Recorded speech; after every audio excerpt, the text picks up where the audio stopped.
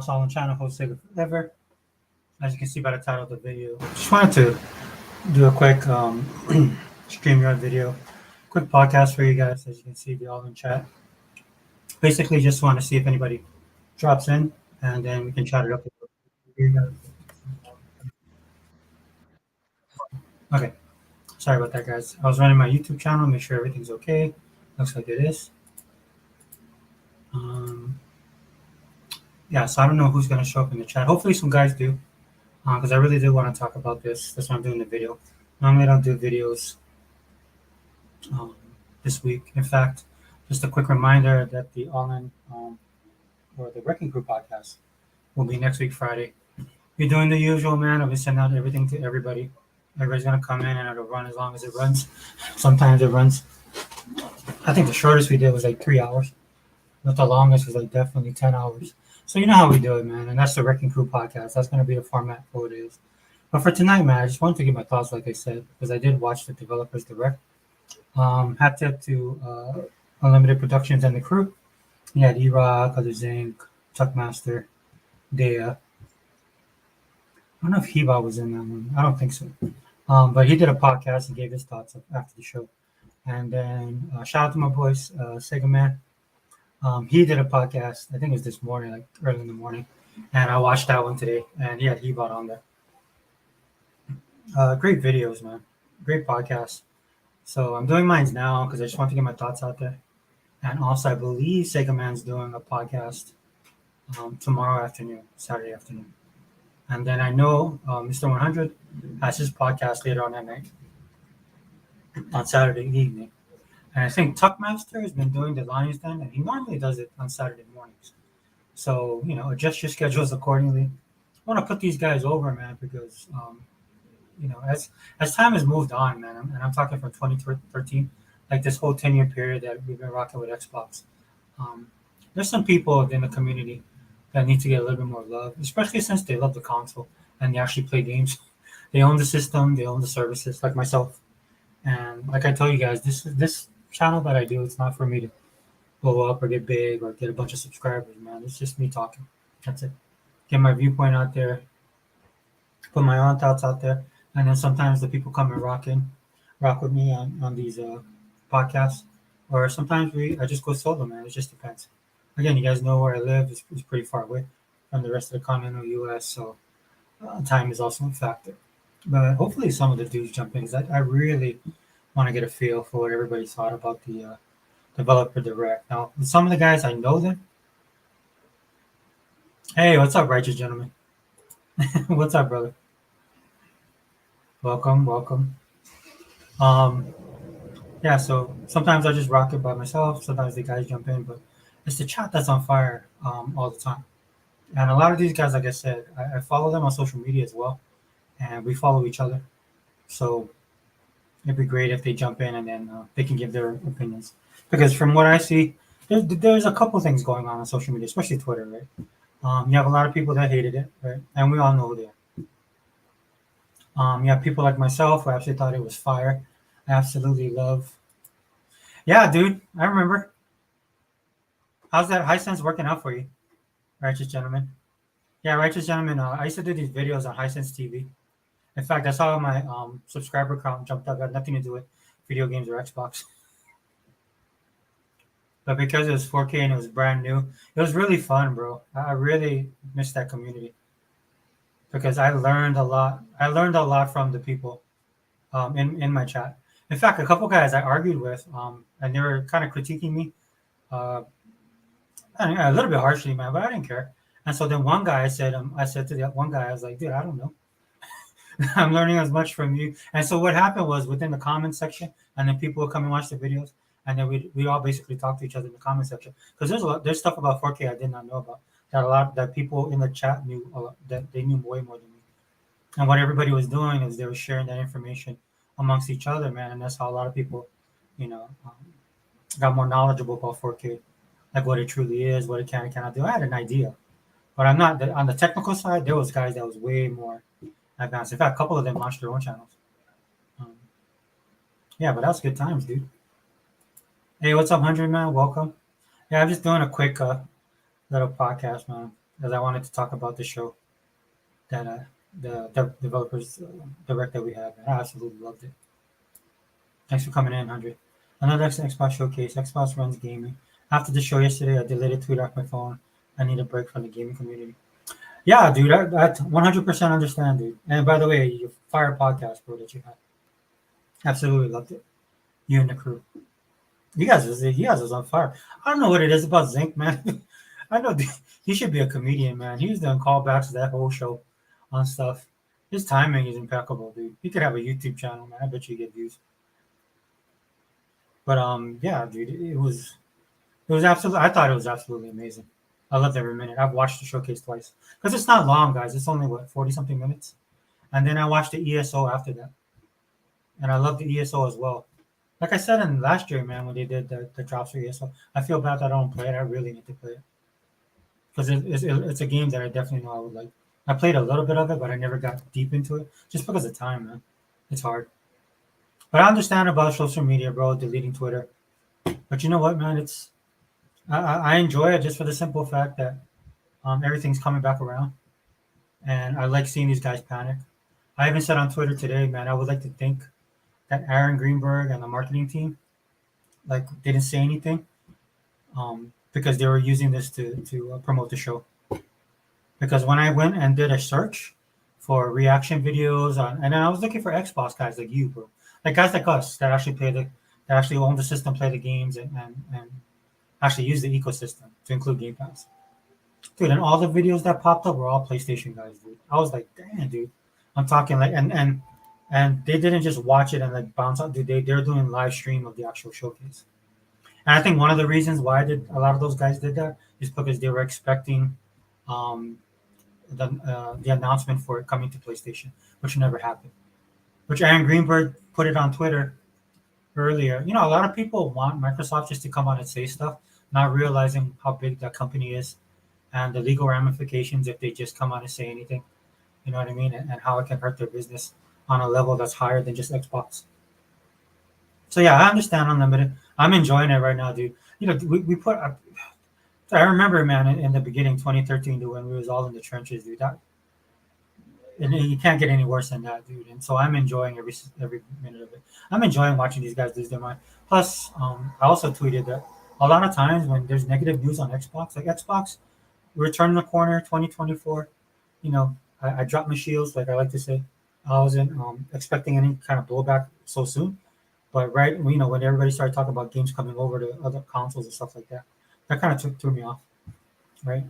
But I noticed that every time something like that happens, dude, we get like some kind of announcement, or Microsoft will like drop a game right into Game Pass. It's crazy, you know. And that just tells me, like, you know, like ESA, man, it's just they're tuned in, dude. They know what's going on.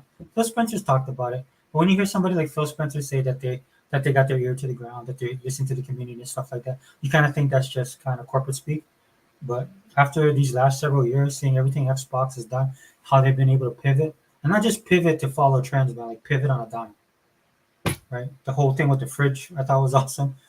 Um, the toaster thing, dropping AKB as a purchase, man. Every single thing that everybody's been hitting Xbox on, they've addressed it and then they exceeded everybody's expectations, and that's why these guys look so bad now. That just hate Xbox, right? Because they don't have.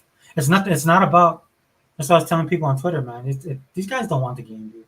They just want a talking point to use in the console war, right? As a one up for the Xbox guys because we're doing so good right now.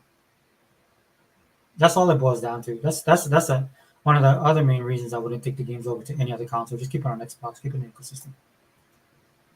I still have it in the cut. Ah, dude. Hey, man. Dude, I'm glad you showed up, dude. I miss those days, bro.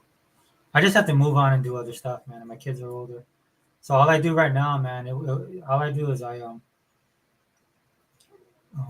play my games, hang out with my kids, do what I need to do. And then another thing, Righteous German, and I talked about that when I stopped doing the videos on the channel, dude, is I was a little bit disappointed in Hisense, especially when the newer models came out the following year, because I was expecting them to take it to that next level. And it did on the price, but the quality wasn't.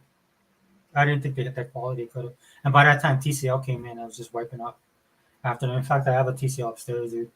TCL is such a tough sell because Or Hisense versus TCL is such a tough sell because TCL not only does it have the quality, but it also has the price point, and you can't beat that, dude.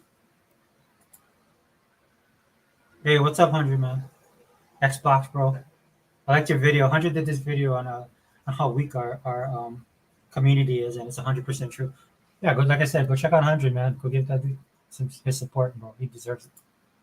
Hey, what's up, Zank, man? Dude, you was on. I listened to Unlimited's podcast, bro. I don't know. You guys is you and E-Rock, man. You guys should become a comedy duo, man. It was so funny, dude. I have to be careful, man, because I was at work listening to you guys. And I work in a new office now, so but dude, you guys had me rolling. I was like, that was funny, dude. What you guys are saying. Thanks. Sync is an awesome member of the crew. I watched it a ton of times. I can't stop watching a Valve video. Oh wait, I watched it a ton of times. The direct. I can't stop watching a Valve video. That game probably gonna be my game of the day. You know what, dude? I'm gonna be honest with you. I remember what you were saying about Evolved, and not that I doubted you, right? But I was just like, okay, yeah, when it comes out, I'm pretty sure it'll be good. But when I saw it, dude, I have to admit, dude, it exceeded my expectations of what they showed. Because a lot of people like what we got that teaser trailer at one point, then they had that other trailer they released last year. I forgot for what showcase it was, right? And I thought it looked good, man. But the in-depth dive and what they were showing, dude, I'm really excited for that game, especially the combat. And it's kind of ironic, right? Because a lot of people are talking about the first-person perspective, first, that first-person view. So I play a lot of COD and I played Elder Scrolls and I've played games like that, dude. Even in the Sega days, back in the Sega days, dude, that's how the RPGs were. It was like Shining Force series, right? It was like that. I'm old, man. I gotta kind of recall. But the only problem I'm having now with these type of games, that I'm a little bit worried about is for some reason when I play certain games, I get motion sickness. Dude. I get nauseous. That happened with me on Musubi. What's that? Oh, Musubi. What's that game I did? Outer Worlds, right? Yeah. So I couldn't. I was trying to play Outer Worlds, man. I had to stop because I was getting nauseous. Now I know there's an upgrade for the game. I think for the frames. I don't know. Like you said, the jankiness. Like I remember somebody saying that if they because they upgraded I think it was the frames per second or something like that. That it shouldn't have a problem. But I just haven't gone back. But I definitely will go check it out. Yeah, dude. But yeah, dude, I'm happy for you, bro. I mean, look, I know that you were looking forward to that game, but to see it shown off the way that it was, man. And then I seen people talking, of course, yeah, but don't think there's a lot of haters out there, dude. If there's no Sony logo on that thing, dude, they're not gonna like it. That's what it boils down to. Because some of the stuff they're saying about the way it looked, I mean, I love the look of the world, right? The only thing that kind of threw me off a little bit was the scripting, right? Because it's a fantasy environment, the way the characters look like that, the color and stuff like that, and then the scripting was a little bit too modern. I mean, it's not gonna stop me from playing the game. It's just a little quirk that I have, and I have that with a lot of shows and stuff that I watch. But it's not gonna kill the enjoyment for me, dude. Be able to dual wield wands, and then you can be like a battle mage, dude. Just by looking at what the game, and that's just a brief glimpse of what we saw. Like the possibilities are going to be endless, man. And if you guys don't rock out with Xbox like me and Unlimited and Zinc, the rest of us do, 100. Oh, Mr. Kimo, what's up, brother? Thanks for coming. If you guys don't rock out on Xbox like we do, there's a pattern that Microsoft is following when it comes to their games. They're just, like we throw around the term one and done for the PlayStation side, which is true at the very core of what PlayStation games are. And if you like those kind of games, fine, right? Whatever. It's not, dude, it's not my money. I'm not your dad. It's not my time I'm spending on those games, dude. There's a reason I'm on the Xbox side, right? But there's a lot of games that I'm playing, and this is on Game Pass. These are games that I bought straight up that the games are keep you engaged beyond just like Starfield is a perfect example. I'm not even close to touching anything on the story with Starfield because I just do all my exploring. Right? It's like these games are geared to just keep you enthralled for years and years and years. So that's what I thought about when I saw Evolve. This is not going to be like a one and done game or a game that you can just finish. And then, of course, when they're going to start adding all the content and stuff like that, and it's in Game Pass, you can't go wrong, man. It's amazing to me. 100, can I ask a question? Why these PlayStation guys go out there, you guys, and go? Why these PlayStation guys go out there, you guys, and don't go after us? Yeah, I don't know, dude. I know Unlimited. Unlimited probably is the person. I mean, the worst one was Hebot. Hebot would get it the worst. But that was years ago when it was really bad. And I know he still argues with him and fights with him and stuff. You know, but for I know recently Unlimited has been getting people in the chat. I would wish they would come into this chat, dude. I would have no problem talking to these dudes, right? Because look, man, I'll be honest with you, man. PlayStation guys have been exposed, and not just PlayStation guys, dude. Gamers. That's the one thing I've learned about Game Pass. Dude, Game Pass exposed me, man. When I saw my year in review for my gamer tag, I'm not gonna lie, bro. I was embarrassed. I was telling T Reaper this. I was telling T this, man. I was like, dude, there's no way I only have 900 hours. I thought I had way more than that in gaming. That's what it felt like, right? So, dude, this year, dude, I want to step my game up, man. I put myself on a dude. You think I was going to the gym, dude? I put myself on a program, and I'm playing all kind of different games, right? So I was playing Warhammer. Me and T was throwing down on COD. Then I switched over to there's this game I was playing, Coral Island. I've been touching up on the Game Pass games that have been releasing because I fell back on that because we're just getting too many games, right? It's crazy. So next year's stats, dude. My goal is to beat T because T had over 2,000 hours, which is impressive. Did two podcasts in one day yesterday, and both were great. Thanks to the crew and chat. Make my job easy. Oh yeah, I know you were on Lions Den too, right? With Tuck. Yeah, dude, that's what it's all about. Dude, nobody else is gonna do this stuff. Nobody's gonna keep it, 100. Dude, we're the only ones doing it. And there's other ones in the community, of course, right? But I know at least for the crew we're in, dude. And this is why I rock out with everybody here, dude. We stay on message. We stay on point. It's not like we can't have differences of opinion. Like we like different types of games. Dude, I'm playing a game called Coral Island, like I said. I'm pretty sure a lot of the guys wouldn't want to hang with that, dude. You, you guys probably see me play the game. I wish I could stream it. You guys would probably see me play the game. You see me giving like flower bouquets to to like the chicks on the island, right? And there's like a romance component. I don't care about the romance, dude. I'm trying to get the recipes from them because if you get friendships with these people on the island, they send you these recipes that you can make. Dude, I love all that stuff, dude. That's why I like Game Pass so much, dude. I play everything. I can play COD 1 minute. I can jump into a sim game like this. Dude, I was really impressed with Ara. I didn't realize like how in so that's why I love developer directs, man, because they go with that in-depth stuff that I miss, man. I didn't have a problem with the shows that Microsoft did in the past. That's my kind of thing, dude. Like I said before, when I used to watch G4, I used to like the news. I used to like the documentaries. That's what I would watch it for. And later on, right, they'd have the variety shows on there, and then I just fell away, man, because it kind of kept me engaged because it's a pop culture stuff. But that wasn't what I watched G4. But I was in the industry. Wanted to hear from the guys who built the industry, the guys who are moving it forward. That's why Cliffy B was so big, dude, because it was during that time, man, that developers were like him, dude. They were becoming like celebrities. Right? That was like an evolution in gaming. So I do miss that, dude. Yeah, dude, but great. Thanks for doing that, bro. Because it's hard for me a lot of times, bro, to do videos. Yeah, Mr. Kimo, what's up, brother? Thanks for being here. Hey, Shane, what's up, man? Dude, Shane, Shane, man, remind me not to get on your crap list, dude. Dude, on Twitter, dude, I check. I don't know, man. My Twitter is like, I see you. I don't see like everybody's tweets all the time, but I've seen yours, dude, lately, bro. Shane G's a warrior, dude. He be out there fighting the good fight, dude. You want an honest opinion, dude? This is the man right here.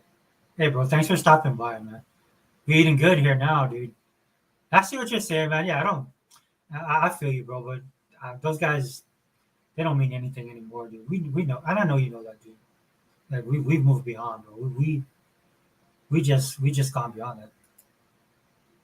But thanks for coming, brother. Appreciate it, man. Outer Worlds is great. It doesn't mean nothing except for you if you want to buy the DC. It's good. Yeah, dude. I'm gonna try it again. I've just been distracted by so many other games. They've got the Yakuza series coming on as well. Um, 3 out of the 5 games. Well, actually, 4 out of the 5 games that's dropping this month. I'm going to be playing. I'm still backlogged on the Game Pass games that dropped since November.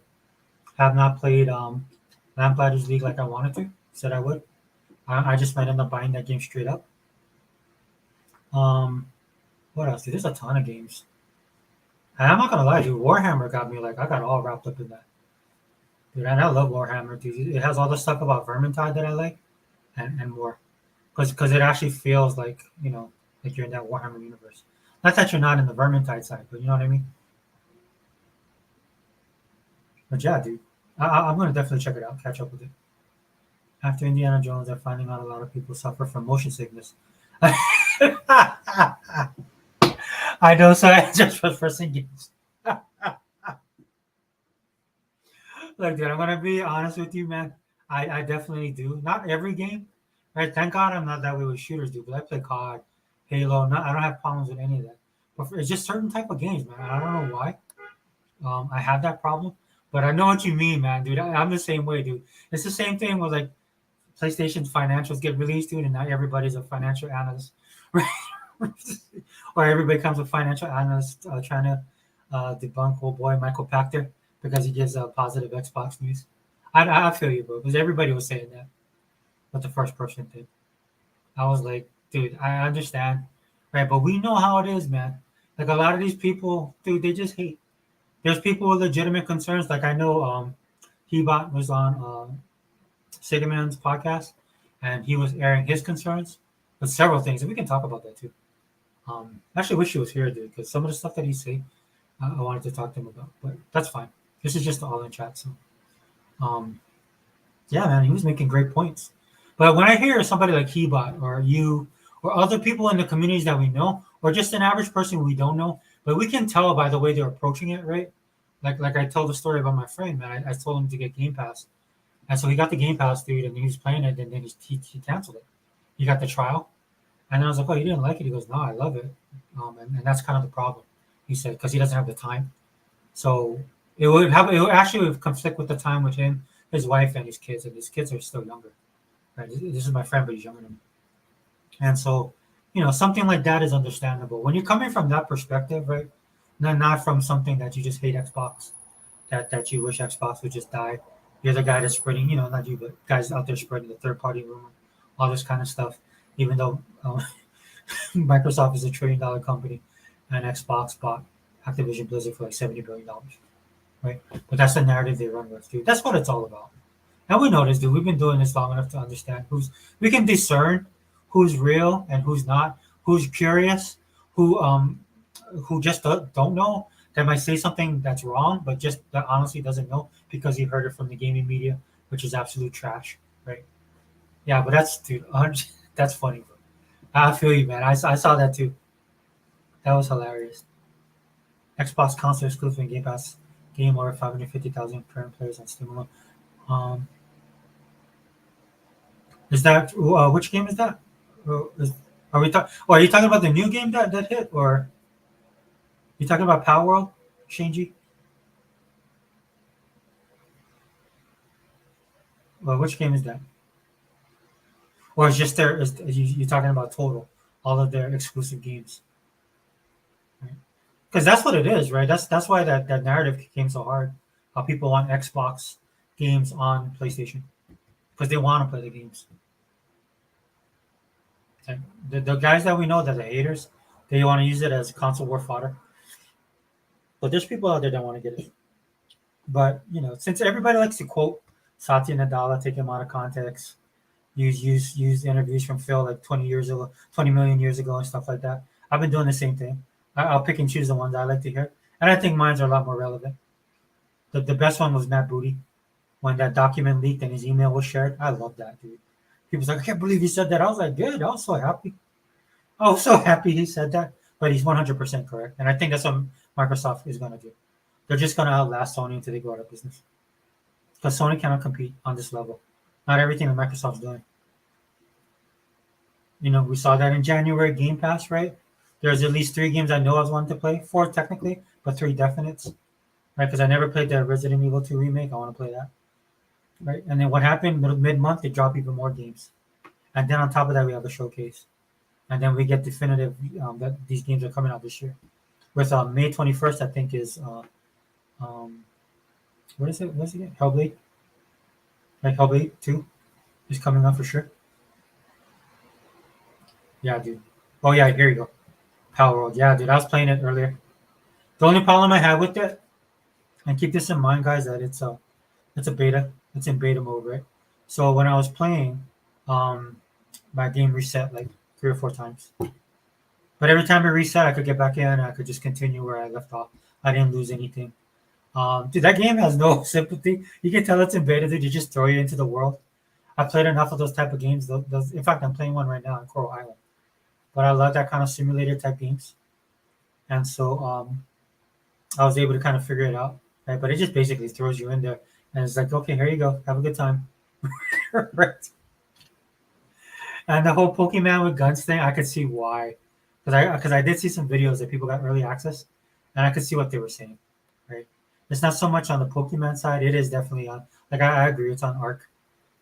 It's on the Arc side. You know, the sim survival, the survival sim thing is. And I just played it a little bit, man, but I can see where it's prevalent.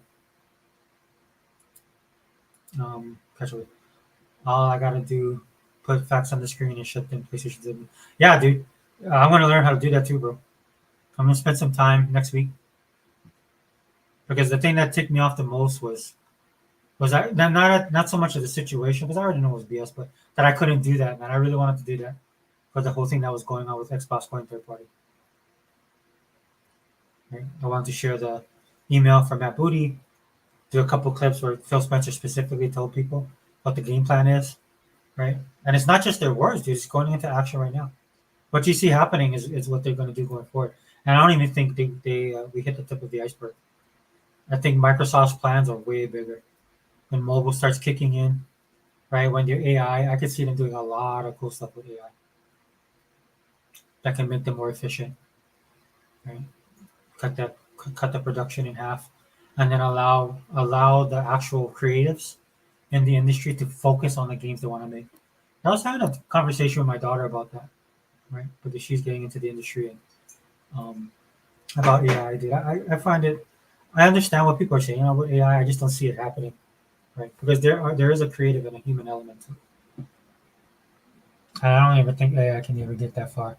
It's really cool to see in movies, right? It's like, I love sci-fi and fantasy and stuff like that. But will it get better? Definitely. But it's just gonna be like, I'm not worried about the AI as much as the people that are going to be using AI. How about that? Right? Like you see, the big thing is right now is like you own nothing and like it, right? Because the rumblings right now is about the digital. After what the Ubisoft guy said, after what the crap that hit the fan with Indiana Jones, and I'll talk a little bit about that. Yeah, dude, 100, bro. That's fine, dude. That's people like that, dude. Right? Because that's what people want to see, dude. All of these, my sources tell me things that, and these guys are like the names in the industry, and especially on the media side. Now, that stuff. These guys are getting exposed, and I'm glad too because they need to disappear, just like Sony. Way too many Xbox to fight the console on Scum Pony and Scum Pony bot narratives. Yeah, dude. Yeah, that's why my new thing now is Xbotians with pony tendencies. Again, dude, you want to play on PlayStation? Fine. You want to be in their ecosystem of what it is? Fine.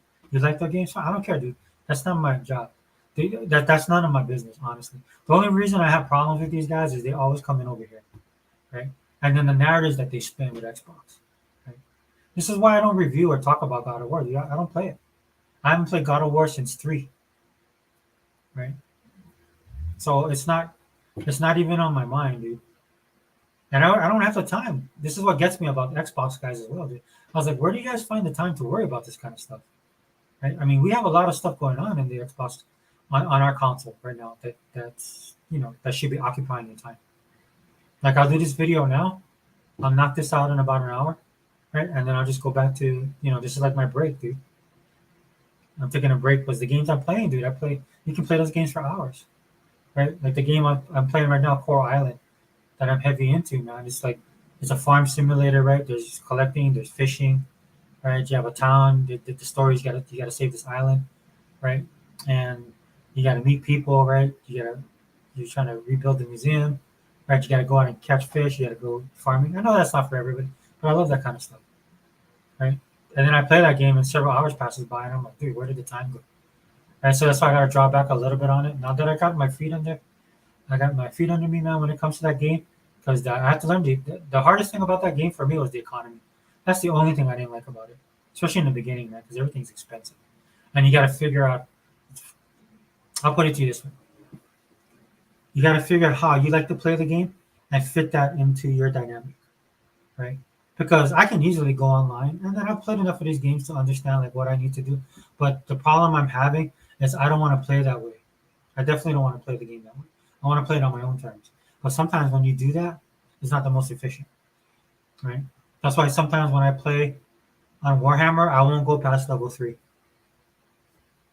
because I know if I go to level 4, I'll be a hindrance to the people on my team that I'll be playing with the other 3 guys, right? Because when you get to the higher levels, you need to have a certain type of, you need to be kitted out a certain way.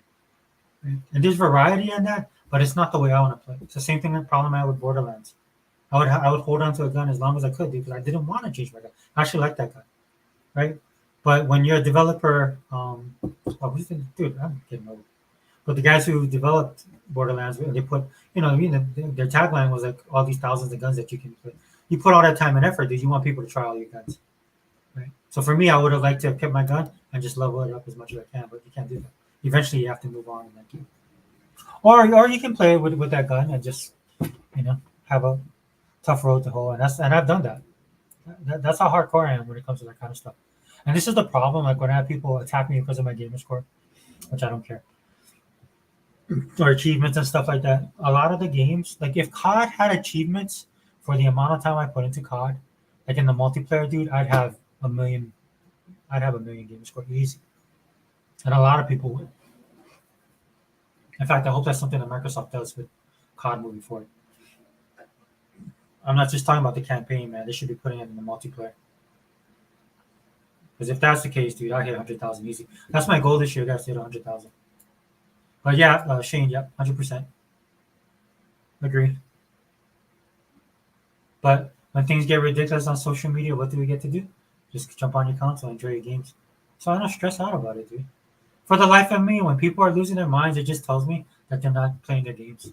Because I don't know how you can have Game Pass, play all those games, struggle to play your games, um, have a game, have the leaving, when it has leaving now, and that's the game I was interested in, never got a chance to touch it. Like that's the real problems that I'm dealing with. So all that other stuff I don't care about, dude. And the ponies, man, they're just in panic mode, dude. Yeah, Power World, yeah, that's, I guess, dude. Like you said, what was the numbers you're giving? It doesn't surprise me, dude, because people are just following that. They sold 1 million, right? I think they sold 1 million copies of the game in 8 hours. Not just people playing it, but a million people bought it. That's what I heard. It's very impressive. But hold on. Let me see. Okay, I'm caught up. All right, cool. Yeah, because I do feel bad about that, guys. When we do the podcast, that I can't address the chat. Of course, it's a double-edged sword, right? When we have more people in here, people bringing up different topics, everybody giving their opinion. That's what also drives the chat. So, like I said, it's a double-edged sword. You can't do both a lot of times, especially on the Wrecking Crew podcast, dude. That's just going to be chaos. It is, and it's meant to be that way. Like I was telling you guys, it's a Google Hangout format, right? And I enjoy it, and that's why they last so long too. Because, I mean, jokingly, right? But honestly, people will come in and out, and then they want to share their opinions, which I'm 100% fine. That thing can run as long as you want to, man. When people get tired of talking, they will end it. That's how I feel. But I will start focusing more, like Unlimited. I am going to do more of that stuff this year. That's one of the things I told myself, especially since I pay for this service. Right? I should take advantage of it. And again, man, the narrative, dude, it did take me a bit off guard how, like King David says, man, mustard heart, these guys are mustard hearts, right? Because it's kind of like I thought they would have learned. You thought after the AKB deal, these guys would be gravy, but nope. This is what I'm saying, man. These guys expose themselves as the years pass on. They expose themselves more and more. These guys aren't gamers. These guys don't care about the industry. They only care about themselves and their own console, which they don't buy the games or play. If you're not struggling to find time to play games, especially on the Xbox side, well, I guess with what what's coming off of PlayStation, or technically I should say, what's not coming off of PlayStation this year. A lot of you guys on the PlayStation side, if you guys have a backlog of games, you guys should be able to catch up. For me, dude, it's 100% discipline right now.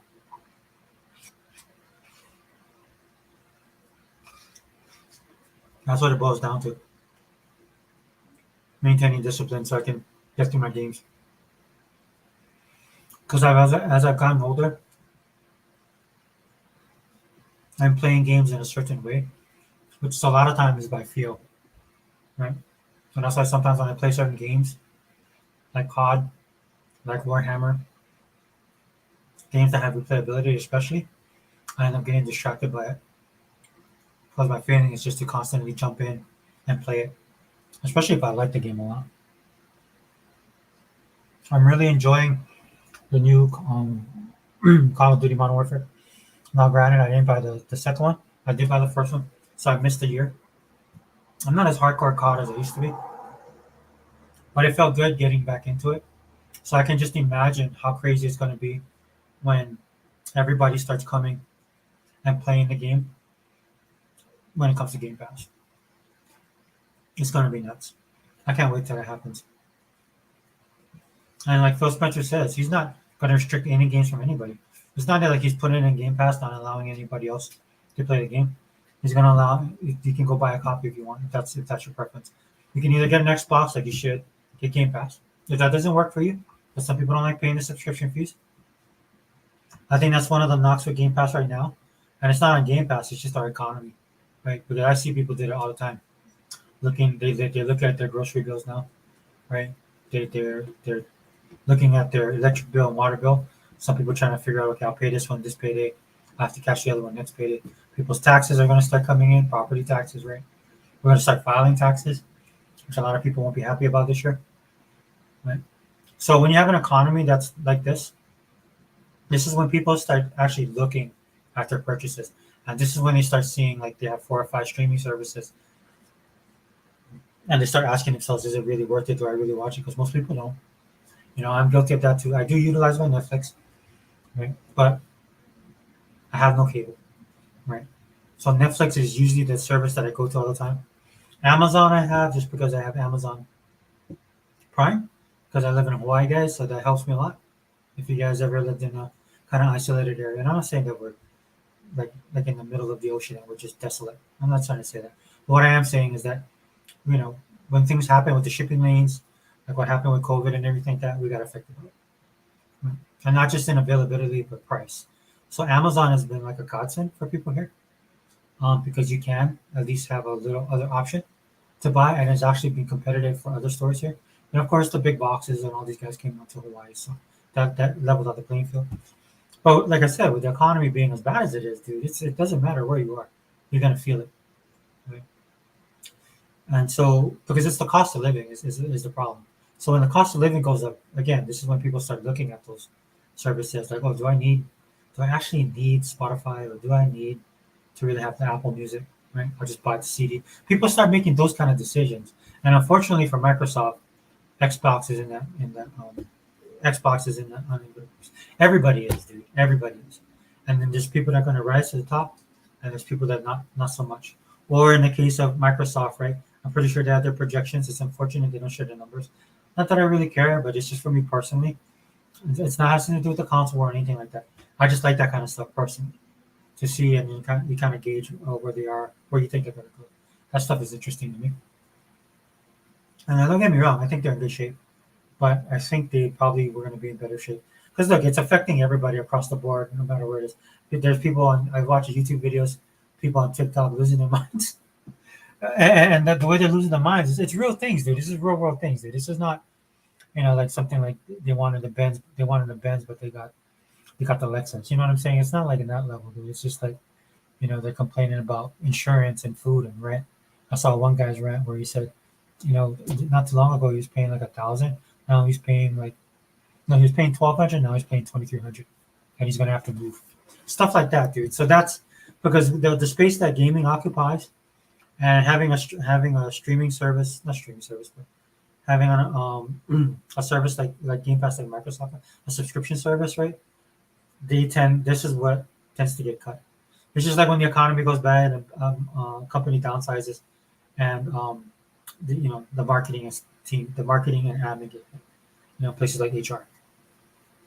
On the flip side, though, you have a company like Netflix, which is still thriving, and that's what I like to compare Game Pass with, right? And again, this is why the developer direct was so important, right? Because with the developer direct, all of those games are coming into Game Pass. Well, I don't know if I don't think Mana is Visions of Mana. That was amazing as well. That was the fifth the secret uh, the secret sauce. Right? That was really cool, right? And that's what I liked about the develop. In fact, we'll get into it now, guys, so I can wrap it up. Because I do want to jump into about 20 minutes. I do want to jump into Powerwall. But again, if you guys have any questions, just let me know, dude. I'll read the comments. It's just me rocking out tonight. But again, just a reminder, Wrecking Crew will be next week. So tune in for that one, dude. And it'll be fire, man, because everybody will be everybody will be in. It'll be crazy. But, yeah, but for the developer direct, man. So like I said earlier, like the format of the developer direct, I actually like. I like ever since they started doing this, I liked it. Right. So I'm glad that they're continuing this because I think it's really important that they do. It's a good combination of two things that I like. Right. You actually get to see the game. You can see gameplay, but you also get those deep dives. Like my game of the show, if I'm being 100% honest, is Hellblade 2. And the reason I'm saying that is because I've been paying attention to Hellblade 2, but not on that level as other games. And then again, I'm trying to catch up with my own games that I'm playing, right? So it's on my radar, but it's not something that I just think about a lot, right? I know it's coming. I know Microsoft, when they bought the studio, one of the things they did was they increased the budget. They gave them the funding and the resources, and then they let them be who they are, right? So I have no I have no qualms about anything that they're doing already. I think that was kind of the issue with me, right? Because I'm figuring, okay, it's in good hands, fine, it'll be fine.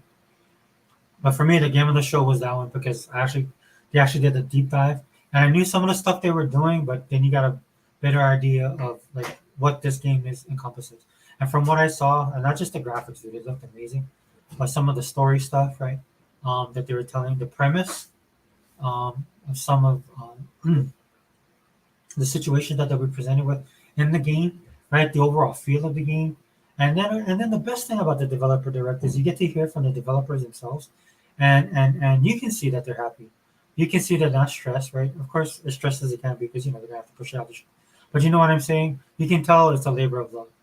This is what made me fall in love with Starfield, even before the game started, right? Because when I first saw some of the schematics of the game, especially when they did the NASA punk, what they call NASA punk, to me, when I was younger, that's what I thought NASA, like going into the future, space into the future. In my mind, in my ideal, that's what it was. And obviously, that's how Todd and his team feels like, because you get that in droves on Starfield, right? The whole space exploration thing. You can actually tell that Todd's age by the type of game that Starfield is. Like I can tell pretty much how old he is, like what did he live, like what he liked. He loved NASA, like space, right? You know all of that because it's like I said, it's a labor of love. It's in the game when you play it. You're just not playing a game that somebody had an idea and wanted to put it out there. You're playing a game that this dude has been in it. It's been a passion project. You can feel it when you play Starfield. Now, is it everybody's cup of tea? I hear people are not. No, I also think that people has to is one of those games you gotta give it time. I think a lot more people like the game because there's something in there for everybody. There's definitely people that might not like the game. I feel that way about certain games that I play that people get crazy about. It's just not for me. But of course, Starfield having the Xbox tag, right? That doesn't help either, because a lot of it is hate. Again, like I said earlier, guys like me, Hebot, Sega Man, Unlimited, E-Rock, 100. So we've been around the block, dude. Tuck, Others Inc. All of us. We've been in these gaming circles. We've been in these gaming streets. We know what's going on. Sega Man, right? Did I mention Sega Man? Sega Man, definitely. Right, so we can tell the difference between somebody, like I said earlier, that's being honest about his opinion or just hating just to hate. Like a lot of these guys just want to get you to come to their channel, click on their videos. That's why I ignore everybody. Once in a while, somebody will come in Twitter. That's why I stay unlimited. This is another reason why I stay in the Twitter sphere, right? Because every once in a while, somebody will share something and somebody's giving an honest opinion, and I have no problem with that. So I'm fine with that. Right? But like everything that was kicked off about Xbox going third party, the amount of PlayStation channels that I saw streaming this thing, just again, it just blew my mind. Right? I honestly believe that these guys felt that they were going to get an announcement. Right? Now, maybe a couple of them, if I'm being nice, maybe they would have been happy about that. But the majority of them, if that would have happened, they would have been talking trash the whole time. I didn't watch their old videos because I already know what they're doing. But then the first thing they would do when that live would have dropped, when that event would have ended, they all would have hopped on there. And I'm not saying it was, and I doubt it, and I didn't have any belief that it would. But I'm saying that what if it did, this is what these guys did. First thing they would do, dude, is they would do another stream or do a video and just talk crap about it. And talk about, you know, throwing it in our faces on the Xbox side, right? And then they would be telling us Xbox is dead. You know, why are they making consoles? Sony should just buy them. You could just, dude, I'm telling you, dude, it'll be clockwork. Right? But that's why they watch the show, dude. Which I think is sad. Like I don't watch any PlayStation shows because I have no interest in watching this show. Well, I'll take that back. I did watch one, right? And I forgot why I watched it. But I forgot. I know. I mean, I watched it, and there's a particular reason why I watched it, and I'm glad that I did because for years, Xbox guys showcase have been dumped on by Sony, but they don't have the narrative of the AAA game. They got exposed, right? All these leaks that came about Spider-Man, the amount of money and how they're not making money, and how hard they fought for it, all of that came to light, right? So it totally destroyed that stuff. But years ago, that was their weapon of choice. That's what they would use on Xbox guys. I never believed it even back then, to be honest with you, right? But I actually watched that podcast, and that's when they talked about Foam Stars. That's the one, and then they were announcing live service games, right?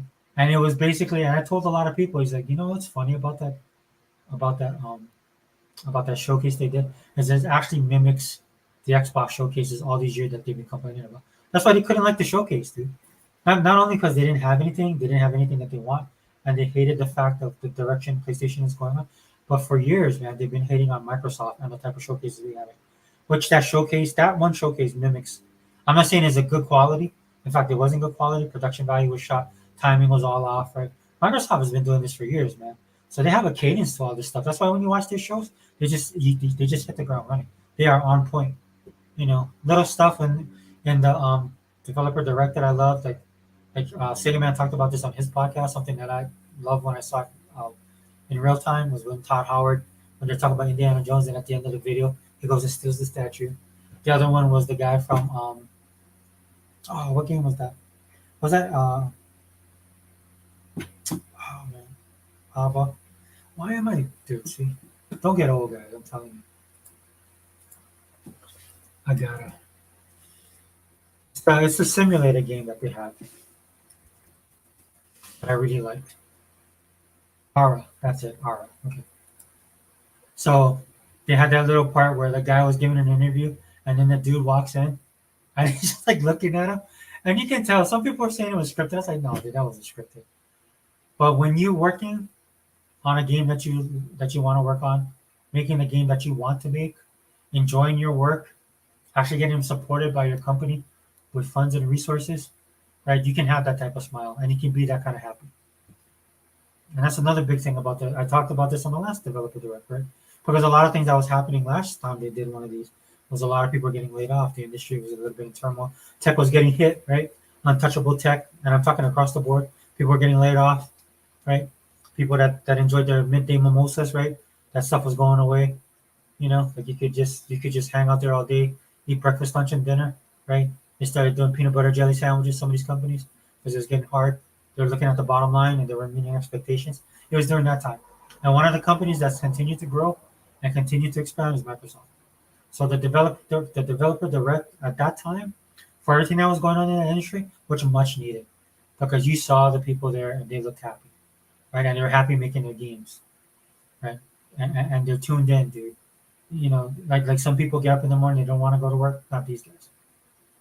And that's what it shows, dude. That's why these things are so important, because you actually get to peek into the world of people that actually work on the games, right? And get a glimpse of what they do and what it's actually like. Because it's easy to sit on social media and just dump on people and the things that they make. I'm not telling you can't have an opinion. I can't tell you can't have a strong opinion, man. But just for the amount of times I hear people say, oh, that game's trash. Well, what does that mean, dude? How come it's trash? Is it because when you hear people talk about it, it's like, oh, it's not really trash. It's just that you don't like that facet of the game. Simple stuff like that.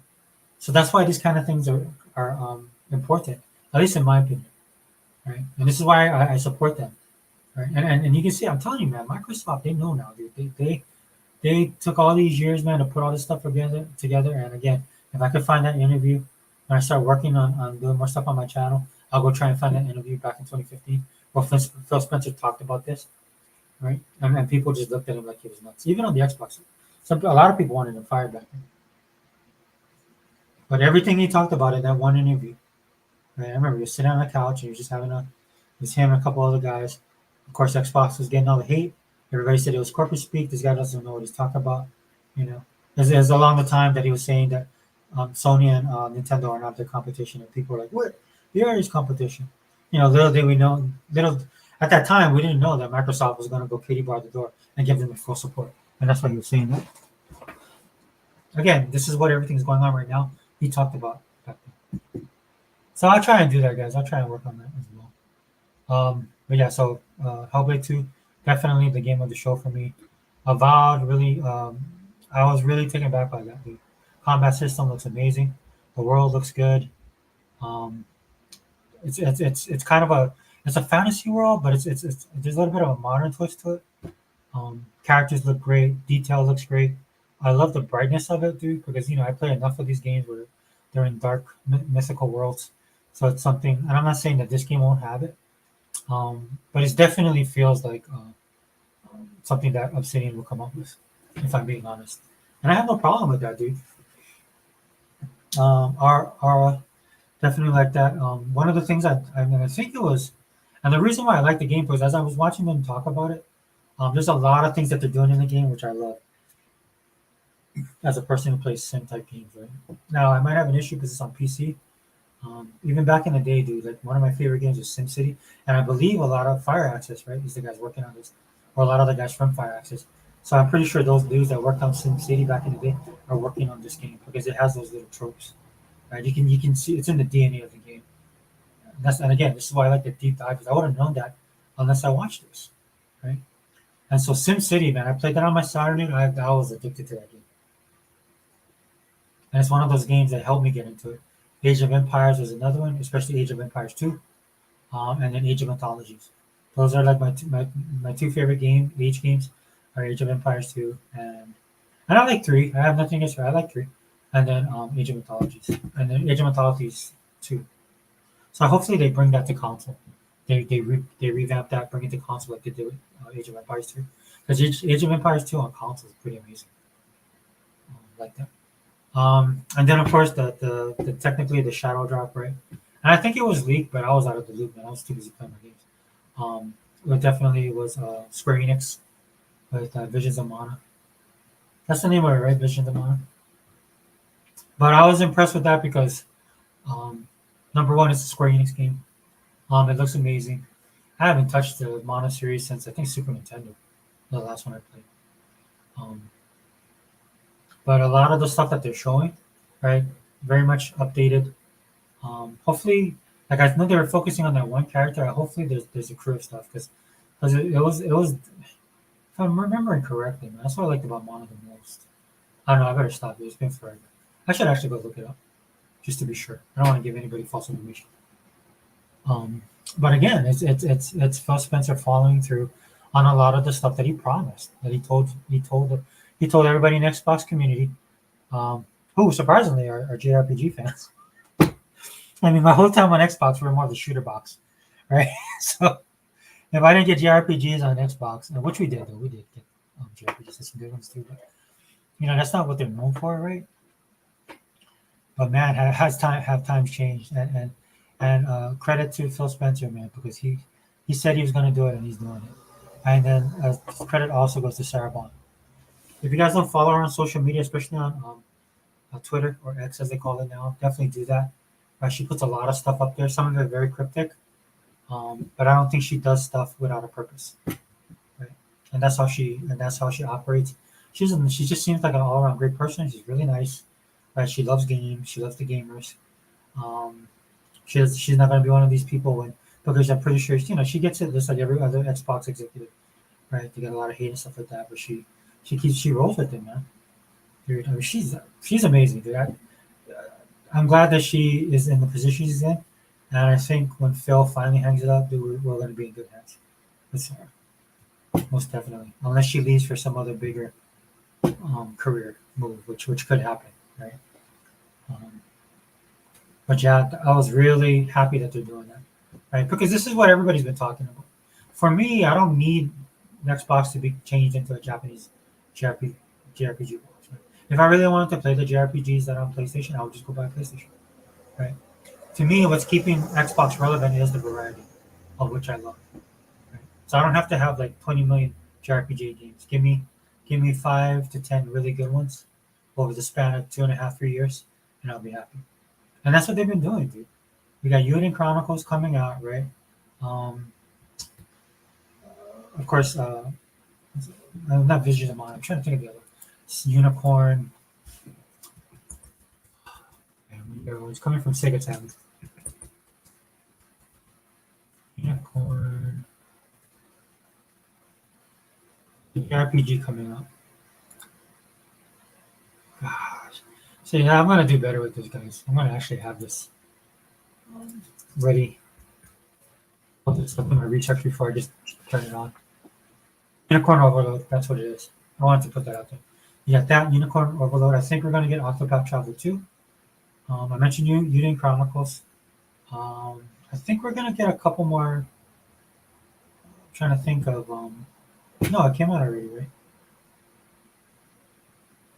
I'm trying to think. Dude, if Sega does a Shining Force series, dude, I'll be so happy. If they did a Shining Force series, that would be an excellent addition. And of course, we know about the Super games, and Sega talked about that. So that might be one of the franchises that they bring back. I'm really excited about Sega asset.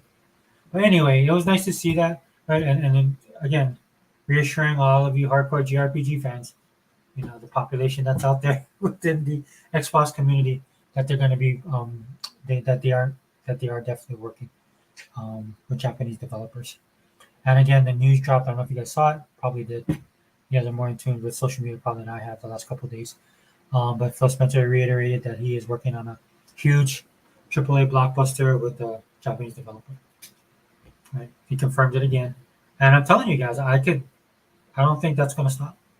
Like just like I don't think it's going to stop that they're going to keep on buying developers and buying games and doing contracts and working with third parties like they've been doing. It is a new era, dude. It's Game Pass, right? That is the beast, and the beast is hungry, and they're gonna have to constantly feed it. And this is why I don't believe all the haters that Game Pass isn't doing well. If you know one thing about Microsoft, they do know that it takes money to make money, right? But if you see how they handle all their other product, right, you have to produce. So when I see them making big moves, I don't need them to tell me the numbers. I don't need what's that guy Tom, whatever his name is, to come on there and with his super secret connections, telling us what's wrong, what's going on. I don't need any of those guys to tell me that. So I just look at Microsoft's actions because at the end of the day, that's the only people that know Phil and his crew. And then what they did over the years, right, with not allowing people to come in and change the narrative, it still happens. They can't stop all of that, right? But the way they've been addressing stuff, both directly, indirectly, mostly indirectly, and through the power of the purse. And this is what pisses people off about the AKB deal, right? Is that Microsoft can do that, that they have that kind of money, that they have that kind of influence, that they can shake up the gaming industry with just one purchase. That's their power. That's Microsoft's superpower, is their money. Right? And it's not going to stop anytime soon, guys. I hate to break it to you. And nor should it, dude. They have a game plan. They're going to stick by it. I benefit from that game plan. I definitely support them 100%. I'm not stupid. I'm cognizant of stuff that could go wrong in the future. But I'll wait till we get there, dude. I'm going to enjoy myself right now. Because we deserve it, dude. Especially on the Xbox side. You know, Gaming needs to evolve like it always does. We've been stuck in this funk way too long thanks to Nintendo and PlayStation. Just honest, just facts. Just being honest with you guys. Okay? So, yeah, I think the way that Xbox is handling their Japanese content is going to surprise a lot of people this year. Because the AAA is one thing, the AA most definitely, but with the indie scene as well. Right? Some of the stuff that they were gonna get. This is why the variety is just so much on the on Game Pass, which I love again. Right? That's maybe it's not your cup of tea. That's what I love. So that's why I rock out with Microsoft. Their ecosystem and Game Pass. Okay. And then what else was the final one we had? Oh yeah, Indiana Jones. Okay, so we'll touch on Indiana Jones for a while. So I said this like on my podcast, I think it was like 3, 4 weeks ago. Whenever the news came out about Indiana Jones, I'm gonna be honest with you guys. You guys know I'm a Disney Marvel fan. Have not been happy with anything that they've been doing with their production. Didn't even go bother to watch the last Indiana Jones, especially after what I heard about the movie. And trust me, guys, look, if you want to form a good decision on something, definitely. But there's a lot of people I trust, and I already know the pattern of what Disney's doing, especially Lucasfilm, right? They're ruining all these franchises. So I'm like, okay, and if it is good, I'll just wait for it to come on TV, right? I had Disney Plus at the time, so and which I did get rid of, but so the point of that story is that I heard about the announcement. I was like, okay, whatever. All right, then Bethesda's name got attached. I'm like, okay, well, that's cool, right? That could be industry, but I don't know who's working on it, whatever. And then I found out that it was Machine Games. Now, Machine Games, one of the, I mean, I know they have games in the past, like people have been talking about, social, like Riddick, definitely awesome games, Butcher Bay, everything. Okay. Um, but the reason why I liked when I heard Machine Games that I was my whole opinion of Indiana Jones. Not that I had a bad opinion, but then my whole thing just focused on Indiana Jones because I like Wolfenstein. Wolfenstein was a game when I put it in. People told me a lot of great things about it. I saw clips, like, yeah, it looks cool, right? But until I played, when I stuck that disc in and I started playing it, it just blew me away, dude. I wasn't prepared for how much I would love that game, right? And so because I love Wolfenstein so much, for the way that Wolfenstein is, because if I'm not mistaken, guys, Wolfenstein is a first-person perspective. It's so long since I played the game. In fact, what I'm going to do now, before Indiana Jones comes out, I'm going to play it. I'm going to finish that game. And I think I had every version of it. And I think I'm like halfway, maybe 70% done with the game. I got distracted by other things, but the reason why I love this so much is the mechanics, gameplay mechanics, shooting mechanics on point, right? Perspective on point. But more importantly, dude, it's the cinematic feel of the game, and it's not that type of cinematic type of moment where you end up just sitting there and watching it, right? There's just a natural flow to the gameplay as it cuts to the cutscenes, as you go back into the gameplay, as you get a feel of the characters through the cutscenes, right? But also through the gameplay, it all meshes. Is what I'm trying to say. That's my point. When you play the game, dude, it just feels like one coherent piece of action, right? Like a game movie, like the way a gaming movie is supposed to be made. And that game blew me away, right? And it's one of my favorite first-person shooters. And the fact that they were able to revisit that game and make it the way it was, it's amazing to me, man. Scripting's great, characters on point. They're all a little bit over the top, but they never gets out of control. Like I said, dude, it's like playing an interactive movie in the best way possible. So you take all of that, and what I know about that and how I enjoyed it so much, then you're telling me that these are the guys that are going to handle Indiana Jones, and what is it, the Circle, whatever they came up with that title, right? I don't know how the story is going to be, but these are those same people, man. And if they can take that and put that into the Indiana Jones universe, I'm all on board. So I was very excited, and then of course when the trailer hit, really impressed. Right? I know the graphics to me looked amazing. People saying it looked horrible. Right? I don't know what they're smoking. Anyway, but it's not just about the graphics, it's about the look. Right? In the little smirk on Indiana Jones' face, the part where you get that intense scene where the Nazis just make great villains. This should be honest, guys. And so he's over there, Indiana Jones buried in the sand, and he's talking that German psychotic super villain speech that they all give and they do so expertly. And whoever did the scripting and just the pacing of it and how they were able to do that little pause, right? And then it's broken by the fact that Indiana Jones just headbutts him, which is a very Indiana Jones thing to do. So if you guys go back and watch Indiana Jones Raiders of the Lost Ark, just go back and watch that movie. There's a lot of reasons why that movie is such a classic. There's stuff that they did in that movie on the adventure and the action and some of those set pieces that stand the test of time to this day. Right? And it set a standard. This is why it's so beloved, right? And it's refreshing to actually see. Um, hey guys, am I? Oh, dude, am I missing this? Hold on. I am so sorry, guys. I am so sorry. Hold on. You know what? I'm on the wrong. I am so sorry. I was on the YouTube channel, which I paused. Did I miss anybody? Oh, okay. It's fine. It's fine. Hold on, guys. See, this is what, man. Don't get old, guys. That's why I'm so happy I have kids. Okay, no, okay, okay. Shane, you're the last. Oh, thank God. Hi. You're the last one. Dude, I was on the YouTube channel. I was on pause. Okay, I'm good. But yeah, I just think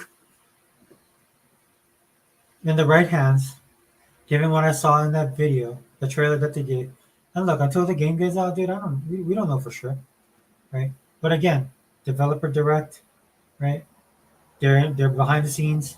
You can see the passion, right? You can see the excitement. You can tell those guys are Indiana Jones fans, right? You can tell. This is why I feel sorry for DC, right? You guys are getting James Gunn from Marvel. To this day, I don't care what anybody tells me, man. I think that's Kevin Feige's master plan to send James Gunn over there. James Gunn's gonna ruin DC, and then he's gonna come back and take over Marvel as Kevin Feige steps away. Love the third Guardians of the Galaxy though. Right? They got rid of Zack Snyder. Warner Brothers got rid of Jack Snyder. And who did they pick in? They bring in my boy. I don't know, man. It just seems fishy to me. Is my point.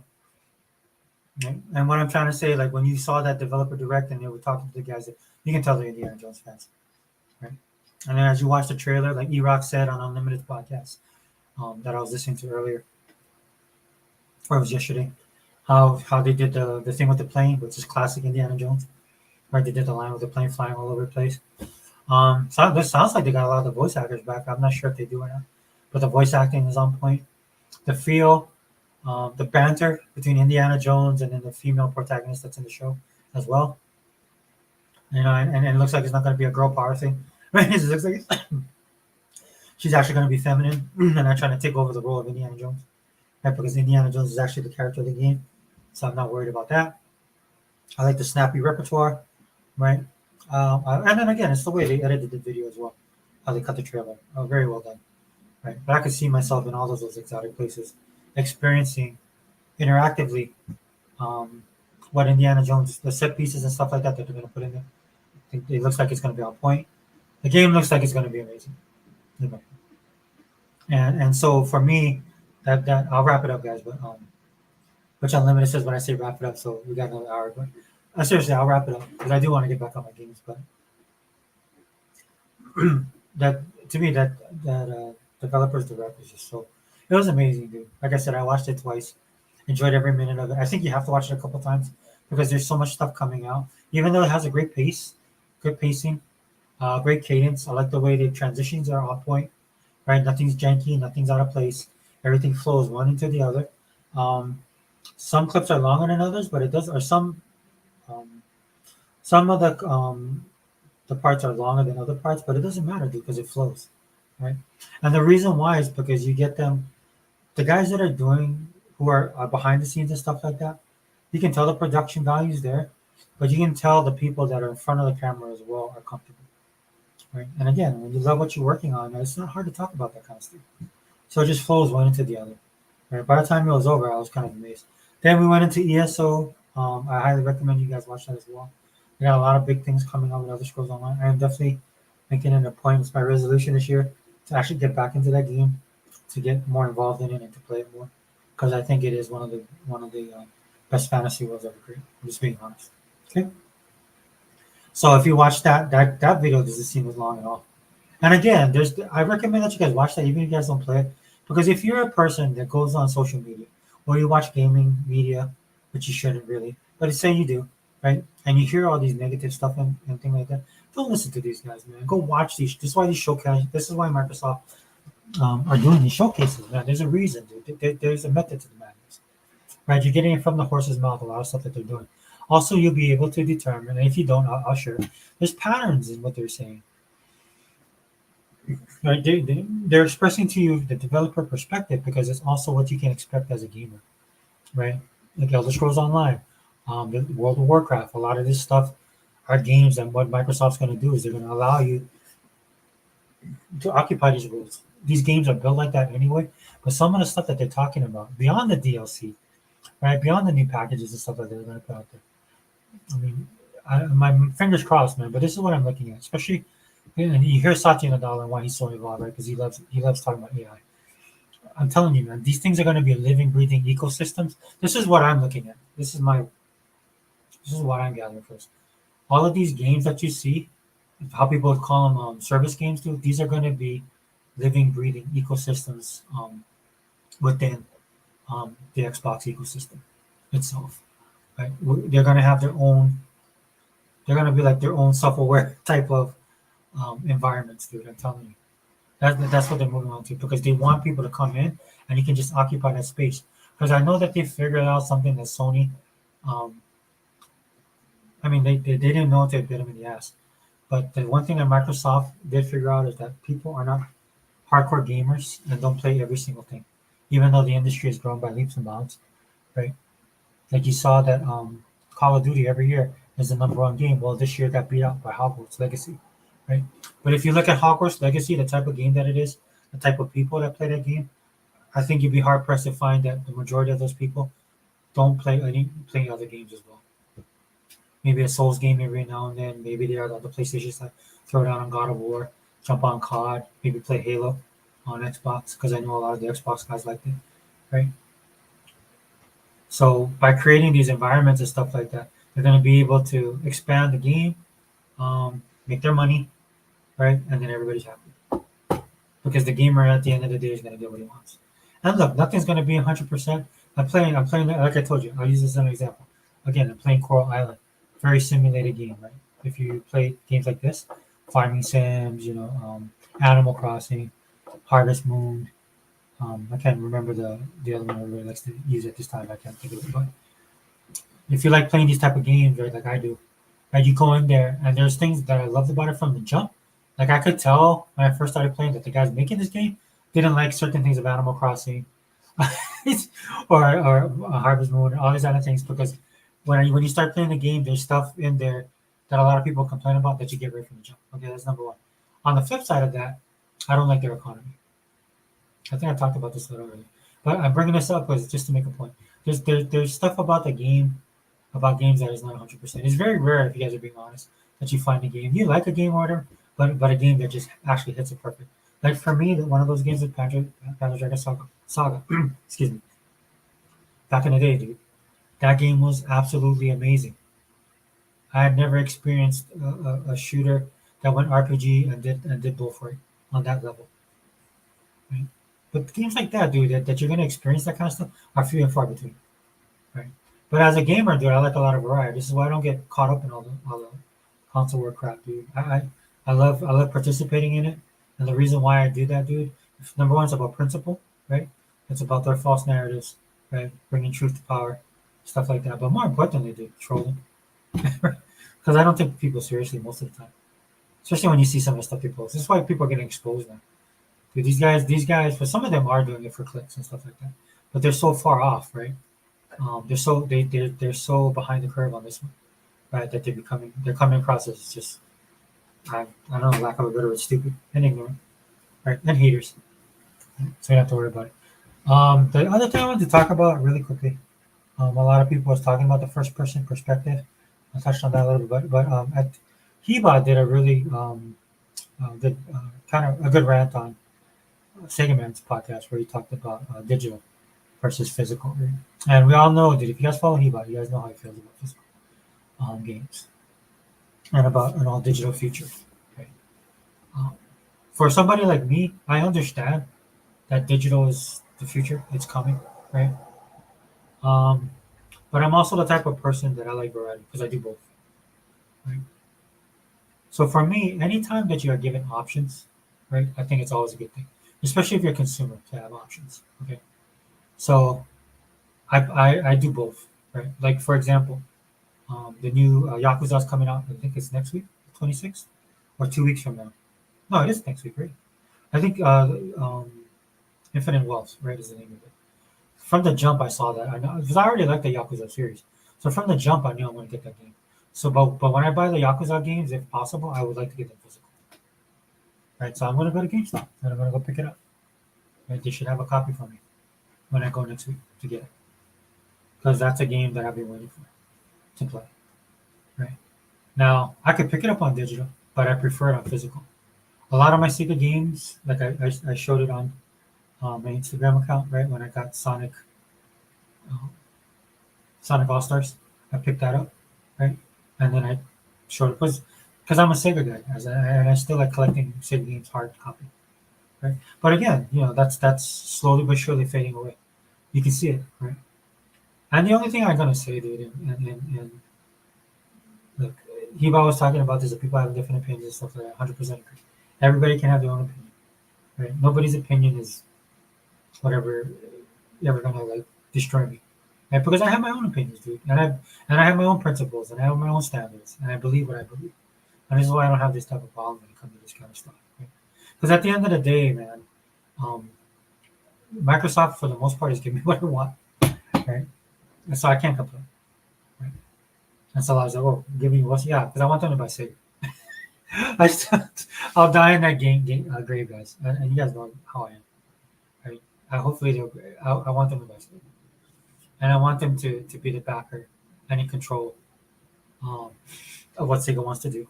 Not control like puppets, but the way that they do it. Bethesda and all these other companies that they've picked up, allowing them to be who they are, um, be who they want to be, um, making sure that their future is stable and solid, right, and supporting them in the areas. Phil Spencer had a good quote. Again, I'll use this again on the Power On documentary when he talked about Fable and Lionhead Studios, how he talked about when you get a company, um, you don't bring a company into the fold to make you better. You bring them in to help, and you gotta make them better. I know I'm messing that up, paraphrasing. Definitely go watch that documentary. Okay. But yeah, so that's just my thoughts, guys. I absolutely love the developer direct. I'm probably gonna watch it again because and then I don't have to watch the whole show. What I'll do is I'll just go back and watch the trailers, which I normally do because I was just so impressed with everything that they showed. Okay, but thank you guys for the chat. Again, I'll start doing these more every once in a while, so that we can get so I can get some of you guys, so I can talk with the chat, dude. That's not unlimited, dude. Unlimited. I know you did this as well, because I gotta shout out the chat, dude. If it wasn't for you guys, dude, definitely wouldn't be making these videos. Okay, but yeah, so Shane G, man, good to see you again, brother. I know you've been busy, man. I know you've been holding it down on Twitter. Represent, dude. Respect to you, man. Fighting the good fight. Unlimited, man. Thanks for dropping by. I know you had a busy schedule this week on top of the schedule that you've been doing for YouTube, on top of playing your games, man. I'm going to get my discipline down, dude. I'm going to be doing that as well. I'll be playing my games and doing these videos. Again, if I can, I'm going to have to get some recording software because that's what I want to do so I can just kind of record it, do some editing, and then push it out that way. Right? Because the lives are except for the Wrecking Crew, we'll do that. That's going to be constant. But gotta change it up if I want to put more content on there. That's just the reality. 100 man, thanks for stopping by, bro. I gotta check out your Thursday night. I didn't check that one out. And if you guys didn't see it, go check it out, guys. But I'm definitely gonna listen to it. If I want to go to the gym tomorrow, bro, I'm gonna listen to it. I gotta do my old man program. Other Zinc, bro. Yeah, thanks for coming by, man. Again, bro, good job. Loved you on the show, dude. You guys have me rolling, like I said. Hey, Righteous Gentleman, man, thanks for stopping by. Sorry I don't do the TVs anymore, man. But I'm all in on TLC or TCL. On TCL. Those are the TVs I rock with now. They're different models, give you price point, and they give you quality at the price point where you can beat them, right? So you have more choices, which I think is always good. Samsung is another one that I like. I just didn't pull the trigger because every time I go to get a TV, TCL you just can't compare with the price and what they give you. It's not, of course, definitely, dude. If you want to get an OLED, you can't touch that. I'm not saying all that, but what I am saying is bang for your buck, dude, and I enjoyed it 100%. Dude, yeah, I was wrapping it up, bro. Here, I want to shoot this to you. Let me shoot this to you real quick, dude, because Shoot this to you, Heba.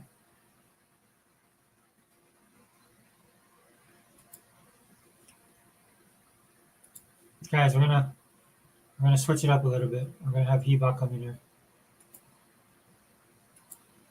Brother, I heard you on Sega Man's podcast earlier. So if you want to come in and talk about it, shout out to Sega Man, dude. Sega Man's like he's one of the coolest, most mellow guys. Sega Man, dude, I'm gonna hit you up on Instagram. Dude. I'll give you my contact information if you hear this, Sega Man, so that we can connect even beyond this stuff. We gotta start playing games together, brother. I sent it, dude. I was gonna wrap it up, but yeah, if you want to jump in, yeah, I got you. All right, brother. You bought in the Hello? house. Are Hello? you, are you feeling okay, dude? I know you wasn't feeling good earlier. Oh man, I was just fucking. I'm so tired. I didn't sleep well at all, man. Last night. Dude, you didn't get I any more. was, You didn't get a chance to take a nap. yeah, I did. I did. Okay, good, good, good. Yeah, I woke up around. I was asleep like at 9:30, maybe 10. Fell asleep like and woke up like around 2. So it was better than what I was feeling when I went in there with Sega Man. I was like, Yeah, holy shit! yeah, dude. I know you was. Dude, I know you. You sounded grumpy, dude. I'm not gonna lie, bro. I was like, I feel like ass fuck right now. Holy crap! Yeah, yeah, I'm telling you, this old man business is fucking garbage. I can't stand it. Dude, did you hear me? I know you just jumped in, but earlier, dude, I couldn't. Like, I had things I wanted to talk about. I couldn't remember. I'm like, you know what, dude? Oh This. yeah, yeah, yeah, yeah. That's just frustrating, man. Oh, I mean, dude, I couldn't remember remember. You know, Shining Force 3. Shining Force series when it first came out. That was first person perspective, right? Or was that another? Was that Fantasy Star? Shining Force 3? Not Shining Force 3, just Shining Force. The Shining Force series in general. No, I believe it was always kind of like the way that Fantasy Star was without the corridors, and the way that Final Fantasy is, Oh, where it oh, was like a top down but 2D perspective. no, you know what? You You're know, right. no, Fantasy Star. My bad. well, one of the really good RPGs from back then Hmm. that a lot of people I never really hear nobody talk about, except when it's me that brings it up, and then that really shows my age. It's fucking you know exactly what I mean. Don't Yeah, make fun of exactly. me. Sword of Vermilion for Sega Genesis. The Sword of Okay, yeah, yeah, Vermilion. yeah. I remember The this. Sword of Vermilion was excellent. Dude, It it's was funny. really, When really I good. talk to my kids about stuff, and as I'm Huh? talking to them, when I talk to my kids about stuff now, Yeah. like depending if it's way back, then I have to stop myself, dude. I'm kind of like, oh snap, dude. Wait a minute. Like sometimes I'd be It's confused. I'd be like confused. double checking yourself, like, yo, what the fuck? I forget. What was that? I Dude, it's told you time. this old man like I said, this old man business is fucking bullshit. Yeah, dude. I And I don't was like awake. that shit. Bro, I'm telling you. Every time I talk to 100, he makes me feel like, hey, old man, how are you? Like, God damn. Yeah, 100 told me what? His 30s? Uh, No, 100 is what, in his 40s, right? yeah, yeah, yeah, probably. Yeah, Like I would say early 40s, probably, more or less. dude. If I had to take a guess. Yeah, But dude. it's just when you hit that when you hit the 40s, everything goes downhill. That's what it feels like anyway. Dude, it didn't hit me until like 49, 48, 49. Actually, when I got Hmm. sick. When I got sick, remember? Hmm. Yeah, I was feeling It's because, the same thing with me. yeah, That's when you start feeling all fucked up. Like, yo, what the fuck? yeah, it was like all of a sudden, right? Yeah, me and you was the same way, dude.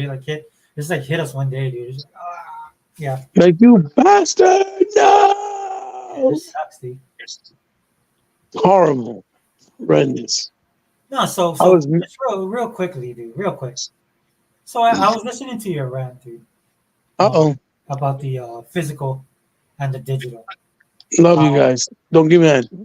no, no, no. So the reason why I'm actually glad you talked about it because it was all over social media, dude. Right?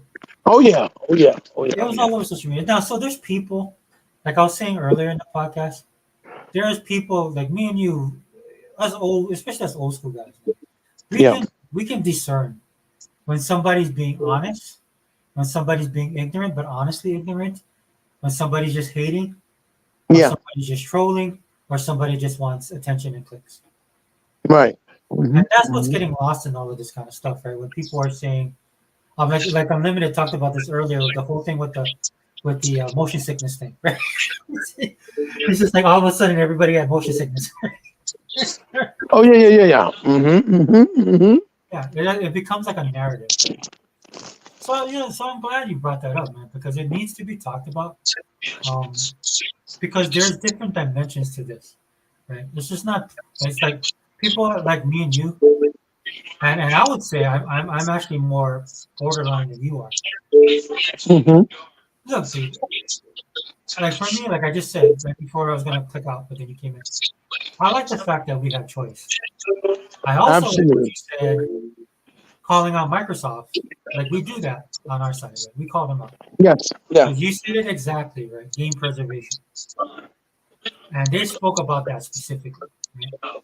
Like in the Mhm. same way they spoke about, But we're not calling out. See, the difference is right, and that's just to add to what you're saying because I like the way in the direction you're going. yeah, yeah, go ahead. When we call out Microsoft, right, it's calling them out for the right reasons because we care about the brand, we care about how they do things because invested in the brand, right? Yes. Because we actually give a fuck, right, about the brand. Now, I'm not But saying we that want them to because we're yeah, because they're doing a good job, but I always feel like sometimes when they go two steps, the one step forward, they go two steps back. You know what I'm trying to say? yeah, that's what you said in the in the podcast. When, when this morning, right? No, but the way And you that, said it was better in the segment podcast, dude. I but felt it it more fucking than pisses me off because it's like all of a sudden everybody's an Indiana Jones fan, right? yeah, I know, right? Which is great, right? Because it's good for Xbox. Yeah. But where the fuck have they been when the best Indiana Jones games ever done in modern era is on Xbox? It's backwards compat and you can play it. Hmm? Do you see what I'm trying to say? Oh, that's 100%. And yet nobody's played it. I think I only seen Jamie Moran post one time that he plays it in his great game. And it came from the same people who did Buffy the Vampire Slayer, Yes. which was known as the Collective at the time, which ultimately became uh, the people who did Killer Instinct before Iron Galaxy. Holy shit. Harriet, refresh my memory. This is what we're talking about, that old man bullshit. You see what I'm talking about? Iron Galaxy before Collective, before Double Helix. You see? That's that old man bullshit I'm talking about. Not fun, not happy. None of the Bing shit is working. None of it. Um, and so, they made a fantastic Indiana Jones game that is free. Basically, if you have the game, you could just pop it in and play it. It's enhanced, and it's on Xbox, right? But nobody talked about Indiana Jones. Now all of a sudden, everybody loves the fuck out of Indiana Jones. Mind you, again, I'm not complaining because that's good for Xbox, right? It's good for Xbox perception. And you see people even like retarded ass, and yes, I use the word retarded because it's a real word. Retarded ass John Campia, right? Oh, dude, did you see that? Sitting there. Yeah, this is the type of thing that people pay attention to. I love paying attention to. My kids love paying attention to. They bring it up to my attention because they know I get heated, right? Yeah. And they love seeing me heated. My kids get a roll out of seeing me heated with console wars because they're like, yo, this man, this age, he still get heated. Don't play that shit, right? So that kind of makes us feel like like I guess they see that as admiring. That they want to be the same way when they're older, I guess, Oh, really? and have that same passion. I'm assuming. So it's funny to them. So they like to piss me off by showing me shit they know I'm not gonna like. Oh my gosh. So they do it like, here, Pa, check this out. What you think? Oh, you motherfucker! Why did you show me that? This guy sits there and tries to be funny and says, "Oh my God, I'm so disappointed because I have to play this fantastic looking game of Indiana Jones that captures the essence, but I gotta play it on a console where you're basically saying you're second, like a second-hand console, like a second-hand company, because second class, because the company where you got to play with the first class is like PlayStation and PS5 with Sony. And you clearly know the nigga don't know nothing about fucking video games and how it relates and how is the difference between games and movies, even though they correlate and even though they connect and they bridge, right? You clearly can tell. But yeah, he's opening his big fat fucking mouth. He got over 100 million, 100 million new viewers that are going to absolutely fall into stupidity and say what he says. And this is what brings that false perception, the negativity, and that stupidity that you see on the internet 24/7, 7 days a week. Right? Well, you know that guy, I Which know. one? I think it's Harkeet. Harkeet. Harkeet? Yeah. Sounds familiar. Well, people were sharing it on Twitter. The clip of him being on, because I don't watch Boom Show, but he's on. Are you Boom Show. talking about that fucking dude that did a video in black and white with the hat? He No, looked no, no, Arabic. That No, dude, he was like, "Oh, I'd rather play Helldiver than all those games, so that shit look trash." Is that dude? No. That So fucking clown? this guy is an actual Xbox guy because I do hear his. Okay. Never mind. I'm sorry. I didn't. That's what I get for interrupting you. I'm sorry. No worries. So, but he goes on Boom's podcast most of the time. So he's the one that everybody shared the clip of him ranting about Xbox going third party. Now I know you saw that clip, dude, because I know you're on Twitter just like me. So there's clip of him. So he's passionate about it, but people were sharing it to kind of like make fun of him or console war with this dude and stuff like that. But I credit to this dude. He held his own. And so, if I could, dude, I wish I could take that clip, put it on there, and do. We need unlimited. Unlimited is the clip master. Yeah, I hate that boy. I still can't clip, and I've been on here since 2013. That man just brings it up in like 3 seconds. I want to hit him sometimes. He get me mad. I'm like, how you do that? No, I'm gonna do that like next week. I'm gonna learn. Right? I just haven't taken the time to learn. That's all I'll learn next week. Because what I would do is I take that clip and talk about. Well, I think you also need. I'm sorry. I didn't mean to interrupt you, brother. Well, but I think you also. You take that clip first, then you can hear what he's saying because people are making fun of it. Then you take what you said about Campia. Then you take the Campia clip, and I'm the opposite. It just wasn't Campia. It was that chick that's with him. She's the worst. She's the worst. But I want to play on my PS5. Then go buy an Xbox, stupid. And then the dude that was on there was like talking about Xbox, like, oh, just get it on PC. And that's when they came out and was like, oh no, I don't want to play it. Yeah. You're talking about the one. I think he looks Asian, but I believe. Yeah, he looks Filipino. Absolutely correct. But I believe he's actually Mexican. Oh, is he? Oh, even though he looks Filipino. Yeah, me and my brother, Jesus Christ. Yeah, my brother. I don't even have a real blood brother, but even though Sega is forever is my blood brother, but. Yeah, there we go. My son, right? My son pointed it out. We were talking about it because he's an actual Xbox guy, right? But he was kind of being funny when they were all making fun. Like, I want to thank everybody that supported me through all these years because he's always been an Xbox fan and proponent and saying that they're good. But you were right when he said, "Well, you could always play it on PC. Xbox is also part of PC." And then they said, "Oh yeah, I can play it on my PC." Like, you know what I'm trying to say? Like, you motherfuckers. Well, Campia tripled down on that point. And he goes, oh, did I say something? Like he invited it on. And the reason why I think that's important, because what Harkey was talking about, what he was talking about that everybody was hating on him for, is exactly what you see in that clip. Right? There's just a general feeling about PlayStation and video gaming in the general populace. That and that would be a great aside, right? Because I agree with Harkey. Again, the reason why I never did that is because Microsoft's not going to do that, so I'm not worried. Right. So that's why I didn't. But you understood where he was trying to point and say. Yes, I agree with him. Actually, 100%. I agree with him. I agree with him 100%. It's just I'm not going to go that far because I don't see that happening. In the same sense, it won't happen because Microsoft doesn't need Nintendo and Sony. And I know people listen to me say that they're like, "Yo, you crazy?" I'm like, they don't need them. They don't need them. I'm telling you, the reality is they don't need them.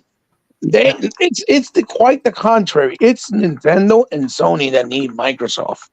Yeah. Because if Nintendo and Sony are the only ones in the market and Microsoft leaves, they're gonna get eaten alive by Apple and Tencent and everybody else because they don't have the numbers. They just don't.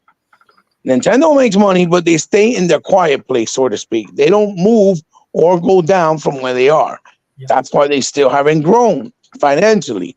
They Yes, stay in the $32 billion mark and they don't grow from there because they keep doing everything the same way, being safe. They do what works for them and they don't want to take risk. You get what I'm trying to say?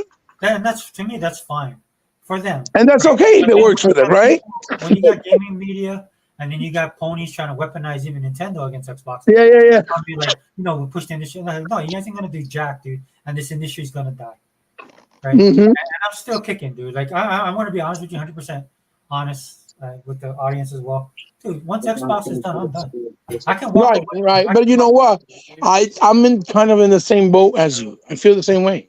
Yeah. I feel the same way. I mean, I've even heard Faye say that he if Xbox doesn't continue the way that we traditionally do, he's just gonna stay playing retro games. And believe me, we got plenty of retro games we can go back and play with. We didn't play them all, obviously. So that's fine. And I think I feel under the same bracket. I'm in the same boat. I think if Microsoft doesn't do gaming no more, I'm probably not gonna play no more games as far as moving forward with the industry because I don't like Sony, and I definitely don't like what Nintendo does either. But I don't like Sony more, and you know that. I just don't. Their games just they don't appeal to me. They're boring, and I call it out. You explain it, and and people don't want to hear it. That's what my problem would be, right? The only reason I'm enjoying gaming now is because of Xbox's ecosystem. I'm being straight up 100%. Mm-hmm. That's the only reason I'm enjoying it. I'm playing, like I was talking about this game throughout the whole podcast, so making people sick, but I'm playing Coral Island right now, right? Yes. That's in Game Pass, right?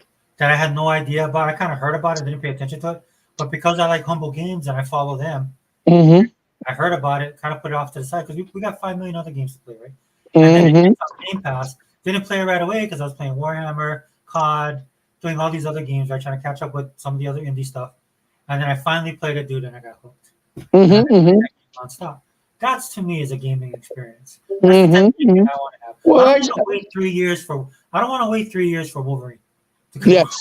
Right. And then when you play it, it's okay, or it's not what you expected, or it's a mediocre, or at best, a solid 8, maybe a 7, and then you have to wait another 3 years for something else.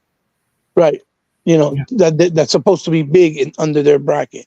But see, again, the only reason I play PlayStation is because of all those games that other third-party companies that keep sucking their nutsack keep putting on there that I can't play on Xbox. If it wasn't for that, I wouldn't even play the machine. You see what I'm saying? But and that's the difference between us on our side and those guys. Mm-hmm. If you want your gaming fix, you'll go get your gaming fix. These guys just hate Xbox. Oh yeah. They want Microsoft to die. When all this stuff that they were saying, there was people on Twitter, and I told them, no, you don't. I said this to this one guy. He goes, "Oh, I was so hoping to get Indiana Jones because I would buy it." And I was like, "No, you won't." And he's like, "Oh, what do you mean, no, you won't?" I said, "Dude, you're not gonna buy it, bro. Because if you really wanted to play it, you just go buy an Xbox." Yeah. Dude, I know guys. It's that simple. Guys on the Xbox side that I know, dude, like you and Sega Man, you love to play these games, so you go out and get the system. That's gaming. That's what that is. And so when these guys come in, I'm like, no, dude. But what you're gonna do is after the live is over, then you're gonna make a video and you're gonna say how Xbox is dead. Xbox gonna sell off the console. Yeah, yada, yada, and then you're gonna throw it in Xbox people faces. So yeah, I don't believe you guys. Sorry, go ahead, bro. Well, it's like I was like these guys like they don't play games, right? They play consoles, right? Then when I say I prefer something like Xbox, they think that I'm a shill, right? Oh, you just like Xbox. No, dude, you don't like that I call out Sony for their bullshit. There's a difference. Okay? Yeah. And there's a reason why I do it, because Sony doesn't play nice. Sony doesn't do things respectfully. Sony does not respect the industry or the pioneers. If that was the case, back then, when they were having those disagreements, they would have tried to figure out a way to do business with Nintendo or Sega to keep helping them do things and keep helping them do things afloat when they saw that they took the most of the market, right? Oh, they're greedy. Sony's always been greedy. Yeah, by buying out all those developers. Because that's what they did. They bought out all those third-party developers. Developers never seen that type of money before, because although gaming was big, it wasn't in the billions and million dollars the way it is today, right? It made money, but it wasn't like that, right? Yeah. If they made $4 million in a company in 1 year, that was a big deal, or $5 million, right? They're talking about companies now that make billions of dollars a year just because of gaming, right? And again, like you said, you know, us Xbox fans, our problem is that we have too many games to play. Yeah, way too Too many. Way too many. That's our biggest problem. Look at Power World. That shit came out exclusive for Xbox. It's a what you call that? A early access game, right? Yeah, it's in beta. I played it earlier. In beta form. Yeah. They put the game in there, and it fucking sold 1 million copies in over 2 days span. No, 1 day, 8 hours, they said. Right, exactly. Some shit like that, right? Yeah, so it's That's another problem. You think that Microsoft ain't gonna open their eyes to that, and the people that made the game ain't gonna be like, holy shit, wait a second. You get what I'm saying? Because it's only on Xbox. So that narrative, like people keep saying, oh, because if it's on Xbox, it ain't gonna sell well. It tells you that that's case by case basis. Yeah. And that's like any other company. Yeah. Because most games, like go to PlayStation, 90%, if they're not like actual first party, they don't sell. We know this because Yoshida himself said it. Our console's doing well, it's doing great, but unfortunately, PlayStation fans are not buying games. Yeah. Right? Yeah, 100%. So what does that tell you? That it doesn't matter, like we said before, that it sells 600 million units. It's what Campia said today just tells you how off-centered and how casual the PlayStation market is. Yeah. You see what I'm saying? He completely proves. Yeah. He completely proves what we've been saying, that is the general public and consensus with when it comes to PlayStation. 100%. They only follow PlayStation because it's the known brand, the known console, right? It's been the known console for 4 generations since it came out, because everybody first followed it because it had Sony's name, because at that time, the PS1 was under the Sony name, and the Sony name at that time still had credibility, like one of the best in the industry as far as electronic, which you remember, right? Yeah. But, excuse me, I'm just taking a sip of water. I'm parched. Yeah, go ahead, man. But what they didn't realize, what's up with this call? What they didn't realize, right, is that console that they created first was funded, and all the R&D came from PlayStation, from Nintendo, right? The complete R&D for that console came from Nintendo because it was supposed to be the add-on for the Nintendo, or their possible next console. And because they got greedy, as we all know, they were essentially going to make more money than Nintendo themselves, even though it was going to be their console and it was going to be on their, on their games that they were funding and publishing, that they were going to make more money than Nintendo because they were asking for the disc. They wanted a profit, and they wanted a profit from every unit they sold that was, from the actual unit itself, the hardware. See what I'm saying? Yeah, yeah. That's why Nintendo gave him the middle finger and went behind their back and like, oh, you want to fuck us over like that? Okay, never mind. You know what? We're going to do a Philips CDI behind your back, and then we're going to embarrass you because, the Japanese love cutting each other's throat. That's just something they do, right? And then they did it publicly and embarrassed Sony, right? And so, again, people don't understand that it was all about the name. What helped Sony was their name recognition, because they had been in the entertainment business for so long, and the movie business, that people saw the name Sony, like, oh, it's got to be quality. Because you remember us growing up, right? My uncle, his whole entertainment system was all Sony. And if he bought something Sony, it had to be everything Sony. You get what I'm trying to say? Dude, I was the same way. That's right. It had to be the TV, the speakers, the receiver, the stand. and everything. It had to be Sony because they were. That's the way they did it. The only thing You I had remember was that? Iowa. I had a shelf system. My shelf system was Iowa. That's the only difference. Right. I was always a Pioneer and a Panasonic type of guy, right? Yep. But you know how it was. You were there. You can vouch for me. You know that's how it was, Yeah, that's how right? that's how we roll. And then when We're you the went to the original car, brand people. We're the yeah, man. And then to add insult to injury, you get in your uncle's car, and his whole system in his car was Sony. From the pulley in the face and the radio pulley to the speakers, right? Mhm. Everything was Sony. And then you went and he went to a party. His boombox that he took with was Sony. Like that's how it was. That's how big of a brand they were. And so people associated that with video games. They figured, oh, since they're the number one in this, they clearly got to be number one in the gaming. And it wasn't like that. They did nothing. They just bought people out. They started showing those big numbers to these companies. Bro, when Crystal Dynamics was offered the job, because I remember reading the magazine, I believe it was on AGM, and they were talking about how they started building Tomb Raider and Resident Evil for the Sega Saturn.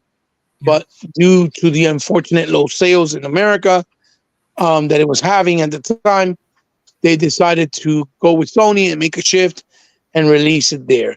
And we all know it's because Sony paid them big dollars. They're like, oh, babe, make sure you bring it out to our console first. And that's what they did. But the original games were originally built on Sega Saturn, and they were supposed to be Sega Saturn exclusives from Capcom and Crystal Idols, right? Mhm. And what happened? Like a year, maybe a year and a half later, both games came out, respectively, from the time they released on PlayStation's unit or machine, and the version that came out on Saturn were better versions. Yeah. You see what I'm trying to say? Yeah. Which proved that the hardware, yeah, there were better versions. I mean, the Sony one probably had a little bit smoother looking details as far as the polygon. But as far as the way the game felt, loaded up, the movement, the way the pixels displayed, they ran better and smoother on the Sega Saturn. The only difference was that, again, the polygons were not as smooth. They were more jagged, right? Mhm. But overall experience, it was a better game, which proves to you that the hardware for the Saturn was very capable and a much better constructed hardware. And people would still argue with you, no, it's not. PlayStation better, more powerful. You see what I'm saying? They say stupid shit like that. And you're like, yo, you donkey dicks. Go play Saturn games now. They still hold the test of time. You go play Last Bronx. You can play Burning Rangers, right? Estelle, Three Dirty Dwarfs, Mr. Bone, Amok, Clockwork Knight 1 and 2, for example. All of the fucking arcade stuff like House of the Dead, you know, Sega World Touring, Matt TT, all those games, Virtual Fighter 2, they still hold. They still look good, even in today's standard. Now go play PlayStation games on the PS1. Yeah. They look like dog shit. They play like dog shit. Your eyes feel like they're gonna burn and melt from how ugly they look. You get what I'm trying to say? Yeah, they don't And hold that's how you know. That's how you can tell the difference. That's the reason why Sony don't. Go ahead. No, that's why they don't do backwards compatibility. That's what I'm saying. It's so There's a much reason work. why Sony doesn't embrace those old ass games because they Yeah. look like shit. Yeah, maybe too. Yeah. And then the ones that do look decent, they don't even care. They don't even pay attention. Like one of their best games that was a third party, not even third party, it was first party from them, which a lot of people don't even know, is Toomba. Remember Toomba? Mm-hmm. Which was their version of Wonder Boy, basically. That's what they were doing. Yeah. It was their excellent game, one of their best games. You ask a motherfucker right now that's a Sony fan, quote unquote, you say, yo, you ever play Toomba? They'll be like, well, Toomba, what the fuck is that? That's how you know the difference from a real gamer and just a follower. Dude, the amount of times that we have to correct these dudes on social media is absolutely sad. If I was getting paid for it, I would have been a millionaire the first year. Oh yeah, dude, easy. So I Easily. can't stand these guys. I couldn't stand them back then. I really Mhm. hate them now. I'm really Oh despise. yeah, oh yeah, oh yeah. Because now they only took and stole what all of us been doing from the first place, and they're trying to act like it's theirs, like it belongs to them. You see what I'm trying to say?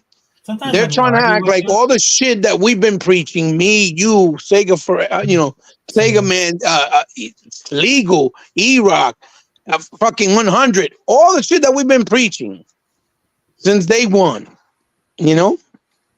Now they're doing the same thing, rebuttaling, rinse, wash, and repeating what we're saying, and they're trying to act like they did it, like they're the ones who created it. It belongs to them. And they were the ones pushing the real narrative, and people falling for it and going to it. But when I used to say, yo, y'all motherfuckers give Colt Eastwood way too much goddamn attention, way too much credit. You do the same thing with motherfucking what's his name, the other dude that he was rolling with, Dealer, which I don't even see Dealer anymore. I don't even know if he's still around, but right. yeah, But you knew that they were just piggybacking off of what they found success with when they were rolling with Mooch and with crap. You see what I'm saying? And dude, for the Mooch most still part, has a podcast too, right? And somebody, huh? I got a clip of him saying something. I was like, oh, dude, this dude's still around. I didn't even know. Yeah. Mooch still does it, but Mooch is still doing donkey dick shit. Yeah, He's yeah. still rolling with the ponies and trying to be philosophical and making some fucking retarded ass examples when he don't have all the details and don't know what he's saying. The only one out of all of them, whether I may agree with him or not, the way he went about it, it's still Next Gen. Next Gen used to know what he was talking about with a lot of things as far as Xbox. Mm-hmm. But then he turned it into a theatrical theater show because he wanted the clicks, he wanted the views. So he's like, fuck it, I'm going to just become a pony and just be stupid and act dumb so I can get some money. Because Next Gen is a hustler. He loves making money, right? Yeah, like I agree with you 100% because a lot of the stuff he said that he wanted Microsoft to do, they're finally doing it. Like Yeah. Be the Behemoth, remember? He was the one that used to say that.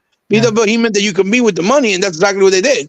yep. They took all those billions of dollars and $70 billion later bought out fucking Activision. That's pretty much being the behemoth that you can be. Dude, and when they used to Absolutely. have those, remember those podcasts? They would talk about that, like who could Microsoft Mhm. buy, who they Well, needed to buy. crap also, Yeah, crap crap. Oh also yeah, used crap. to know and used to talk with reason and sense, which he's trying to do again now, coming back, but nobody's going to take him serious because they know how he is. He's a dweller. Yeah, yeah, He's a dweller. He yeah. just takes, he's a vulture. He takes advantage, and that's what he tries to do with people in general.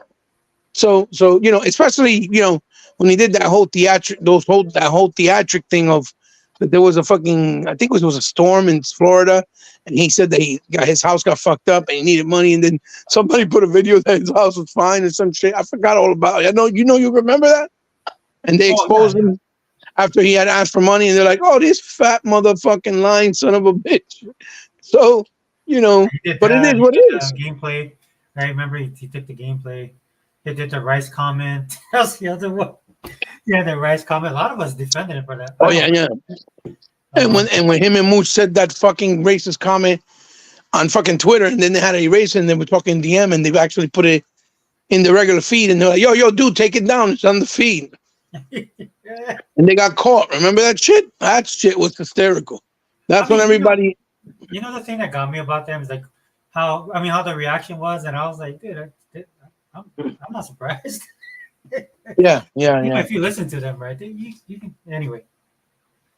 Like that Mooch in the morning that used, brother, what was it? Brother, Live Graphic Wire novels. and fucking our brother, Graphic novels. what's up? Graphic Graphic novels. God. Oh my God. How can I forget his name? Jesus Christ. Brother Livewire and Graphic God, right? Mhm. Helping them put them on the map, and then they were doing some silky silk shit behind their behind closed doors. But then again, then I say to myself, but that's why you don't roll with people like that. Yeah. You should have been rolling with the people that you knew were real and you can trust and that were different, like you, like myself, like 100. No, 100's too toxic. No, 100 just kept it real. Y'all motherfuckers don't like niggas that keep it real. It's that simple. Yeah. He's always been there. So, so again, just to change the tone, I feel like the Xbox Direct is a good format for them to continue going forward. They should continue going forward like, Sony does their PlayStation, whatever the fuck it's called. And Nintendo does their, Nintendo Direct. They should just keep doing their developers direct. Mm. What I think they could capitalize a little bit more to make it better is show a little less on the talking of the developers, because we already know that the developers were working hard on it, and Yeah. show more of the games or how they're building the games, like on the computer, how long it took, how when it started, when they made the idea, got the idea to do it, in the permission. Things like that, I think, would be more intriguing than just telling them, "Oh, we're doing this. We wanted to capture." Like when they did that strategy guide game, Aria, I think it's called. Wait, that's the Ara. name of your daughter, right? Of my unofficial niece, Oh no, no, that's Ara. Ara. Aura. Okay, well that game, right? Mm-hmm. Because when I saw the name, it reminded me of your daughter's name. I was like, oh wait, isn't that Play Forever's daughter's name? Yeah, yeah. But you know what I'm talking about. You know what I mean.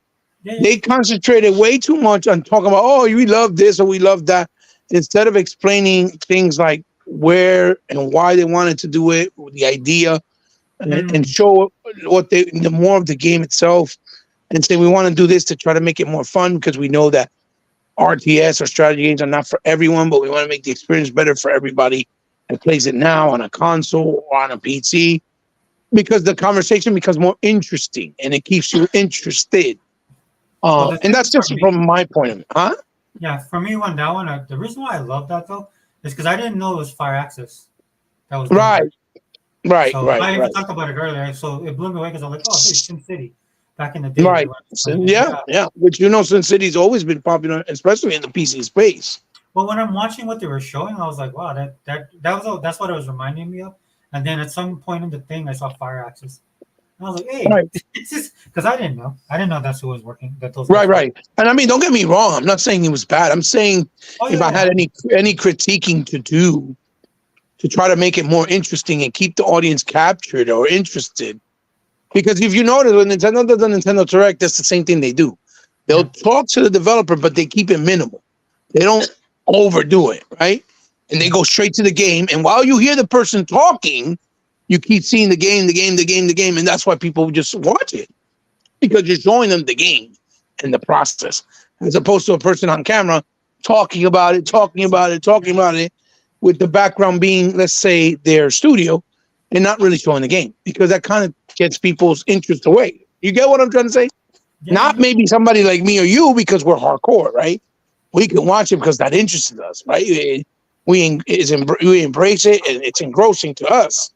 But I'm talking about, especially to a lot of the gamers from now, that they got short-term attention, right? So again, I think it's a good format. I think it's the best format for them thus far. Even though I used to love the way they did it with Larry Herb, but there's no going. Let's face it, we're not going to get another Larry Herb, right? So Oh, they're going in a new direction. Yeah. You're not gonna. right. So we can't really do that with him, or try to imitate somebody that will take his place. So what you do is, this way it works. If they're going to do it, let's say 2 or maybe 3 a year, I think would be the nice sweet spot, because they also have E3, right? You do about 3 a year, right? And you keep everybody engaged. Everybody's being posted about what's going on with the games. And then when they're ready to be shown in the big screen, well, you show it in your E3 keynote that they're trying to do digitally, even though I don't agree with that either. I mean, I think it's gonna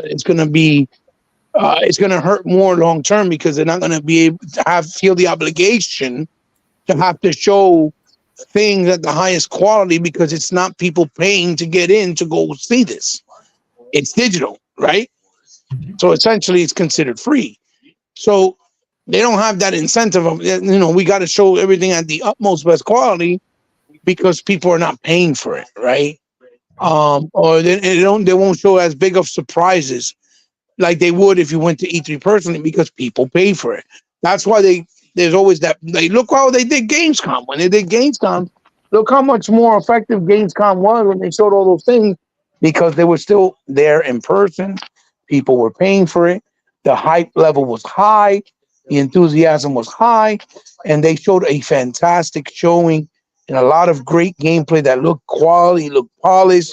a lot of good surprises because people pay for it. And if people are paying for it, an admission fee, when you're going to get in there for, let's say, $100, $70, whatever the case it may be, you cannot have people show up to a show where you're charging them that kind of money and not really give them a bang for their buck. You get what I'm saying? If that makes any sense.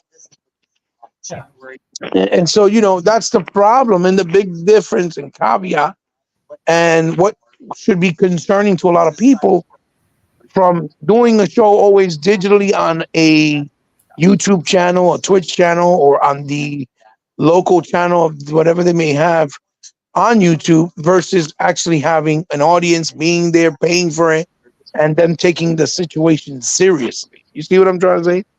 If you remember those ramblings a few years ago, when the whole debacle with Scalebound, you remember that? Oh yeah. Where people were like, "Oh, they showed it in the floor on the show." Well, the one that they show Phil Spencer's name on one of the dragons, you remember that? Where they were fighting that big scorpion, which is supposed to be a nod to the fact that the next machine was going to be called the Scorpion. Or that was the code name, you remember? And it was like a big, like scorpion animal. And then he had the X on his head, embroidered in his head. You remember that? Well, you remember that after the fact, people were talking about that they didn't let you play Scalebound on the floor and they took it off the floor because I guess it wasn't in playable state. It was like really bad. Do you remember that? They were saying that? Yeah. That's something they did because people paid for it and they didn't want to give a bad impression. If it would have just been digitally, they just show it to you because you're not going to be able to tell. And that's it. Oh, look, there's the game. That's it. That's the difference versus being there in person and only having a digital format, which I think is going to decrease the quality of how they do the presentations for the games going forward in the future. And especially with the indie space, because the indie space is the ones that have the most to lose because most of the independent developers, they go to the show to show off their games so that third-party developers would actually get interest and help them publish their games. They don't have that venue no more. That's not there unless they do an event like they were doing before with Xbox, for example. And again, that's only has to do with Xbox. When they would do the IDW Xbox like convention where a bunch of new games would be shown, and then they would tell them which one they would put in the Xbox program. With Chris Charla, you remember when they did that one? But again, I don't even know if they did that last year or the year after that because of COVID. But the last time they did it was before COVID, if you remember, right? So unless they do something like that, as far as where Xbox go, then that will help some of the indie developers. But what about when it comes to Nintendo or Sony? They don't got no venue to help because if these people are interested in putting in their format for their games on their console and they're being self-published and don't have enough money to finish it, they don't have nobody from a third party that's bigger that has money to get a look or gander at their game to want to put it and help them pay it off to put it on that set console. You get what I'm trying to say? Yeah. I mean, I know I sound like I'm probably all over the place, but keep up with me, please. I apologize. I don't mean to sound, convoluted. It's a lot to detail to try to break down, right? So again, like I said, I think the format's good. I gave it a solid B plus, like I said, if you've heard me on Sega Man's show earlier. I heard you. And the only reason I did that was because one, I felt like again they talked too much with the developers and didn't show enough of the games. Even though they didn't do that, you saw how they did it with Indiana Jones. They showed a whole shitload of the game, and they invested even after they talked to the developer. And they really talked. They didn't really show the developers. They were just showing the game mainly, because it was the big surprise or the big reveal. So that was one of the reasons, and the other reason is because I feel like they should continue the tradition, right, of doing a shadow drop, because it worked so well for something like Hi-Fi Rush, right, and it kills the narrative. Like I was telling Sega Man this morning, if you heard me, it kills the narrative and any opportunity for these knuckleheads in the media that hate Xbox to do any stupid narrative to try to start a movement for the games to get hate and then end up ultimately getting low scores. Because you saw already that the narrative with Hellblade is, oh, it's $50 because the game must be only 2 hours long, right? Mhm. That's the new narrative. You see? Oh, it was AAA and they didn't show it all this time, and it was all for nothing because now the game is going to be 3 hours long because the guy said a shorter single player experience, which he's basically just saying that instead of making a big convoluted open world game, they did a single player, level based action game with story that is shorter in length, but more satisfying, I guess is what he was trying to say, right? And they took that literally, like, oh, that means the game's gonna be only 3 hours, right? When the game definitely, if you played the first one, you know that the first Hellblade was at least 10 hours long. It wasn't short, right? 10 hours is a nice amount of time for a single player experience. It really is. You don't have to play games for 50 hours when 40 of those hours is just you looting, finding things, grinding, leveling up. That's not really content. That's just structure. The way they structured the game is designed where you got to keep going back and forth, doing these objectives and things, just so that you can build up your character and your power, so that you can move forward and progress within the world. That's it. That doesn't mean it's actual content. And people mistaking those two things for actual content. Oh, it's content. No, it's not. It's just called grinding, wasting time to build up your character. You see what I'm saying? Yeah. So that narrative is now going to keep pushing forward until May the 21st. Mark my words. You know when I tell you something, that's exactly what happens. Until May 21st is going to continue. When the game comes out on May 21st, you will see places like IGN, and you will see places like Kotaku, and you will see places like, even Windows Centrals with those fake washy-washy so-called Xbox guys like Jez Gordon. The game is not really that long. It looks beautiful, but they didn't really change a lot. It feels very much like the first Hellblade. Not a lot of risk was taken. So it wasn't a lot of risk taken. So it doesn't feel like they're really trying to do something new. The story and performance is great. The graphics look awesome. But, it feels like a missed opportunity. So we're going to give it a 7 out of 10. You see what I'm saying? Yeah, that's why I don't. Mark my words, this is what's going to happen. Even though the first one got 9s and 10s and was praised up the wazoo, I'm telling you, mark my fucking words, it's going to happen.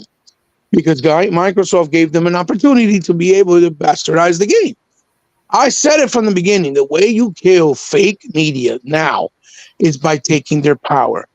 And the only way you can take their power away is by releasing games without giving them the opportunity to review it, and without them getting enough time to get their hands on it to play it before the goddamn gamers.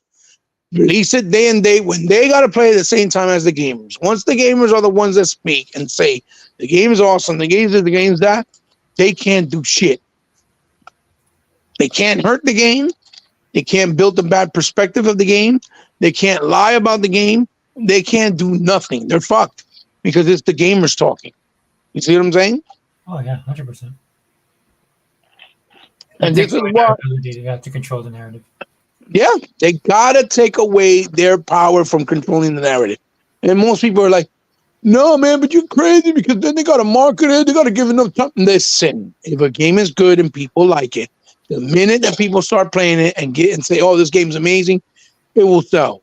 It will do well. Trust me. They didn't announce that Power World was coming out in January. It just brought it out. Mm-hmm. And the game did well, right? And it's it's a fucking, what is it? Early access, right? Something like that. Yeah, it's in beta. Beta, right? And the reason why because the way the buzz after the trailers, and there were people that kind of like that. They had a following, had a buzz to it, but just in the last month, right? Because I think what happens, especially with Xbox games, is there's so much stuff coming out, you kind of lose track. And so when you get back around, it's just like the buzz was just palpable. Yeah, because if you look at the game, go ahead. Finish what you're saying. No, go ahead. I'm done. No. What I was just gonna say is because you're right. Because if you look at the game, it looks a lot like that other game, Okie Dokie. Yeah, Dokkaebi. Dokkaebi. That game looks phenomenal. And it has a lot of it has a lot of similarities to that game, the way it looks as far as the aesthetics. So if anybody didn't see that, would see that, they would think that, oh, that's that Dokimi game, right? Because they have a lot of similarities, right? Especially in the art design. I'm not saying the game itself, but the art design. So yeah, you're right. If you don't keep up, because there's so much, it's hard to remember. Because It's hard, dude. I have a hard time. yeah, it's very hard to remember because like people be like, oh, we got games like Replace coming, and then you tell them, yeah, well, what about the Last Night? And they're like, the Last Night, and they don't realize that the Last Night and Replace are two different games, but look very similar. Yeah. People think it's the same game. Right, and it's not. Just like Harold Halibut, that game looks incredible, and they've been doing that game for 10 years. And what's Oh, that it's other all one that stop dropped? motion, huh? And then the other one dropped, Bramble. Bramble, exactly. Like, oh, yeah, dude. There's a lot of that because that's the, and this is why everybody. That's what I love about Game Pass. It's just like exposed every single person. Oh yeah, I even said earlier, it exposed me. Right? you're stupid. You stupid.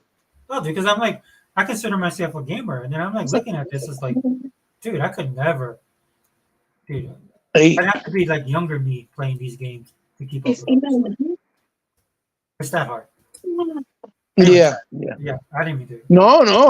You're right. I mean, I've been talking enough. I gotta get time to let you talk speak also. No, that's why when I heard the Sega Man's podcast, dude, I was like, oh, dude, man, I never even thought about it in those terms. Like I said, right? It matters to me because, and again, holding Microsoft accountable because the problem that because I do that too on Twitter. I share the localization of Korean, the Korean game Xbox gamers because Xbox actually went in. They did commercials and they're still doing commercials like BTS. BTS as a spokesperson, and then some of their biggest actors and actresses are doing commercials for Microsoft last year. I believe it was last year. But one of the guys I follow, his big complaint is that they're not localizing the stuff for the Korean audience. And I was like, and to me, like, I'm passionate about that as well because I'm like, dude, I want you guys to expand, right? Japan, you're doing well with Japan, but you're only gonna get so much for Japan. You have South Korea, you have Southeast Asia. You guys can make inroads into China. Well, Korea is a market that was willing to work with them, right? And they didn't like that guy that was doing Stellar Blade. For what I understand, he originally was pitching the game for Xbox, right? Yeah. And they didn't really pay no mind to him at the time. And then he pitched it to PlayStation, and then it was going to be multiplayer. And then PlayStation ultimately said, okay, well, we'll pay you and fund the full rest of the game so that you can make it exclusive. And look at what Microsoft did with the other guy, that he's also Korean, the guy who did Bright Memory Infinite. Yeah. There's a lot of potential there, my brother. That guy has talent. You can tell. So why not in the... Huh? I can say this much, like for I was just talking to my daughter about this. So South Korean pop culture, it's been on fire for years. And so in the last podcast, I was saying that if Microsoft kind of wants to backdoor Japan, they should actually build more relationships with companies in Korea. Excellent point. Excellent. South Korea is point. It's such a big influence now in pop culture. Excellent point. Yes, that they could kind of wear their way in where they can't do it with Japan because they haven't had success for so long. They can probably reach it and find it with Korea.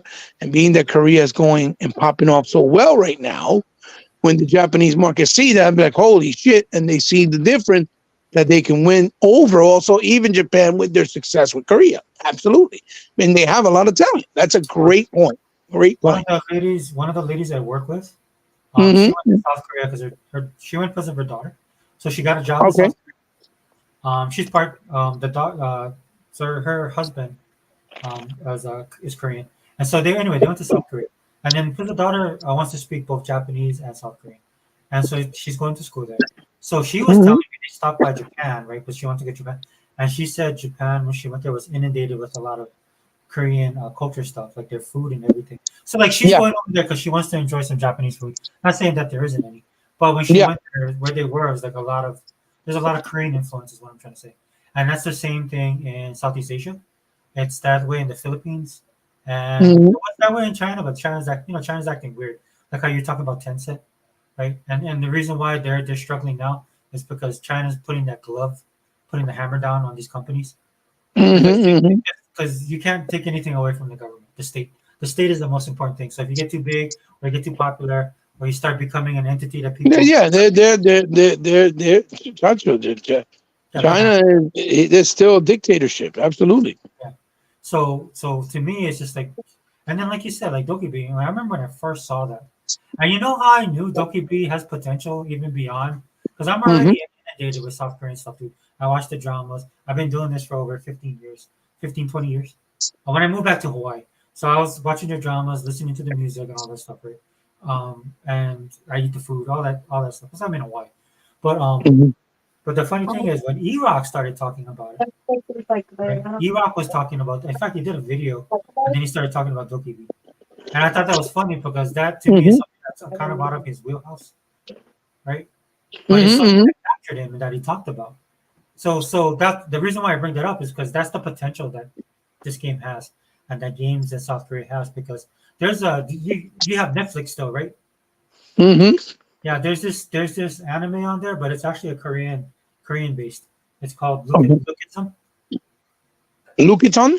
No, Lookism. Oh, Lookism. Lukism. Yeah, I Lookism. think I've seen that. I think I've seen that. Yeah, so it's on Netflix. If you want to get a taste of like why it is the way it is, and why their popularity and how, that can actually help Xbox in Japan. Just go watch that. Just go watch it. It's only like six episodes. Oh, okay. Okay. Because Japan has manga. Aria, what's the name of the Korean? What's the name of the manga? Manhwa. Mm. Yeah. So they my point of that is they cross pollinate, Yeah, right? yeah, yeah. They cross pollinate. So like Xbox. Look, how long has Xbox been? How long has Microsoft? Yes, since And the it very just beginning. Since the very look, look, people don't even realize. You want to try this first too? People don't even realize that even the color of the Xbox that we know today was because of Japan's refusal for them to allow them to use any other colors. hmm, That's how bad.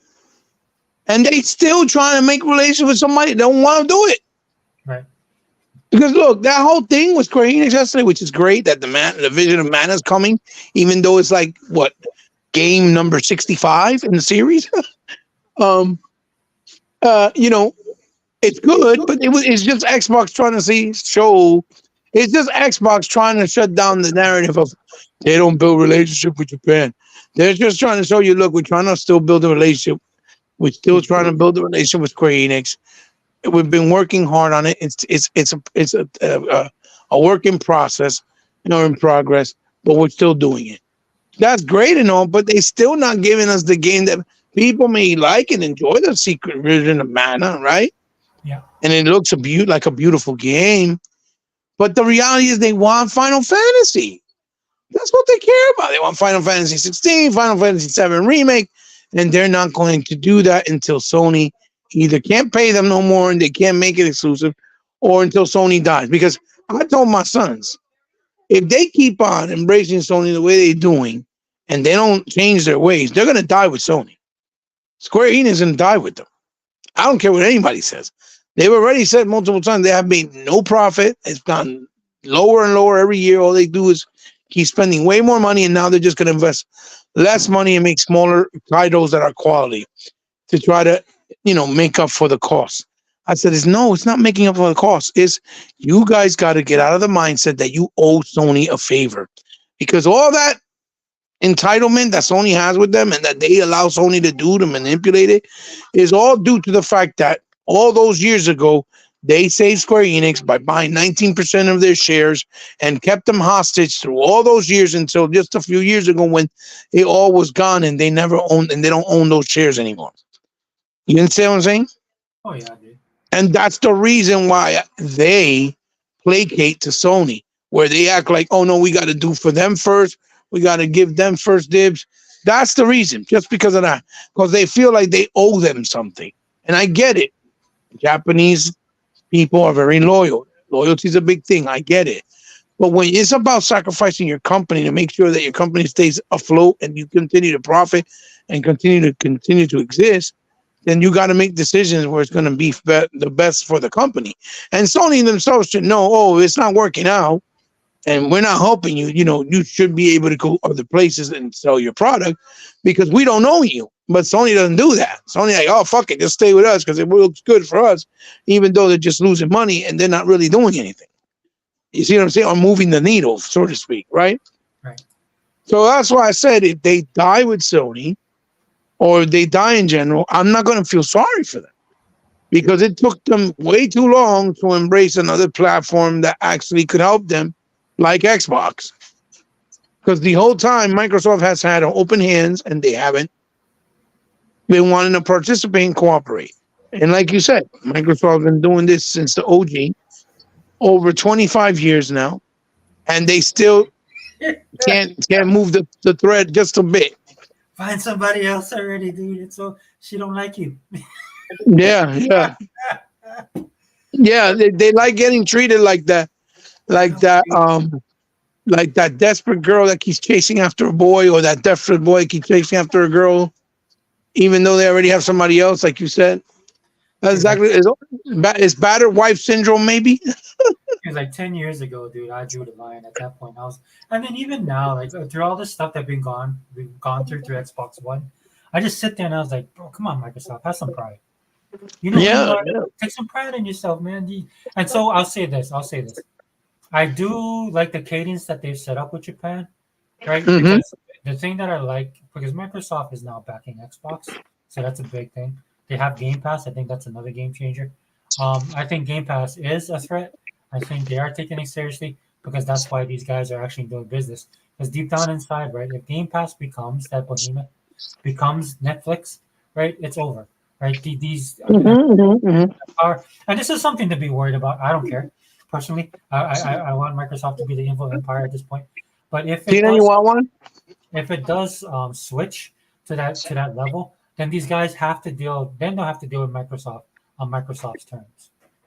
Yeah. Like, being honest, because what will happen, right? What will happen is like if you have a base of 100 million subscribers, active subscribers, if these active accounts go from 30 million playing Halo or however, like 30 million, 35 million playing CFDs, if each one of these games, and there's the potential, Power World is another example, right, of a game that can keep people in your ecosystem, in Game Pass paying monthly, and then you go from 30 to 40 to 50 to 60 million. Right? Yeah. And then not just one game, like multiple games, right? You start sucking up all the air in the room. Then a lot of it's like you said, if Game Pass hits the 50 million subscriber mark, right? Yeah. It's game over because now it cannot be ignored by anybody. Yeah.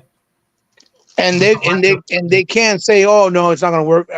Everybody's gonna want a piece of the pie because it absolutely works. You can't they have to because you can't ignore it, right? Because like what they're looking at right now, right, which is a lot of people are making this mistake. They're looking at, like you said earlier, the PlayStation console base, supposedly, whatever. I think they lie. I'll say that 500 million times, right? Absolutely. Not going right. So they look. That's why they look at that. So just flip it and then have it go to the Game Pass side, and not necessarily in consoles, dude. Like the engagement is real, right? Like you have a lot of these people that are putting their games in there, and some of these games, like I play Warhammer. I pay for my monthly Game Pass subscription. I've spent like I think $90 on, and this is real money, on the in-game because I love Warhammer. Right? So imagine these many people spend, and I don't even think because I see people with way more stuff than me when I play the game. Do people get like the latest stuff? I don't have nothing against the latest stuff, but I like to paint my character a certain way. I have writing my own story in my head. So even though I think this gear is nice, it doesn't fit the character the way I want to play it. You see what I mean? But you have people that are doing this all the time, constantly, as they occupy your ecosystem. So, yeah, I mean, it is the game changer that people are afraid of, because you have 100. Say you get to 100 million, you have 100 million subscribers. If they were truly Netflix, 200 million subscribers, right, on that level, you can't ignore Game Pass because there's a whole swath of people that you cannot.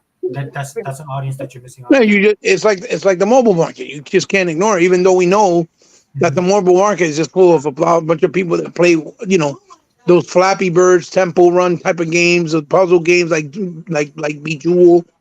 That's what they play.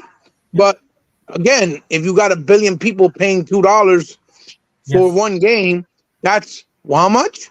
We're talking about $2 billion just in $1 games, right? Or $2 games, right? Right. So you can't ignore that kind of money and that kind of audience opportunity, and that's why they wanted to get Activision so badly as well when they made the deal, Oh, because they dude, wanted to get that mobile space. I'm telling you, bro, they're gonna get everybody. They are Yeah, gonna get everybody because but that's one that's of the what. biggest reasons too, Yeah. and people don't realize it. People realize think it's just that they wanted to get developers. Yeah, that was part of it, The and that's content. a big plus. But the other part is that mobile space. They want to reach more mobile because once you put that Game Pass on mobile, and you put that new next game that's big on mobile on Game Pass, Yeah. it's going to create opportunity for subscriptions, opportunity for people to subscribe.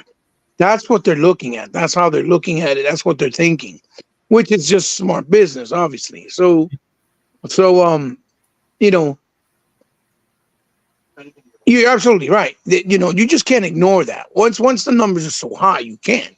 As if you're and then you, especially you're comparing it towards when you see the data and sales, something like Sony or Nintendo, where they plateau and stay. Okay, let's say the highest selling PlayStation game or Nintendo game sells 15 million units, but then it plateaus. That's it. Or it's maybe one or two games out of all the 50 games that they put out during that console generation, right? As far as exclusives. So out of all their exclusives, only two games sell that much, and the rest sell okay or so. So when you have the potential to have all those people that are Game Pass that are going to play with no risk, without having to feel the fear of spending $70 on a game that may not be good for them, or they may not like, there's no arguing, there's no contest. You have to make that move. You have to become part of the movement, because it's like you can't miss that opportunity of taking a chance to be able to make money and find a bigger audience with something like Game Pass that's doing it traditional the old way, right? And I told my son that's one of the reasons. And again, I'm not condoning it, because I'm going to address real quick my gripe also that I'm having with the shit with the physical copy, Mm-hmm. which I tried to do it this morning, as you heard me. Yeah. Yeah. Go ahead. Yes, I understand why making Hellblade digital makes sense, because that way, if they need to bring out the game on all the regions where Game Pass is available, everybody gets to play it day one, right? Yes. There don't have to be no halt, no delays, none of that shit. Day one, everybody's able to play it on Game Pass because it's through the internet. See? And yes, it's on Game Pass. Yes, it's only $50. But they're trying to make it at a more reasonable price because they're not offering it physically. But you cannot sit there and be okay with not owning a game that's tied to the internet, where you're not always going to be able to have access. Or let's say you don't have money to pay your bill for your cable this month, Mm-hmm. and you can't access it because you need to always make sure that it updates to let you sign in, or whatever the case may be, as opposed to having it on the disk. It's downloaded on your hard drive, and you can just boot it up offline and play it if you want to, right? Even if it doesn't have the latest update, you can still play it. See what I'm saying? Mm-hmm. Because the whole point of being online is to give you all the updates, to make sure that if they do a new patch, the patch is included. That's the reason why it's tied to the internet, a lot of the games. But if you don't need it and the game's on the disc, you can still play the game without those updates. You see what I'm saying? In a lot of cases with like the Xbox 360 games, you just don't get the enhancements. Like if the game is enhanced to 4K, you won't get the 4K enhancement, but you can still play the game. Did you see what I mean? Yes. So that's a very important thing, and it's a very fine line that Microsoft is walking, because yes, they're the proponents that have been speaking the whole time about preservation, but they're talking about preservations taking your games forward with you that are attached to your account or back compat if you own the game. I get it. But you cannot say that you're about preservation and not say that your big games like that, especially the big ones like a Halo or like a Starfield, that you can't buy it and it'll be on the disc and only be attached or tied to the internet. because you're not really owning it. And I refuse to pay $80 for something or even $90 to not own it and have it physically in my hand that I can play it whenever I choose to, like I've always had with all other consoles. But I hate this narrative that these dudes be doing, especially a lot of these new Xbox players. Like, oh, but digital is the future. I don't give a fuck if digital is the future. Because it's a dangerous game you're playing, and you're not gonna notice, and you're not gonna feel the wrath until it actually happens. Let's say we have some type of cyber attack and all the internet goes down. We're fucked. We don't have access to nothing. You saw, like I told Sega for man this morning, and that Christmas when the Xbox went down for like 3 or 4 hours, you couldn't do jack shit. It was a dead console. It was like paperweight. You couldn't do nothing. And that's exactly what would happen at any time, at any moment, if there's some type of cyber attack or some type of internet interruption, whatever. And then you can't have access to none of your stuff, right? And this is the point I'm getting. Do I hate people that play digital or want only digital? No, I don't. I don't say nothing. Hey, listen, if it works for you, I respect it. I get it.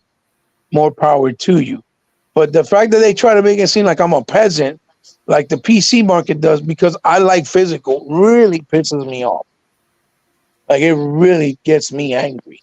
And I've been avoiding sometimes just getting into conversations and doing certain things in shows because I don't want to keep repeating myself. I don't want to keep repeating myself and repeating myself. Like, oh, but why you want digital? Let it go. Like, no. Stop telling me how to spend my money. Stop telling me what to do. It doesn't bother me if I have the disc. I'll deal with it. It's my problem. It's not. It's like me telling. It's like you telling me that you're worried if my house is clean or not, or how I take care of my family or my kids. Like, that's none of your business. Don't worry about it. I don't care about how you do things. Don't tell me how I got to do things. You know what I'm saying? It's funny because I was listening to you earlier talking about it, and I hear the frustration in your voice. I mean, for me personally, it's even more diabolical than that. Oh yeah. Yeah, and it was kind of funny because you remember when Zobi popped on the podcast last week. I saw it. It was like 4 a.m. I was like, oh shit, Zobi's on. Yeah, it was Zobi's turn. So Zobi kind of started going down this political lane, and I told him, dude, just speak your piece, because he talks about the same thing, right? Yeah. And I agree with you 100% what you said. For me, my thinking is more diabolical, plain just for the simple fact that not only do you not own it, it can be weaponized against you. Is what. Oh yeah. Right. Like say it's a certain time of the year, and a certain month where you gotta celebrate a certain thing, which you don't believe in, and then all of a sudden you have to, and if you don't, you lose your account. I'm just throwing. I just throw stuff out. No. That is a great possibility. Yeah. Where they're like, oh, you're not gonna do or do what we tell you to do as far as this. Then guess what? You have no longer access to any of your shit. Like, what? Yeah. Especially after I spend thousands of dollars. You fucking crazy. Yes. Yeah. I'll be that next guy going into one of those business and buildings in Seattle and shoot everybody down. You bugging. I'll tell you that right now. Well, it's funny. I saw this on Twitter, man, where somebody put this. I forgot who it was, and I would credit him if I could remember that. You know, again, old man syndrome. But he said something like, and I think I might have said this last box. Anyway, I'll repeat it here. But he basically said the Civil War won't happen because of right versus left, red versus blue. It'll happen because people that want to be left alone, people that won't be left, people that want to be left alone are going to be fighting people that don't want to leave you alone. It's basically, I'm killing it because it's late and I'm old, but it goes along that line. Right. Mm-hmm. And that's what it is. Look, dude, they got that Davos thing going on right now. So if you want an idea of what I'm thinking, just go watch these dudes over there, all these bazillionaires flew over there in their private jets talking about the economic stuff. I'm like, no, dude, I don't want to participate in your little social experiment plan. You know what you guys need to do? You guys need to go buy an Xbox, go buy Coral Island, and do all your little plans and mechanizations in a video game. But these guys want to make this stuff reality, dude. So yeah, so sorry, not to take a darker turn. But no, I'm listening to your points. Yeah. because Absolutely. because that's what it is, right? It's going to be eventually all of this stuff's going to be weaponized. All your information, right? All your That's assets. what China's trying has done with their society. Mhm. Everything's digital. Everything's got to be, through whether it's the banking, whether it's, your personal information. Yeah, So when people say, I don't want to do this, when they tell them, hey, listen, you got to pay us every week 50% more of your pay because you have to pay, your dividends or your what you owe your country, right? And they're like, no, we don't want to do that. Guess what? Then they close everything. You have access to nothing. You can't buy food. You can't buy things to medicine. You can't buy nothing. It's basically they got you forced where you got to do it, or if not, you're fucked. yeah. And that's You know how. what I'm saying? And Desperate Times. What's that? You remember that movie Falling Down with Michael Douglas? Oh my God, do I? It's a fantastic movie. I love that movie. So my favorite part of the movie is the dude on the corner. He's in his work clothes with his tie, and Yes. he's on the corner saying, "I'm not economically viable." He kept on screaming, Mhm. "I'm not economically viable," and that's when Michael Douglas drives by. He looked at him, and then he says to Michael Douglas, "Remember me," and Michael Douglas kind of nodded to him. That's such a powerful Mhm. scene in that movie. Oh yeah, absolutely. Because the whole point of that movie is how people become expendable if you fall too much to the trap. Yeah, You know, and it got to the point where he does what he does at the end of the movie with no spoilers, even though people should have been saw that movie. But yeah. that movie's fantastic. Yeah, yeah. How it destroyed his family life, everything. Yeah, yeah, yeah. Over But he one does a something great on job something simple thing. because you feel sympathetic, even though you know he's bad. You still feel Well, sympathetic. even though he went over the edge, he basically went over the edge and became a criminal. Yeah, But you feel the sympathy for him because it wasn't him. It was the system. It was the way life was turned out and was pushing him to that point where he felt like he had no choice. yeah. Which is basically why he, had to fall down. Falling down, as it's called, the movie.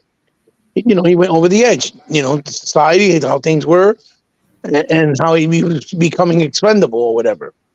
So, it has some great points, even though it's a thriller, basically, a psychological thriller in a sense. Um, but we can relate with it as human beings, right? Because it's so realistic based on our reality and how times have changed through the years. Yeah, especially like us, right? Coming from the backgrounds we come back. We Oh come yeah, up. yeah, oh yeah. Yeah. So Well, that's what I'm saying. Like I hate how the first thing you hear is, "Oh, you guys are just old and you don't want to let go of the old way." And I'm like, wait. Am I retarded? Am I going crazy? So you're gonna buy a car. Let's get this right. And then I use this as a philosophy, right? Or even though it may sound crazy, but you're gonna buy a car brand new. You're gonna pay everything for it, all the insurance, the gas, the wear and tear, the oil change, the tires, whatever. You're gonna pay the bill every month for the insurance and the car payment, but you're not allowed to drive it. You got to have somebody else from the dealership drive it because you're not allowed to drive it. Although you're the one spending the money. Does that make any sense to you? yeah, You're told when you can drive the car and when you can't. And then you can't even get in it and leave whenever you choose. No, we're going to tell you. When we take you, that's when you go. Like, what? What are you, crazy? That's basically the same sentiment idea when it comes to a digital library. If you have no access to it, or they take away the game, or the license expired, or they couldn't make a new contract because they didn't come to terms and a new deal, you're fucked. If you didn't download it, you don't have access to an internet. Because the thing is that everybody's like, "Oh yeah, but the internet, everybody has internet." That's the sentiment. Everybody swears that we're always gonna have access to everything because we always do. We're never gonna lose access to it. And then they keep forgetting that something so simple as a hacker doing a little thing on his end fucked everything up for that Christmas, for example, for 3 or 4 hours, and that was just a hacker putting in some numbers in the system. It wasn't a global thing. So imagine it being a global thing or a government thing. It's going to be or a Microsoft thing because they want to control people and telling them what to do with their shit. Because it could happen. Doesn't mean Microsoft is not gonna always be the nice guy in the around the block. You know, things can change because new regimes come in, different people. Bill Spencer's not gonna be there forever. Yeah, exactly. You see what I'm trying to say? And when new regimes come, they come with new ideas, and some of them want more power than others. They want to do other things when they see, oh, wait a second, it was kind of like that statement the guy made from Ubisoft, right? That they actually took one piece of the statement and made it and ran with it and misconstrued what he said when he was talking about we're going to condition people to not wanting to own their games. Did you see that? Yeah, I saw the quote. Right, but when you read the article, he clearly was talking about how we can try to condition people not to want to own their games, but that's not the idea. Our idea and goal is that we give people options that they can buy the game as they want or as they will or as they can, whether it's physical, digital, but the digital market makes it more approachable for more markets, kind of like what Microsoft's been saying the entire time, right? So again, right, they do things like this, and this is the same type of scenario that happens when you trap yourself by allowing people to control your shit. And again, I'm not saying that when you have your gamer tag, because even if you that's something as simplistic as, let's say you forget your gamer tag password, you completely forget it. Let's say you forget the email that you created it the very first time.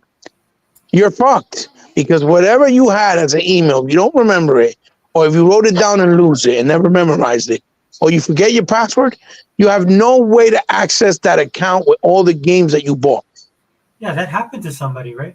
That happened to multiple people. That happened to us.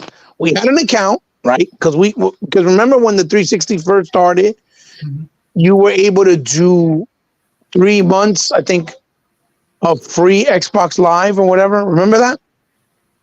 When they were doing that promotion, but you had to change your gamer tag and a new email every time you did it because they were giving you up to 3 months free. So we created 3 accounts. I created 3, my son created 3 because we had separate Xbox, and my other son created 3. So we had 9 accounts altogether, right? We wrote down most of the accounts on paper. But then that book that we had, I think it was that it got wet and messed up and then deteriorated and the fucking information got fucked up. So when we went to retrieve all the information, we literally lost 2 of the accounts that we couldn't retrieve the games that we had. One of them being that Warriors 2D beat 'em up that they did on Xbox Live, not the one that Rockstar did, which was called Street Brawl. Remember Street Brawl? Yeah. And we had some other games on there too, right? We could never access it. I would have still had access to the game because the game got delisted. You can't buy it anymore.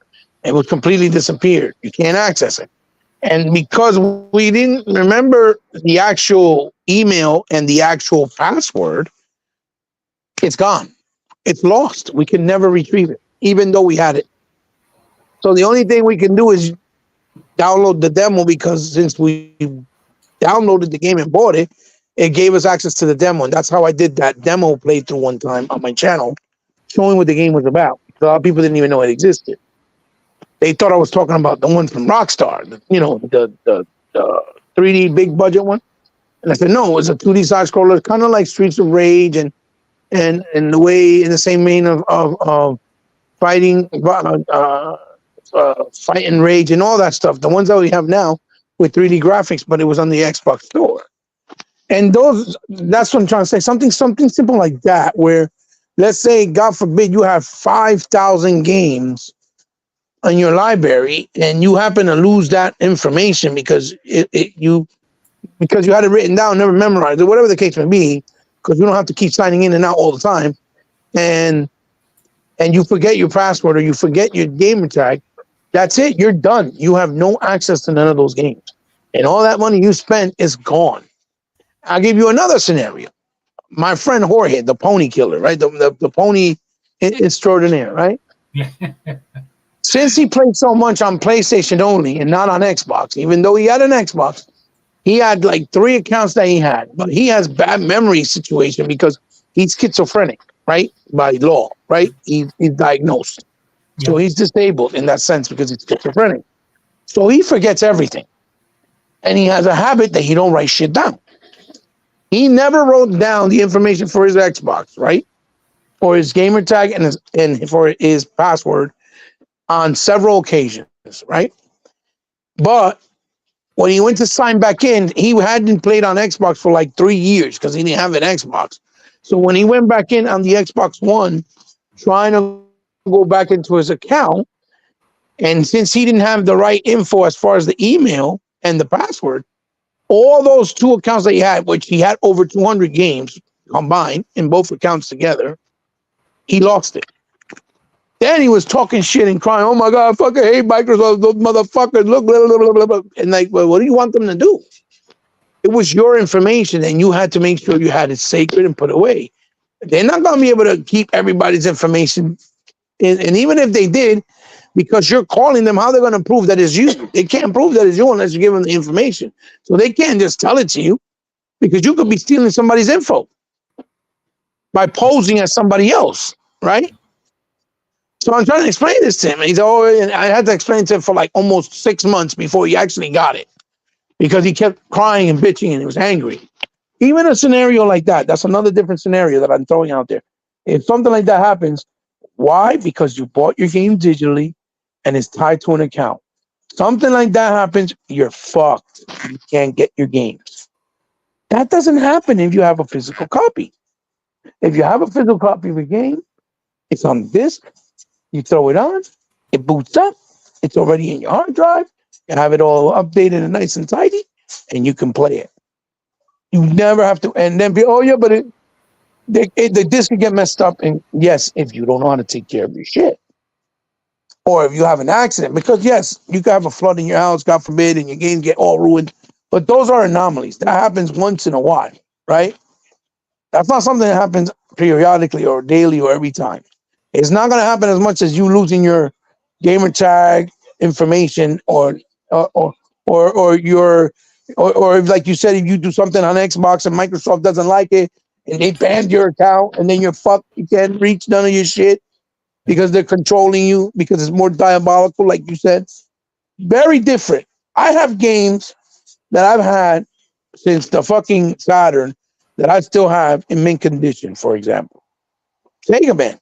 He has all his shit from Atari and television in mint condition, and they work because he takes care of his shit. It's not going to get ruined if you take care of it. It's very more than like very highly unlikely that it's going to get ruined. Maybe an eye of one of the laser discs because of wear and tear for so many years that might get ruined, but those are things you can still get fixed, right? So with the idea of, oh, but it's going to get messed up, then that's on you because you should be an adult enough to be able to take care of your stuff and not get it ruined or it getting messed up as an adult or as a collector of games because you know they're delicate and you have to take care of them. That's my argument or my counter argument on that statement, right? Like I said, but again, you still have control. Because even the way you take care of your stuff, it's you controlling it. If you take care of it, it'll last. If you don't, it won't last. And it's all on you, but you control the path after you paid for something. I paid for the Transformer game. I paid for the Spider-Man game digitally when it came out on Xbox One, when it was under the Activision moniker and publishing. And what happened? Both of them were taken out, stripped out. You can't get to it, just like the Ninja Turtle stuff, Nickelodeon. But I still have access to it because I paid for it. But now anybody else that wants to buy it, they can't. Because again, digital takes away a lot of your freedom of doing certain things a certain way with the game. A lot of people didn't even know that those games were digital and they were only available on Xbox. Never bought them. The week before they came out, right? Or they were going to be taken out. They were on sale and they didn't get to buy them and they lost their opportunity. I'll give you an example. On the 360 era, we were able to get, Marvel vs. Capcom 1, the arcade one, the first one. Yeah. Which goes for like retarded money now on Dreamcast. And if you try to get the Saturn version, it's like super expensive, which Sega Man has the original copy and he can tell you. It's really expensive, like $500, I think. And they had it in the arcade store one weekend or 1 week for $5, and it was normally a $30 game. We didn't buy it because we didn't know about the delisting shit at that point. And I think 2 weeks later, when we went to buy it, because we thought it was still going to be on sale, it was delisted. It was gone, and we never got to buy it. You see what I'm saying? Mm-hmm. Again, because that's what digital does. It's a risky business. Yep. It has a lot of. It is very dangerous. You know, is a fine line path, and basically that's why I don't get the argument when people say, "Oh, you're just an old man. You don't want to let go of the old ways." No, I'm just not stupid. How do you think it's okay spending all this money where you're at risk of losing it, and any little fine mistake or little click of a button or situation, and then you don't have access to it? You okay spending thousands of dollars on games and then you don't have access to them, or the possibility of losing them? You're okay with that? Like, if you can have more control over the situation by them being physical, that makes sense because you're in control. Like I said, if they don't work because you didn't take care of it, that's on you. You see what I'm saying? That's a whole different scenario. And so, and again, I don't understand why it bothers so much people. Like I saw this guy. I'm pretty sure you've seen him before. He does YouTube and basically takes all these topics from Twitter. Then he analyzed the fucking thing with his audience, and he goes down the comment section. That's what he does. That's all he does, and he gets all these views and support. His name is called Turboverse. Yeah, and he was right, and he was nice. I'm not saying he's a bad person. He's a good guy for the most part. He's not one of those guys that are in the middle of drama. He likes Xbox, and he for the most part, he's level-headed.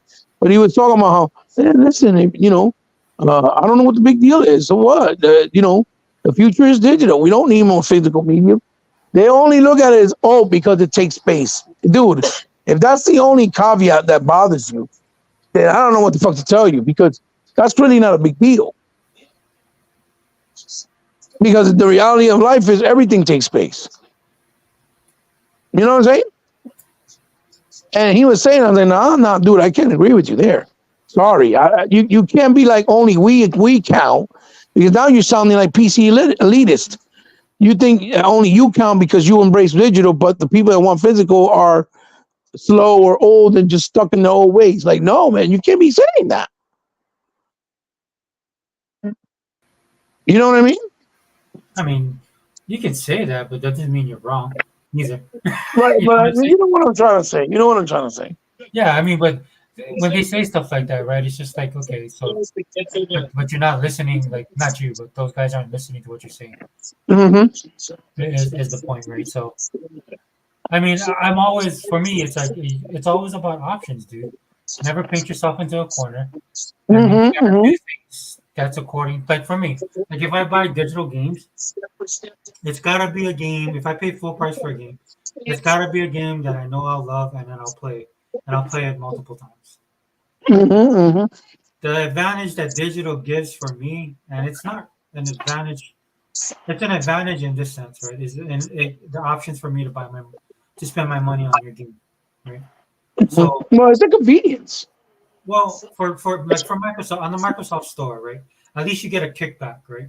And then you Yes, take that I know kickback, what you're saying. I know where you're going at. I know where you're going at. Right. so you can take that kickback, then you can put it back, and then you can and they're smart, dude. They know that this is how you get people to like Vegas, right? You keep them in there, they'll spend their money. So what you got to do is you got to realize when to say no and when to stop. The type of games you got to know yourself as a gamer, the type of games you like to play, what you're willing to spend on games, all of that stuff. I calculate all that kind of stuff before I make my purchase, right? And on the flip side, I'm actually more casual when it comes to hard copy of a game. Like actually, like next week, I'm gonna go buy Yakuza at GameStop, right? And the reason why it's easier for me to like when digital, I actually like research and look at stuff. With buying a physical copy, I don't have that problem because that's how we've done it. That's how it's always been. And I want a physical copy because I want to own it, right? I want to look at the cover. I want to smell it when you first crack the plastic. That's the way I enjoy my physical copies and stuff like that. So next week, I know for a fact that I'm just gonna go to GameStop. because it's the closest rate. And then I'm gonna buy Yakuza Infinite Wealth. I own every single Yakuza physically for Xbox that's available physically. That's that's how my Plus, it's like when you did the video with the Sonic games. Remember? yeah I saw you do the unboxing, and you always give me and Sega, me and Sega Man, really nice shout outs all the time. yeah And you were like, I really wanted to own these physically for my own preservation. So I made sure I went out and got them. And I'm like, good for you. That's the way it should be. But at least you have the option.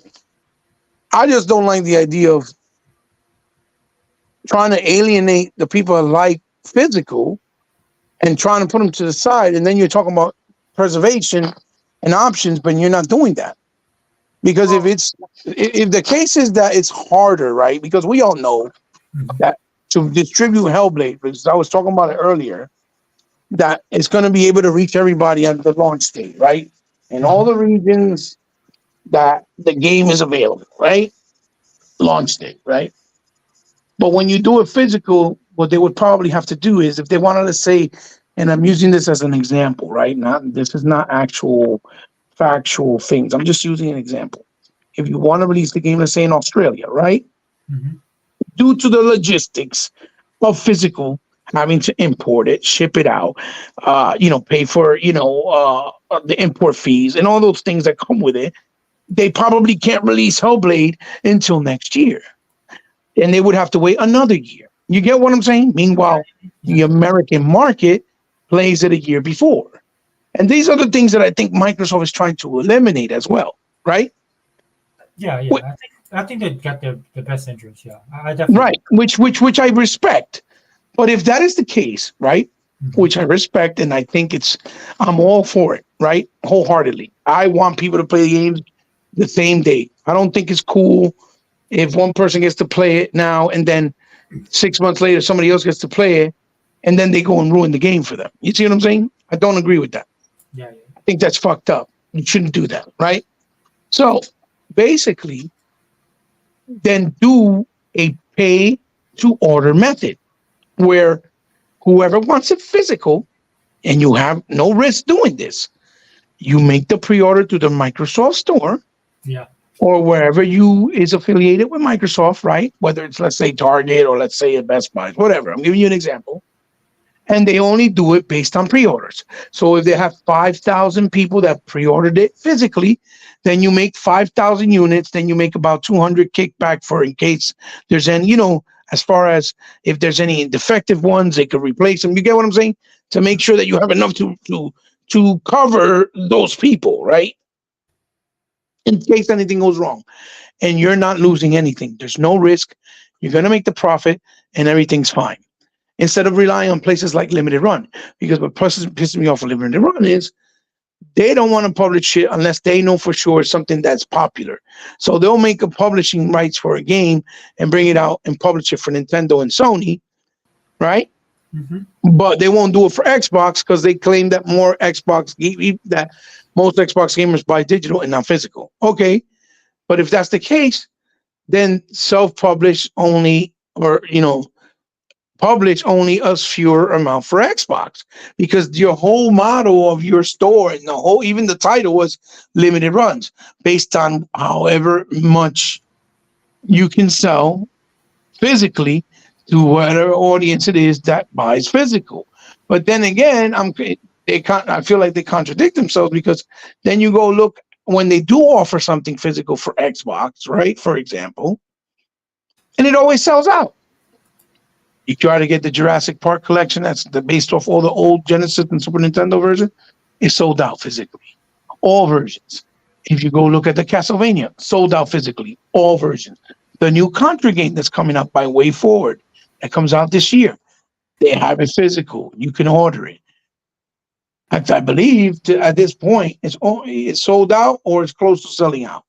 So how you saying more people don't buy physical game, but yet every time you offer something for Xbox physical, it sells out.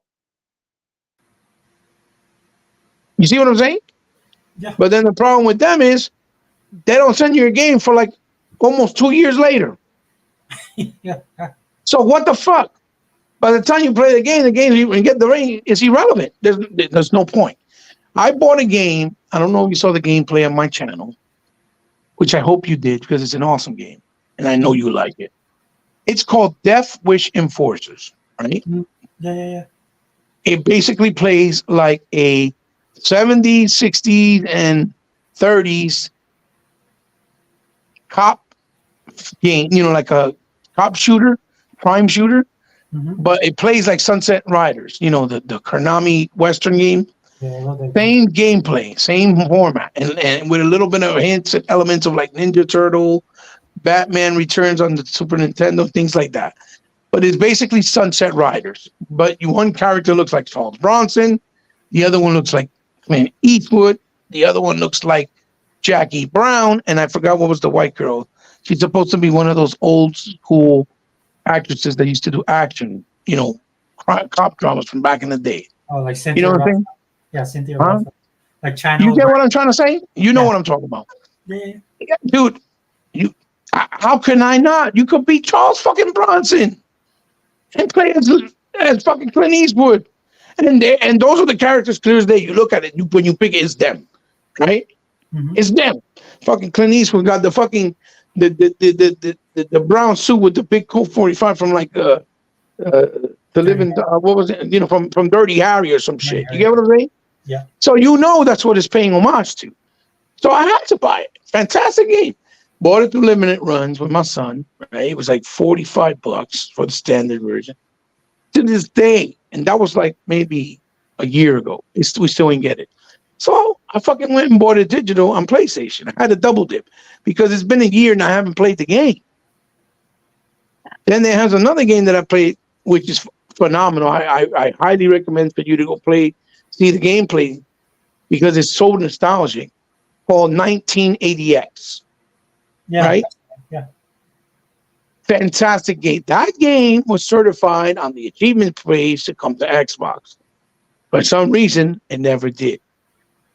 Been waiting almost 3 years to play. I said, forget it. I just bought it on PlayStation because it's the stronger of the two machines if you're comparing it to Nintendo Switch, right? Because they have it on Nintendo Switch too. No, we have it And on I played Xbox it there. now, don't we? Huh? Isn't it on Xbox now?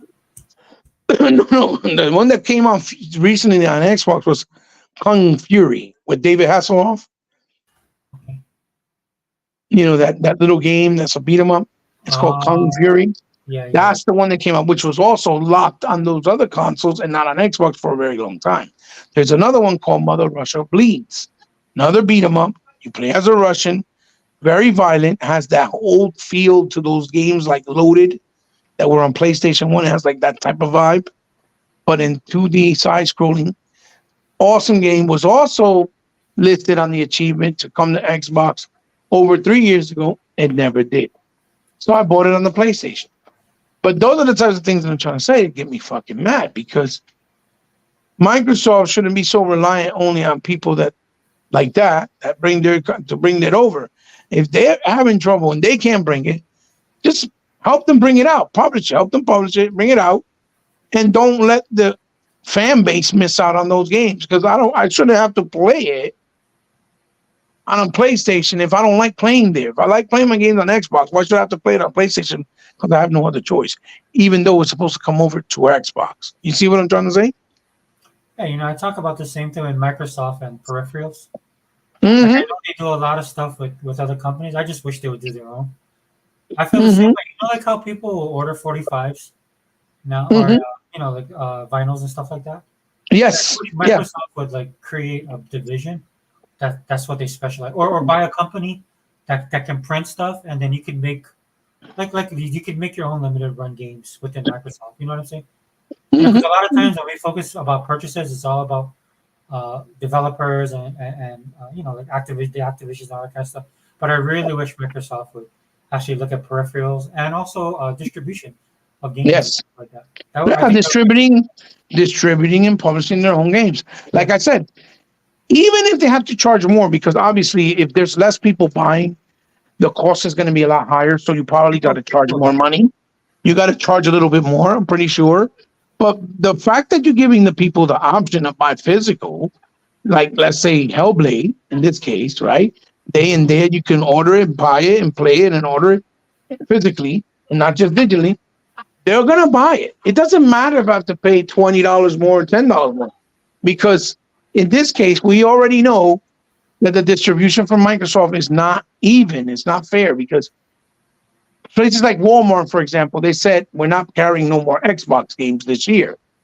But that's because people don't buy it, because the general consensus, as we were talking about, the John Tempia effect, right? Mm-hmm. Most people go to Walmart and be like, it's about Sony, it's about Nintendo. That's where it's popping. You see what I'm trying to say? Mm-hmm. Because they don't know no better. Half the time, they think that games that are on PlayStation that are multi-plat, or even Nintendo, are only there, and they don't even realize that it's also on Xbox, because there's not a physical version of the Xbox in the store. It's only a digital version. You get what I'm saying? Oh yeah. So that's what I'm saying. If they do a department where they can do their own distribution for physicals, where you do it as a, like I said, made to pre-order, even if you have to charge a little more because of the cost being higher for lower quantities, do it. Because you're the ones that are saying that it's about preservation and options and choices. We know you could afford it. It's not like you can't, right? And it's not like you're going to lose money because you can still charge a little bit more to cover the overhead cost, right? So, again, there shouldn't be no excuses. And that's why people sometimes take that concept of what he said, Phil, for example, of we're about preservation, we're about game ownership and options. And then they do something like this, like, oh, well, Hellblade is only going to be digital. When it's a AAA game, even if it's a smaller AAA game, right? And you're not giving the option of buying it physical. Because, Let me ask you something. Let me ask you something real quick. You remember when Phil Spencer, they asked him, you remember when all the stuff was coming up about Activision King Blizzard? Mm-hmm. And then Phil Spencer was on a program and they asked him, well, what does he think about what's happening, the accusations that's going on over there? Mm-hmm. And Phil Spencer said to the reporter, yeah, we definitely take that seriously. I have to look at how that will, like, he's going to look at how their relationship is with Activision. Mm-hmm. And then a little while later, like, they ended up announcing that they're buying them. Right. Mm-hmm. So I'm wondering if you ever see it where there might be a possibility that they actually do that. Like, they actually are looking at all of this stuff. They're realizing they're getting the short end of the stick like they normally do when it comes to these things. And if they're going to go like how they want, like they're going and buying studios, like they're going out and creating their own ecosystem and doing their own thing. Mm-hmm. I mean, do you think it's a possibility that they would do that? I mean, because of the fact that they are so unpredictable and they surprise you sometimes with a lot of things, I wouldn't take it out of the realm of possibilities. Absolutely, they can, but it's hard to believe that they will when you got Forza, Starfield, and even Halo all on disc, but the game is not on disc. It's not. It works as an active key. You get what I'm saying? It's more like an active key so that you can access the game, but the game doesn't have. It's not on the disc. It's all tied to the internet. Yeah. So if you're paying for that active key, just because it looks physical, right? Because the illusion is not. Because a lot of people go like E-Rock. He has like the. And I love my brother E-Rock wherever he may be. I want you to take this offensive. But E-Rock has this conception that people like to collect just because it's nice, just because it looks good, the box art, the collectible stuff that it comes with. Well, that's but in this case, which is true for most cases, but in this case, it's not just to collect because it has nice box art or a nice steel book or a nice collectible pieces or pins or enamel pins that it comes with. No, in this case, it's about protecting the game to make sure you can access it whenever you want and not having to be tied to the internet to access that game that you paid $50, $60, or $70 for. You get what I'm trying to say? Mm-hmm. That's different, completely different. So this case is not like that. Yes, we love the steelbooks. Yes, we love the collectibles and shit like that. But the reality is that we just want to make sure that the games are preserved and that they don't get lost in the digital market space for whatever situation can happen. Like I said, I gave you a couple of scenarios that happen to people I know and even ourselves, so that if anybody wants to argue, confess to what I'm saying, you can, you know, you you can already, you can't really just come and say, oh, but what about this? Because I already gave you different scenarios and why it could happen or how it could happen, right? So, it's not like I'm not, because most people will be like, they'll say something, they'll give you a situation and say, oh, I don't want this, but they can't even explain to you why. You get what I'm saying? Yeah, that's the internet in general. But that's not the case. Yeah. That's not going to be the case with somebody like me, because when I say something, I try to always give an explanation, and one that has some type of merit, and that makes sense. Because most people, that's another problem. Like today, they'll say, no, it's just because it's convenient, but they don't really give the details on why it shouldn't be or what are the dangers, right? I don't do that. So again,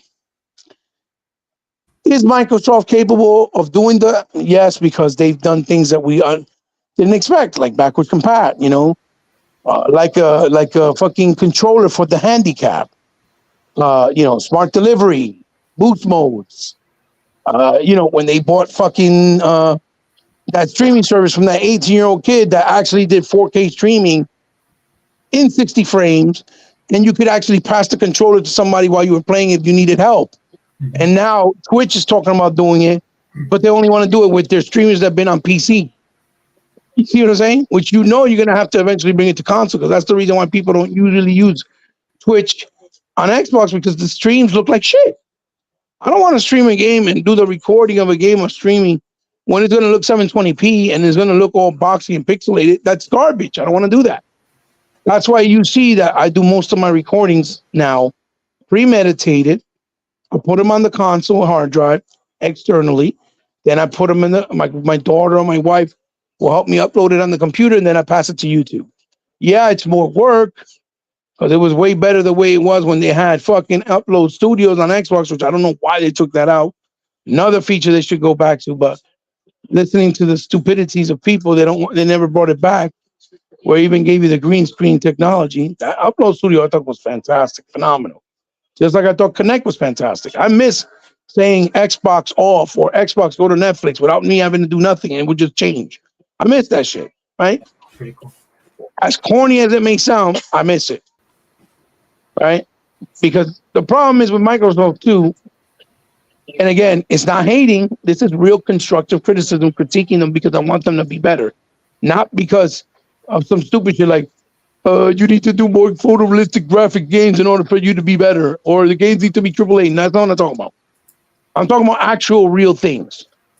The problem with Xbox is they'll listen to the small minority on social that clap the loudest, and they're not even Xbox fans or Xbox supporters. And they don't really listen to the actual Xbox fans that are fans and that do support the brand. Unfortunately, that's the way it is with them. So they get scared. Oh my God. They're reactive, and then they do whatever they think is like when they were doing the whole thing with raising the prices for the internet, right? Which clearly that was going to be to make costs to be able to cover all the other things they were trying to do for this generation. And they hadn't increased the price since Xbox One, the OG, which we're talking almost 20 years ago, right?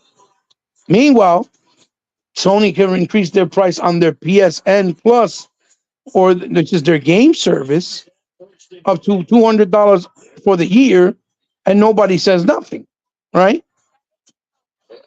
When that fucking service is garbage. You see nobody complaining about it, and it's literally $179 or $189 plus tax for the year for that PS Plus program, which was going to be the same thing for Xbox, $120 for the year as opposed to $60. That was it. That's all it was going to be. It wasn't going to be monthly. It was going to be for the year. Did you see what I'm trying to say? The hypocrisy and the indifferences? Oh yeah. And this is why I said that they put their own shoe in their own mouth sometimes, because they listen to the small minority, right? Like they did with Connect, right? They did that thing with Connect, and then they just got rid of it altogether instead of leaving the option for Connect for those who do like it and use. I got 2 Connects in my house sitting in a bag that I can't even use. because they took off the ability of using it on the Series X. And that was one of the reasons why I wanted to keep the Xbox One so I could use it because I really like those features that you can do with it. You see what I'm saying? Yeah.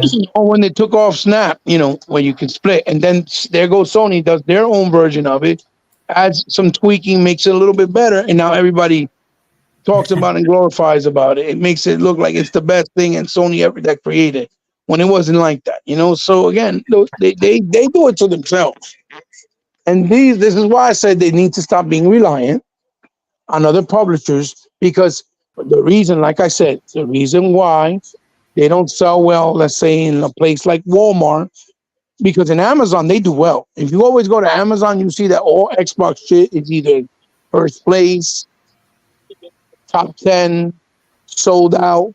They do very well in Amazon. So I know Amazon's not going to stop selling shit. In GameStop, the growth has gone up too, right?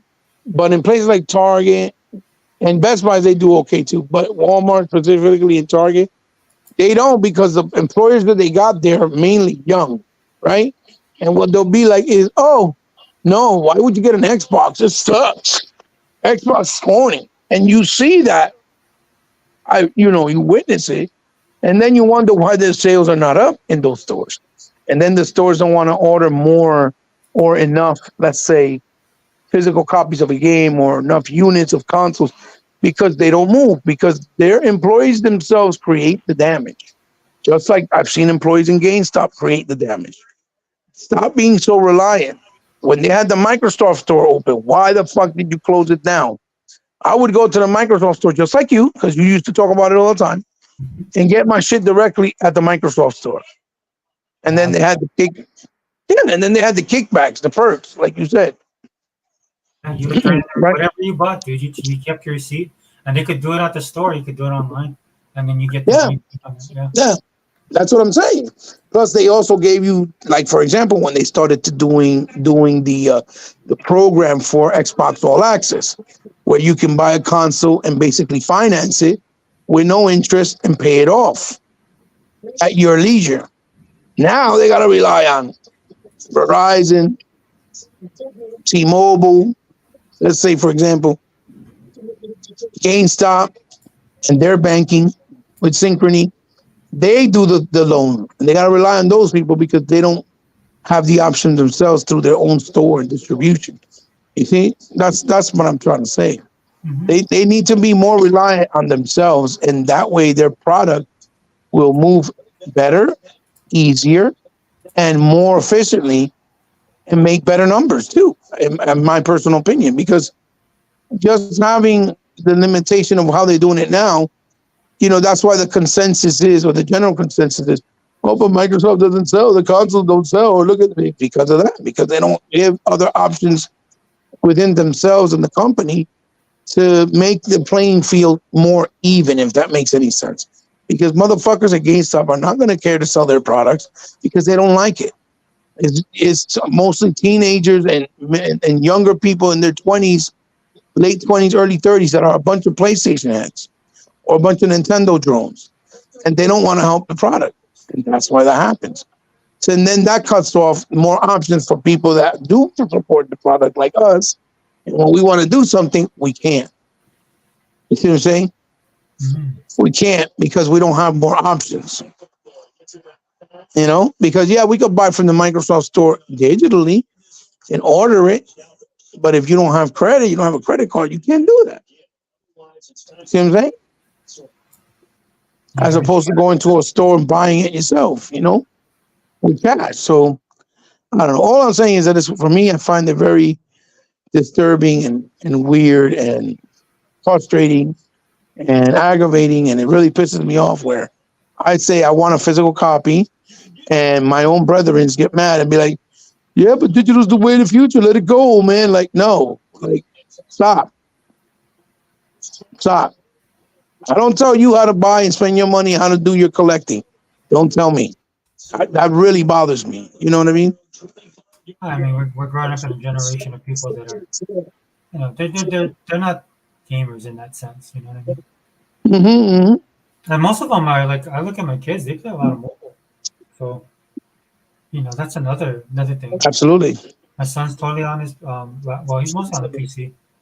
But that's where that generation is going. So Right, I right. What understand is, that Microsoft is trying to meet these people where they're gonna. Mhm.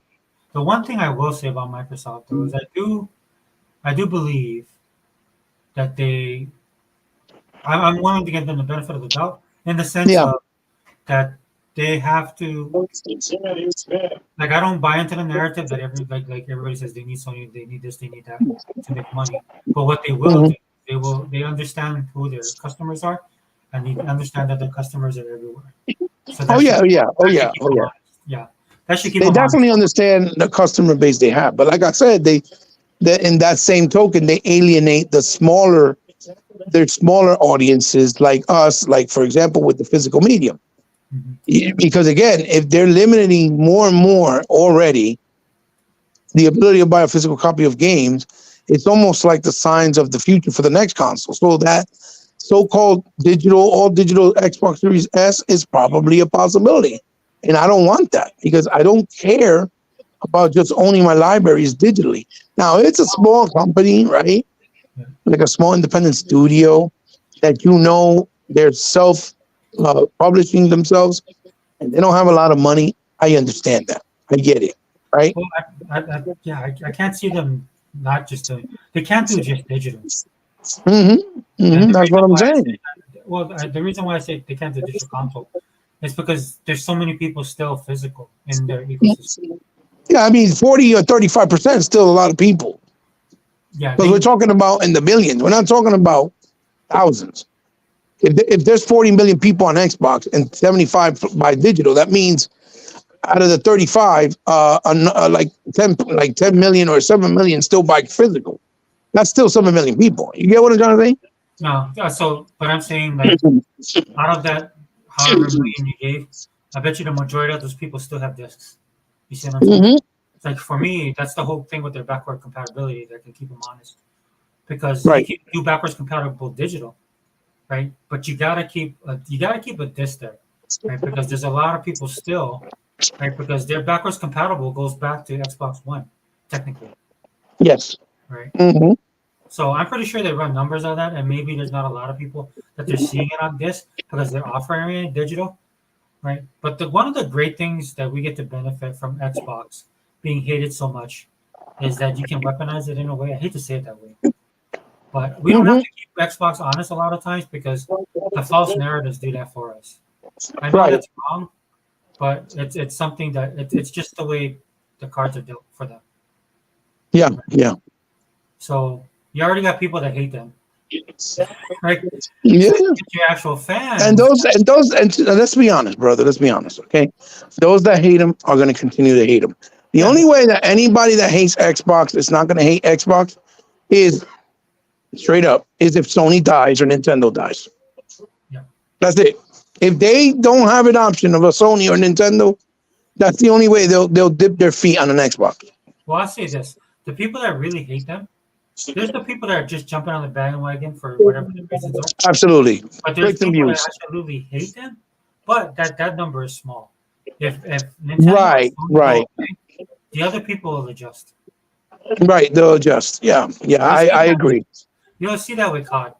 This is the next COD that comes Oh out. yeah, yeah. The cloud is going to make a big movement because when you're getting provided one of the biggest games in online and in gaming history, as far as online as well, on a Nintendo and a PlayStation, and yet you can still play it on Xbox, but you can play it via Game Pass day and date, no extra fees, no extra costs. It's a very enticing, right? And a very because they're gonna make it region free, not region free. What do you call that when you can play with all the consoles? Cross-platform. Cross platform. You know they're gonna make it cross platform. So there's not gonna be any excuse that people are gonna be like, well, I just want to play it on my PlayStation because I want to play with my friends, right? I'll even say this though. I'll even go this far. I think Microsoft. This is my own opinion. I think Microsoft understands the actual size of the bases. Like when they run the numbers, they look at the actual size of the people that are hardcore that'll stay in both camps, right? So that's what I think they're looking at, Giving us bad juju. right? and then the Yes. other ones, which are usually the normal ones, will be the ones that come over. Yeah, yeah. It's the normies. The normies. That shit funny. Yeah. Or Because just don't I saw think this, we saw this with 360, and more importantly, I saw that with Marvel Cinematic Universe. yes. Yeah. Because Look it blew how my mind everybody when people look how everybody all of a sudden became Marvel and comic book fans.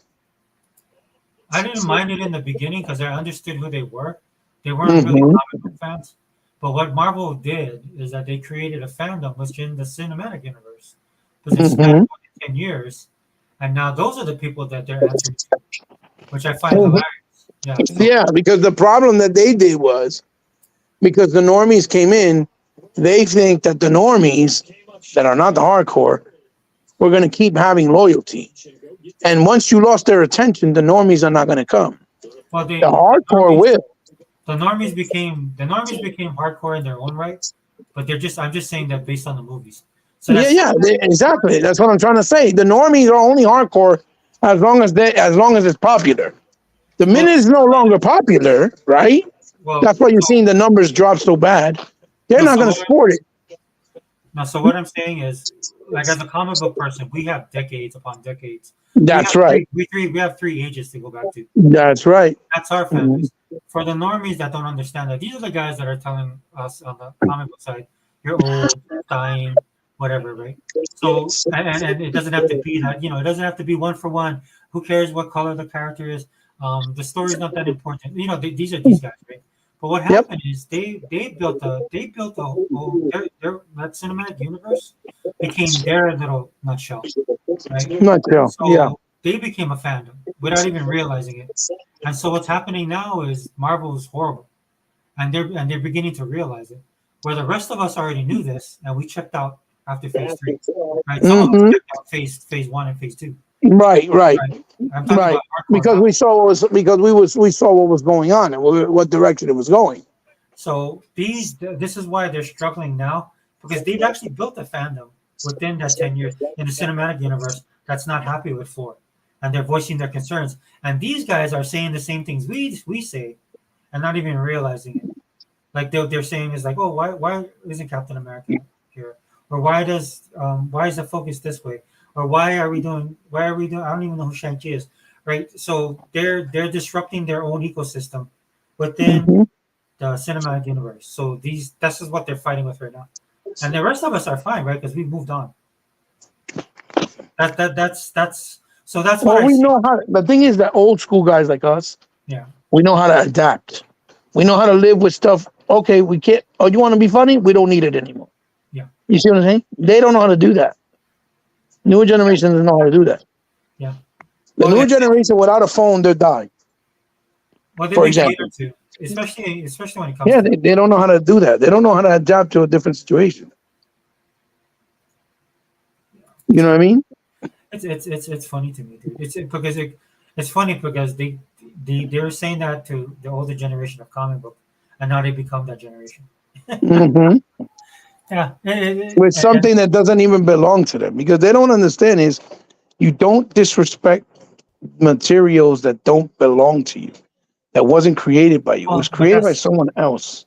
that's what I mean. There is an actual standard that was established in phase one, carried over in phase two, came to a crescendo in phase three. So Hmm. when phase four comes around, the same people that was telling us, that none of canon doesn't matter, none of this stuff matters, are seeing their phases one, two, and three being destroyed by phases four and five, and definitely six. Right? They're seeing that, and they sound like us. Is what I'm trying to say. Hmm. And Hmm. they're like, oh, that's not how the Avengers are. Or, like it's hilarious. It's hilarious to see the comments, and I just sit Oh back and yeah. laugh. Yeah, that's my entertainment now. I don't need to watch anything. I just watch these clowns, and I play Game Pass. That's about. He I said don't I watch play Game anime. Pass. Yeah, Sounding like a 2-year-old kid in Christmas, and I play Game Pass. yeah, it's fun. It's like they try and corner you, like you're saying about the digital. Like we're talking about the digital stuff, right? They're trying to corner you, but they don't realize like guys like us, we'll just go do something else. Yeah, yeah, yeah. We'll move on and we'll figure something else out. I said, oh, okay, you win. Here you go. You can have it. What are you gonna do now? Oh, I'm just gonna go watch this Korean show. And then when the shit hits the fan, they're gonna be like, "Well, what happened? Why did?" Oh, well, we told you. You didn't listen. We But warned you. You didn't listen. not to switch up the subject, but you know that they're having an indie game sale, yeah? On Oh, Xbox. are they? I haven't seen it. When it started this week? Funny, we were talking about digital, but they have all these games on sale. Well, again, the whole idea of digital was Yeah. games that were smaller by self-published people that can't afford to go big, right? So they would give them a platform to bring them out so people could play them and buy the games and they could make money. But then the nice thing was, and this went as far back as the 360, that when the games did well, then they will give you an option, right, Mhm. to buy a physical copy of the game. They would produce a physical copy.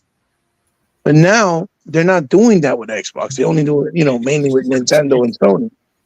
And that's the problem. That's why a game like The Takeover, that's a fantastic beat 'em up. I bought it on both PlayStation and Nintendo. It was supposed to come to Xbox. They said several times, "Oh yeah, we're gonna bring it to Xbox" on Twitter, and it never did because it didn't sell. Nobody bought it over there, and they made and produced a physical copy, but it did not sell because it didn't make them enough money. They spent more than what they were supposed to make making it, and instead of making profits, they spend more money. So now they can't port over a copy to Xbox. But then I'm like, well, then do it through Game Pass, get a deal, see what they'll pay you up front, and do it that way and let an audience find your game. You can make money off whoever buys it, and then maybe you can do other things like a physical. Because it's not like you don't have an option. It's not like, Sony and Nintendo doesn't offer that. At least Microsoft does. They can make a deal, maybe get paid $1 million up front to have the game on Game Pass, and you go from there. But these dudes don't do that, right? Or they don't research. Because that's what happened with that Ghost of a Tale. The guy first had it on the preview program, Mhm. and no, he didn't know about the preview program. And then I think with Khalil, that dude Khalil, God rest his soul, had an interview with the guy. He used to be work at Disney, and he told him about the preview program. That's how he got in touch with Xbox, and he put it on the preview program, and that's how he got it in that preview program on Xbox. But then when the game was finished, he put it on PlayStation, completely finished, and and gave him the full game. Well, we were the one helping build the game. You know what I'm saying? Yeah. I think a lot of developers don't have the accessibility and they don't know about certain opportunities and programs. That's why they don't do that. And they go with but if PlayStation sells the most consoles, the highest selling console, and so is Nintendo with 130 million units and Switches out there, which again, I think those numbers are bolstered anyway. That's why they make that decision. Oh, let's put it there. And not even 1% of that market of those gamers and fans actually buy the game. They just don't buy it, That's so funny. which That's is hysterical. That's So you Spider think of Man. that. That Spider Man stuff that leaked. That was so awesome. Oh yeah. Oh yeah. Oh yeah. And they basically have a mandate because if they don't sell enough units, at least 7 million, then they'll change the contract so they can bring it out other places because it doesn't meet their numbers and quota. Well, you saw that there was another article came out that if Sony doesn't sell at least 100 million units as far as consoles, that still won't be enough for them to pay for R&D for a new console. Yeah. I saw Unlimited shared that article. Yeah. I had brought it up to his attention. He shared it, and people didn't know. So that tells you right there. Oh, you sent it to him? You sent him that article? Well, yeah, I was the one who let him know. He didn't know, and then he brought it up and to the attention of the audience, and we talked about it. But that lets you know right there. That lets you know right there that look, half the time when you see something on Twitter, right? Mm-hmm. I already heard about it, or my boys already heard about it because we're always paying attention to all that shit. We follow all those sites that give you information, right? Yeah. So by the time it's on Twitter, I've been knew about it, but I just don't post it up because most of these guys, they've rushed and posted up because they want to get clout. Like, oh yeah, look, look what we found. You get what I'm saying? Yeah. I'm not worrying to be I'm not worrying about being a rock star on Twitter. See what I'm saying? So that's when they said I already knew about it. I'm like, oh, yeah, I already knew about that. My boys, they always looking through their phone, they find shit out. They're the ones who tell me half the time too. Like, oh, Paul, you know about this? I'm like, what you talking about? Oh yeah, and they show it to me. Like, oh, and then I'll see it on Twitter like 8 hours later, 2 days later. I was like, oh, I've been knew about that. So anyway, not to get off topic. Um, Basically, what I was trying to say is that shit. Fuck. What was I trying to say? Uh, what was I saying last? Refresh my memory. Do you remember? He was talking about the physical. And dude, I'm as bad Just as a you. couple seconds ago. Yeah, that's what I'm saying. That's that old man bullshit right there. I'm talking about. It's that old man bullshit. God damn it. Jesus Christ. Oh my God. Fuck you, old man. So yeah, look, I'm a little bit tired. It's like 4 in the morning at Yeah, my I know. end. We can wrap it up, dude, because I know my daughter got to jump on. Oh yeah, say hi to Aria for me, please. Yeah, no, she's Look, good. look. She just made it worse. So again, um, Yeah, sorry, because I interrupted you with the indie. It just threw me off to see the stuff. I didn't know they had the sale. So oh yeah, so that's what you talking about. Yeah, that's what it was about the indie sales. I said so in a lot of cases, you didn't mind buying them because they were self-published, right? Even though on 360, it was they couldn't be self-published. You had to find a publisher, and that's why a lot of the games would only come out with more quality, and you wouldn't see a lot of shovelware like you do now too on the store. Because a lot of times you go look at the store now, and it has a lot of shovelware, like shit. They're like, why are they selling this? Like, what the fuck? And then they be priced ridiculous also. Or you see a lot of games there for like $1 or $2 that look like mobile games, but they look cheap.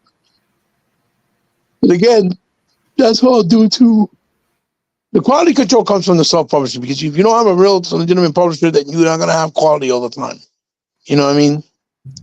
It's just the nature of gaming. Unfortunately. But that's the reason why they don't have physical. So in those cases, like you just said, oh, did you see the indie sale? You don't mind buying the games digitally because you know that they don't really have a choice until they make money, right? But what the problem is that now they barely, if a game does well, like Hi-Fi Rush, it did well. That should have been an automatic, let's do a physical for it, right? yeah. Because it did so well, critically acclaimed. Why do I say that? Not only because to give the physical copy or people that collect physical the opportunity to get it, but it also brings good perception in the store. Because when you go to the store, like GameStop, for example, and you see the game on the wall with beautiful artwork, a bunch of advertisement of how it was critically acclaimed, people are going to pick it up, be like, Hi-Fi Rush, what's this? The game's priced at $30. It's a good price. People are going to look at it, and more than likely, they're going to buy it because it looks attractive. But when the game's only stuck digitally, you can't advertise the digital games in a store to a customer. You got to tell them, just go in the store and look for it. It should be there. More than likely, by the time they get home, they're not going to do that. Yeah. True. See what I'm trying to say? Yeah. So that's why it's also important to have these games in boxes, physical, distributed in stores. Like The Gunk, another amazing little game, really nice, short and sweet, no physical. The game was like only $20. Make a physical copy, sell it for $30 to make up the cost of the physical, and at least you got the option. And people will see, oh, The Gunk, exclusive to Xbox. Crossfire X, the fucking story mode. Why not put it on, physical disc? Now that game is gone because they couldn't continue to fucking support it. They put the online portion and even the story mode portion of the game connected to the internet. And what happened? They shut it down. You can't access the goddamn fucking story mode anymore. And I paid for the story mode. I paid for both campaigns. Yeah. That's, I can't play them no more.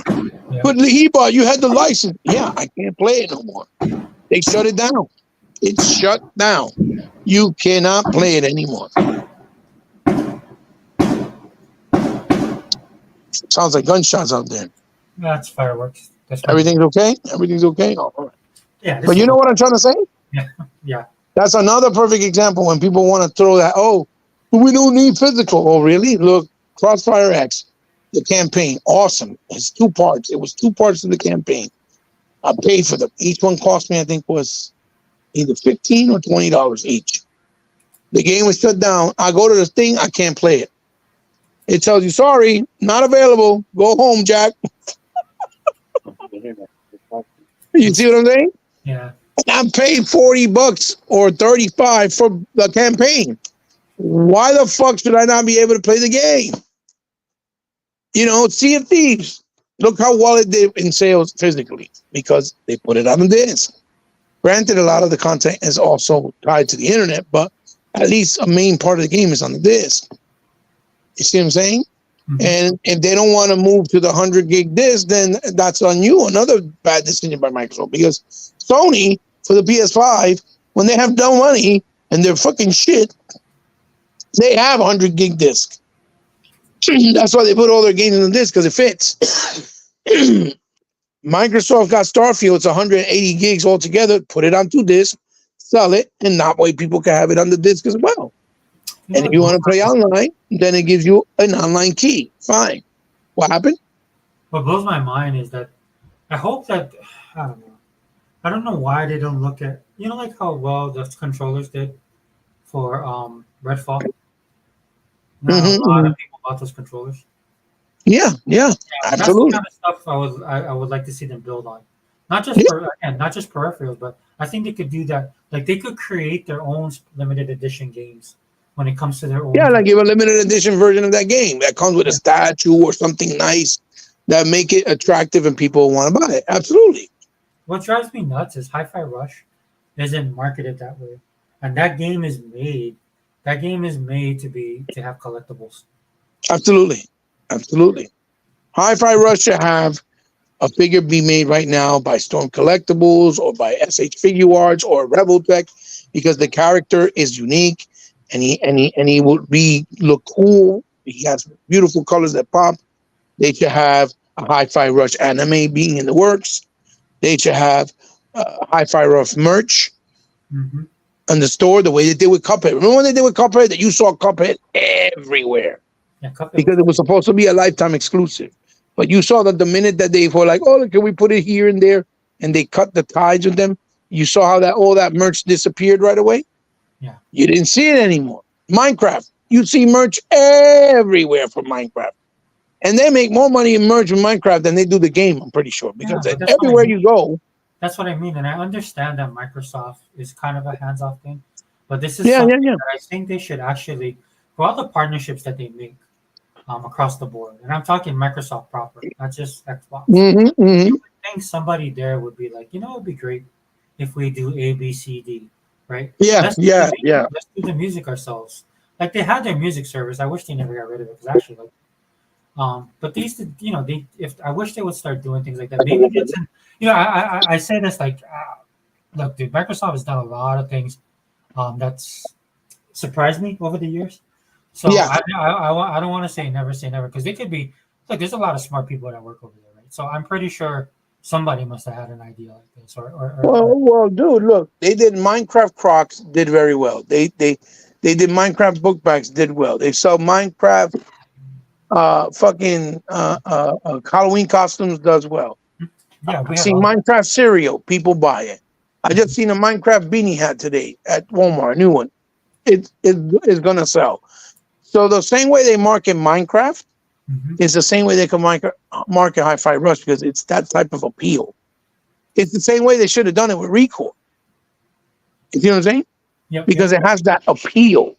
It's a mass market appeal.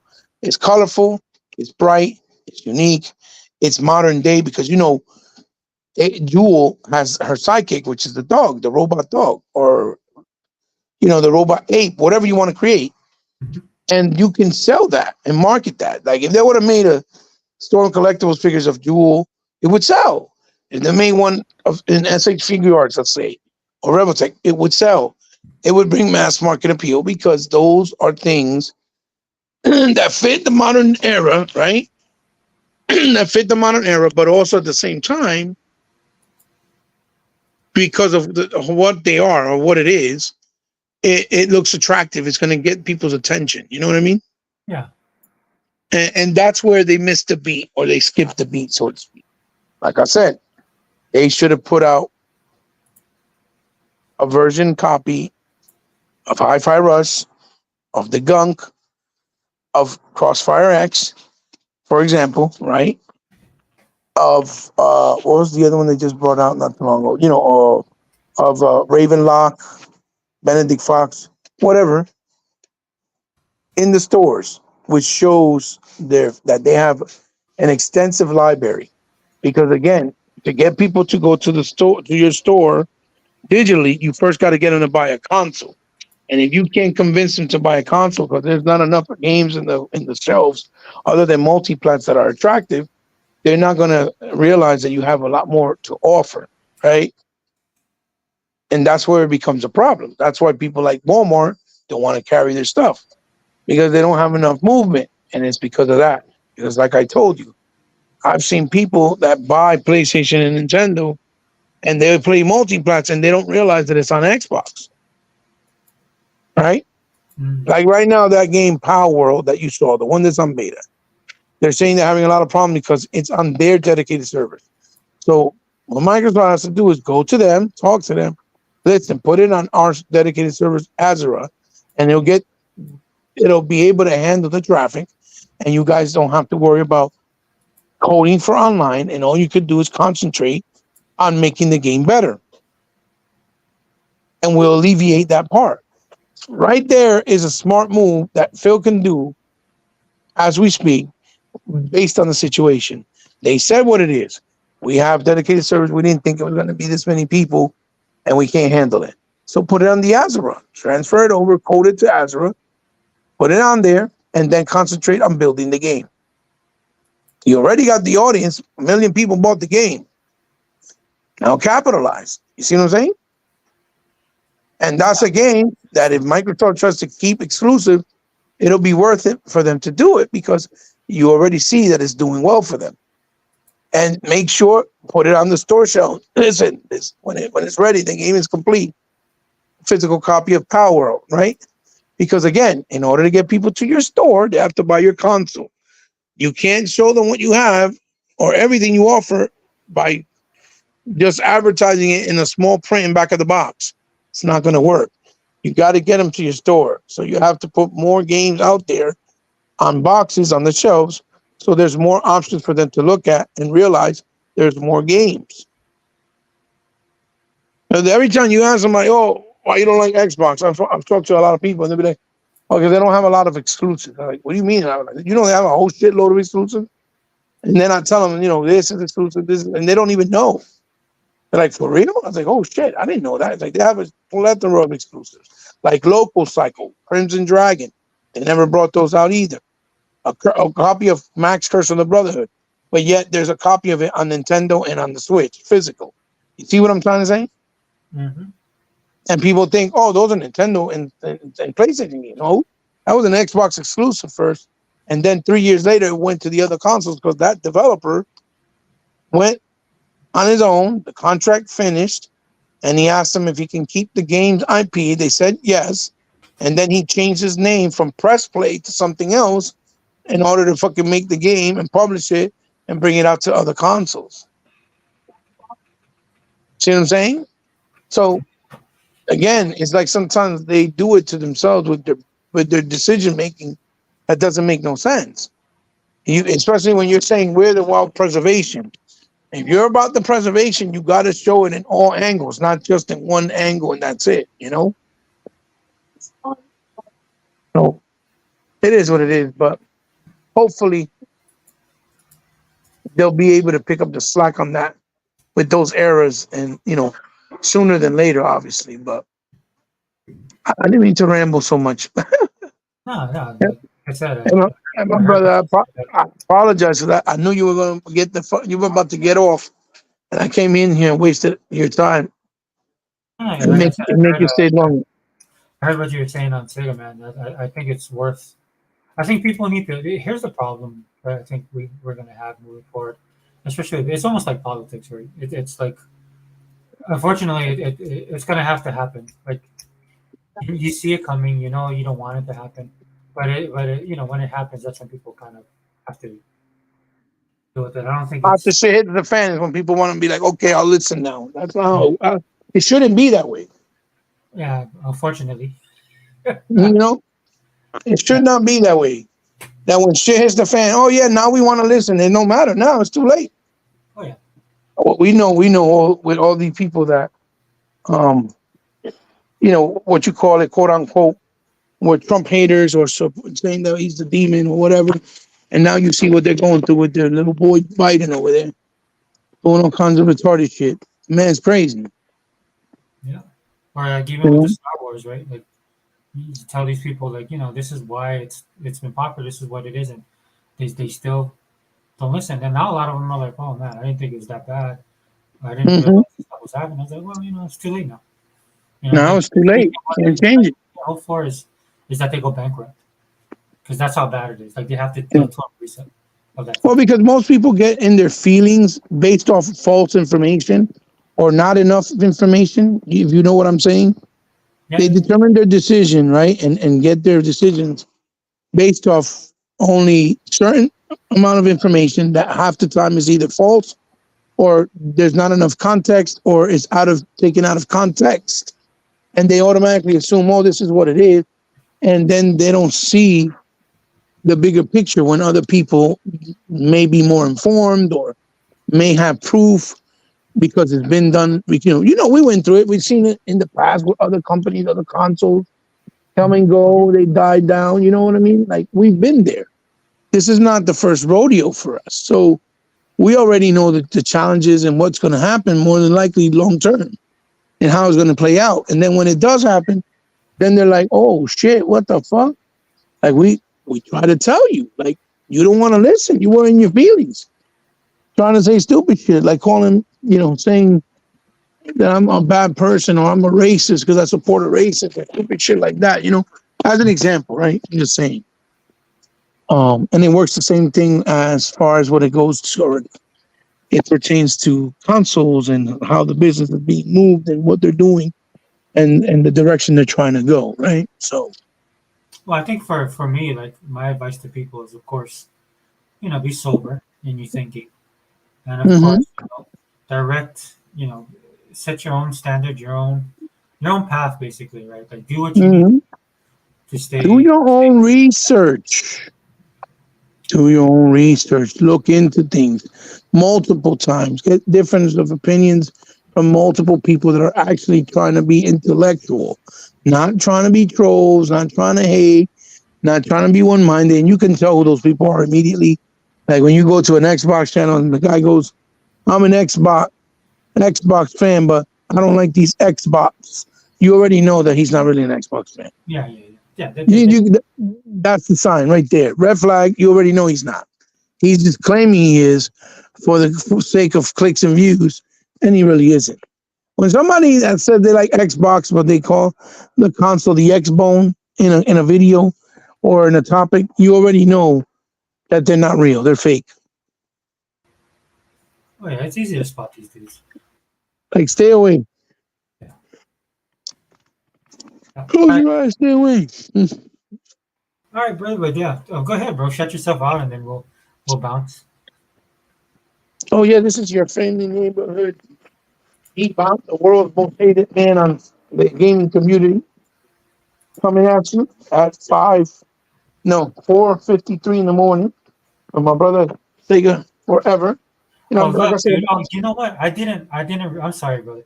I didn't. You know what I was doing? I was looking at the sales, and so yeah, T Reaper commented. Sorry, T. I wasn't looking at the chat. I kind of because people stopped replying, and that's like, brother Hebot put a response in, and so we've been ever since you came in, dude. I just kind of been Like I cleared my email, and then I cleared my Bing, and then I went on. I was looking at the sales. So the T Reaper, dude, he was at 940. T, are you still there? How many? Oh, we got 9 people listening. I'm so sorry, guys. I'm so out of it. Look, Sega Man, hold on, bro.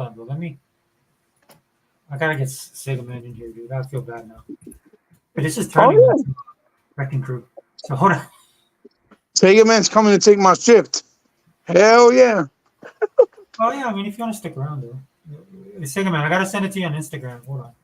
He's gonna take my shift. He's gonna take my shift. Hold on, brother. You know, he's gonna do one today. He said.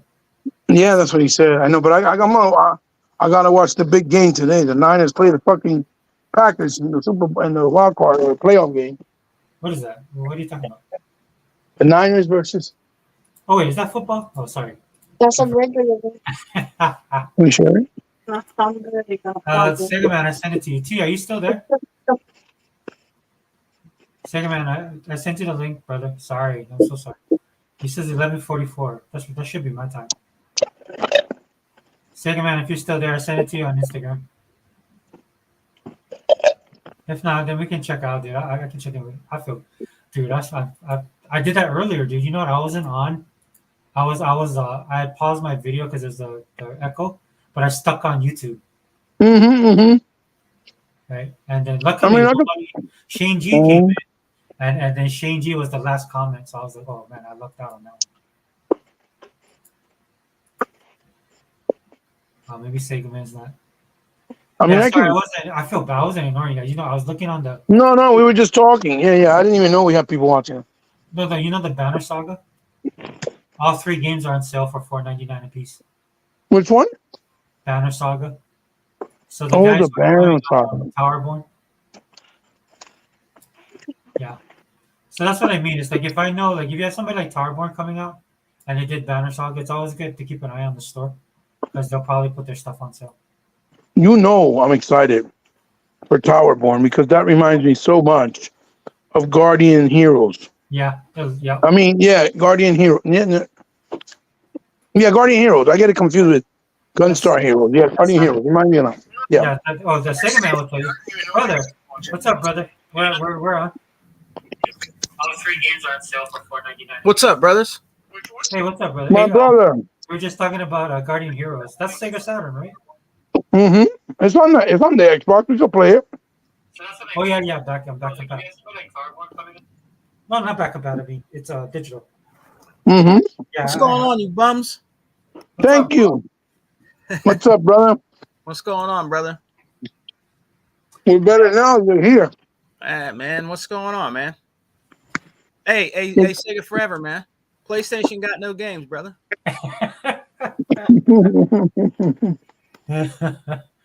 Dude, it's funny because it was always true, but it's funny now that people realize it. They realize it, and then all of a sudden, so you get 2 things, right? You got people that are like, they're just like confused, don't know what to do, and then you got the people that are just lashing out, all the ponies lashing out at Xbox. Yeah, I love it, dude. I love it. Like Unlimited said that he cut out his Twitter, and I was saying to Unlimited, I'm like, nah, dude, I'm sticking around. This is the best times right now. Watching yeah. I mean, I respect why he did it, but this is the best time to clown motherfuckers. Oh yeah. Yeah. It's better than watching TV. It's better than watching Disney Plus. It's like, They don't know and the Academy Award goes to Sega Forever, brother, and He-Bot. They don't got nothing to talk about, man. You tell them PlayStation got no games. Well, I'm still doing stuff with Spider-Man. I'm still doing stuff. You still don't got no games, brother. You still don't have no games. You haven't showed nothing. You don't have nothing right now. You know what I mean? They're still talking about Last of Us 1 that came out on the PS3. Yeah. Still talking about God of War. You know, okay, but you still don't have no games. They haven't showed anything for 2024. Where's your shit? You don't have no games. You know? Listen, when you're talking about my brother Sega Forever and Sega Man, right? My 2 Sega brothers. Now you're talking about a game that came out on PS3 still in 2024, and that game came out in 2012. You know there's a problem. Yep. Oh yeah. It's self-explanatory. You know there's a problem, and that's the copium denial that they smoke. Because I remember when they used to say, "Oh, y'all talk about all you have is Halo, Gears, and Forza. That's all y'all talk about." But yet they talk about the same fucking games. Yep. Look at how when they showed Indiana Jones, right? Yeah. And this is the Oh Oh, we lost him. man, the pony bots got him, brother.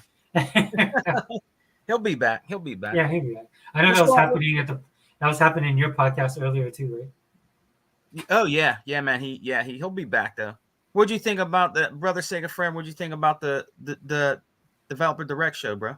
Oh, I loved it. I watched it twice, dude. I thought it was beautiful. I watched it twice, man. It was Yeah, awesome. It was awesome. Great presentation.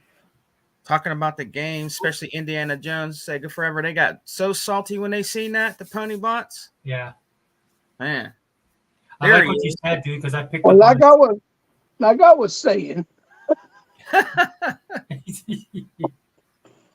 you two people, all y'all trying to act and you're trying to undermine me because I said it was a B plus. You think? Oh yeah, you No. said it was a B plus. Yeah, but I told you why. It's not because the show wasn't good. It's because you know why. I wanted a stealth release so bad. Yeah. You wanted the shadow drop. Yeah. Mm-hmm. Stealth release, Shadow Drop, yeah. No, what I was trying to say was if you look at when they showed Indiana Jones, right? Yeah. And the first thing you saw on Twitter was, "Oh my God, it's Indiana Jones game. Don't even look good compared to Uncharted 4 that came out like 10 years ago now on a fucking PlayStation 4." That's how you know when somebody got it bad. Yep. Because with that same sentiment, I could have said, well, to be honest, Uncharted 4, and I got pictures that'll prove it, doesn't look better than Quantum Break. Nope, it Or don't. doesn't look better than Gears 4 or 5. If you want to really get technical, if you want to get that technical. Like that just shows you that they have no argument. Yeah. You know, when they showed their games that they were getting, upcoming games like The Last Ronin or you know, even though it's not their game, it's a third party exclusive, or Stellar Blade, we're like, oh, those games look good for them. At least they have some games. We're not saying we're not over there be like, oh, but Stellar Blade don't look better than Hellblade. Like we don't do shit like that. Yeah. You don't see that from the Xbox community side. You see what I'm saying? Yeah. We don't have the time to do that kind of stuff. We got too many games to play, bro. Yeah, we got too many games. What I was saying before you came in, Sega man, this is the reason why I didn't want you to come in, because I knew the minute you came in, I'm gonna stay longer now because I want to talk, because I want to keep talking some shit. No, seriously, what I was trying to say is it's because we stir up good conversation. You understand what I'm saying? Yeah. And like I said, I'm still awake, but you know I need to get some sleep. Yeah, dude. Look, I got to get up soon, but I'll hang around for a little bit more. But anyway, like I was saying before you came in, is that Towerborn is something I'm looking forward to big time, because it's very reminiscent to Guardian Heroes on the Saturn. Yeah. The style and aesthetic of the game. Mm-hmm. And it looks like it's going to be really a lot of fun and 4-player co-op, right? So those are games that have us excited. Meanwhile, when most people on, let's say, PlayStation or even Nintendo, they'll be like, oh, no, I don't care about that game. It's not AAA. It's not a new Mario. It's not a new Zelda. You see what I'm trying to say? Yeah. Because that's the consensus and that's the mindset that these so-called fans and gamers have of today, right? Mm-hmm. Which is the difference between an Xbox gamer and somebody that plays, let's say, on a PlayStation or Nintendo. We don't have that type of mindset. Dolby probably is one of the only people I can tell you, again, honestly, he plays all types of stuff, because he'll go play something that has like the charm and graphics of something like the Mana game, Vision of Mana, right? And he'll be like, oh, I don't really care about the games with the prettier graphics. He's like one of the few people that I know that does that. And I respect him for it, because, you know, that's very unique in as far as today goes, because most people, they only play games based on, if they don't have big high quality presentation or pretty photorealistic graphics, then it's not a good quality game. Yeah. They really think like that. You know what I'm trying to say? Yeah. And meanwhile, they call themselves gamers when the reality is that you're just a certain set of gamer. You're not really a gamer in the core, hardcore essence of a true gamer, because no real gamer thinks like that. We can play something like Hellblade and enjoy it for what it is, that it's a AAA quality game, and then we can go play something like Cuphead or something like Towerborn, for example, and enjoy that for what it is. You see what I'm saying? Mm-hmm. That's the true essence of a real gamer, and that's where they get lost in translation, where they like, "What you talking about? I am a gamer." Yeah, you're just a casual gamer. You're the type of person you just play certain set games. Like if a person that plays only sports games, that's a casual gamer. You only play sports games. A person that only plays GTA, that's a casual gamer. You only play GTA, or you only play, things. You know what I mean, guys? You know what I'm talking about. Yeah. And that's where it's funny, because those are the same guys, like Sega Forever said earlier, that'll be like, "Oh, you just an old man, get out of this space. You guys just old. You don't know any better. You don't know how to adapt. You don't know how to move on. You're stuck." And they tell you stupid shit like that. And that shit that makes me boil. I just want to punch somebody in the face when they say that shit. Right. Because motherfucker, you have no fucking clue what a gamer is and the true essence of gaming. What the fuck? Telling me I don't know what the fuck I'm talking about. You crazy? Nah, man, for real. Like, That's how they are. that shit is oof. That shit gets me mad and heated. Oh, Yeah, you he got did too that many shit. old games. Like, yeah, they'll tell you, "Oh, you guys just need to stop playing games. You're too old to be playing. You're stuck in your old ways." Like, what? I'm the one that could play Starfield and then go back and play Shinobi. You can't. So how you telling me that I'm the one that's, you know what I'm trying to say? Yeah, man. That's true. Like, you stupid cunt. When you were still in your dad's dick, man, I was playing all kind of games, brother. Right, exactly. I was already rocking and beating man. games. You know? Like, you stupid little fuck face. Man, I remember used to go to the arcade, play Galaxian, and then Galaxian 2 came out. Dude, I was like the only dude in the only kid in that arcade that could clear that second row. Oh yeah, Galaxian. Yeah. Galaxian was serious. That shit was Yeah. challenging. It was challenging. Yeah, I used to kiss the flag with the tip of the with the laser instead of shooting him. I used to let him come down, I would tap him. Oh! Galaxian was addictive, man. Yeah, Galaxian 2 was evil. What's the and Sega Forever? What's the difference between Galaxian and Galactica? Galaxia. There's two of them, right? Galaxian. Galaga. You mean Galaga? Galaga and Galaxian. What's the difference? They're kind of the same, right? No, Galaga has the insects. I mean, in a sense, they're the same. But Galaga, they will capture your ship. Yeah. The other one you can't. Ships. Yeah. And then Galaxian was not a lot, but it was older. But the difference was Galaxian, the first one, to the second one, they just would throw more ships at you. Like that whole top row would come down. Yeah, and I think that it was slower, wasn't it? The ship was slower. It kind of looked like the ship from Star Trek. It was. And then you fucking had Sinister, which also didn't help. Yeah. Oh man, fucking Sinister, Centipede, like all those games played very similar. I loved the Centipede and I loved the Millipede. You know, Millipede was good too. Yeah, I like Millipede more than Centipede. There's so much going on in the screen. Oh yeah. There's a lot going on in Millipede, brother. Yeah. You guys probably gonna laugh at me, but one of my favorite games used to be Missile Command. I love that game. Oh, Missile Command, that was a good game, man. Yeah, it was a good game. That shit was challenging. Holy shit! I bought the Atari anniversary. I haven't even played it yet. Oh, did you? Yeah. Oh, I want to get that Sega Forever. I want to get that, man. My GameStop sucks, dude. Like they don't have anything. Like you know what they're doing now? They're going. You have to pre-order stuff. Howard thing or what are they doing? Sega Forever? It's like a lot of the stuff they would like you to pre-order. For a copy. Oh, for real? Yeah, and I live in Hawaii and stuff, so yeah. But I think that's why they do it too, because the shelf space is expensive here, dude. How much is a game there? It's Take the a- same, but the problem that they're having here is like the rent is so high. So a Oh, lot of stores are Hey, closing. boxing, man. oh, So yeah, so like with the Yakuza, they're gonna get those, right? So yeah. I'm gonna pick up my copy next week. Oh, okay. Which one you gonna get? The one with the one that just came out that has Daytona USA 2 in it? Infinite Wolf is the one I'm getting. The one where they go to the island. Yeah, that's the one that has Daytona 2, Fighting Vipers 2. It's in the Yeah. arcade. Yeah. Oh, nice. Okay, yeah, I'm gonna check that out. Then. That's brand new, right?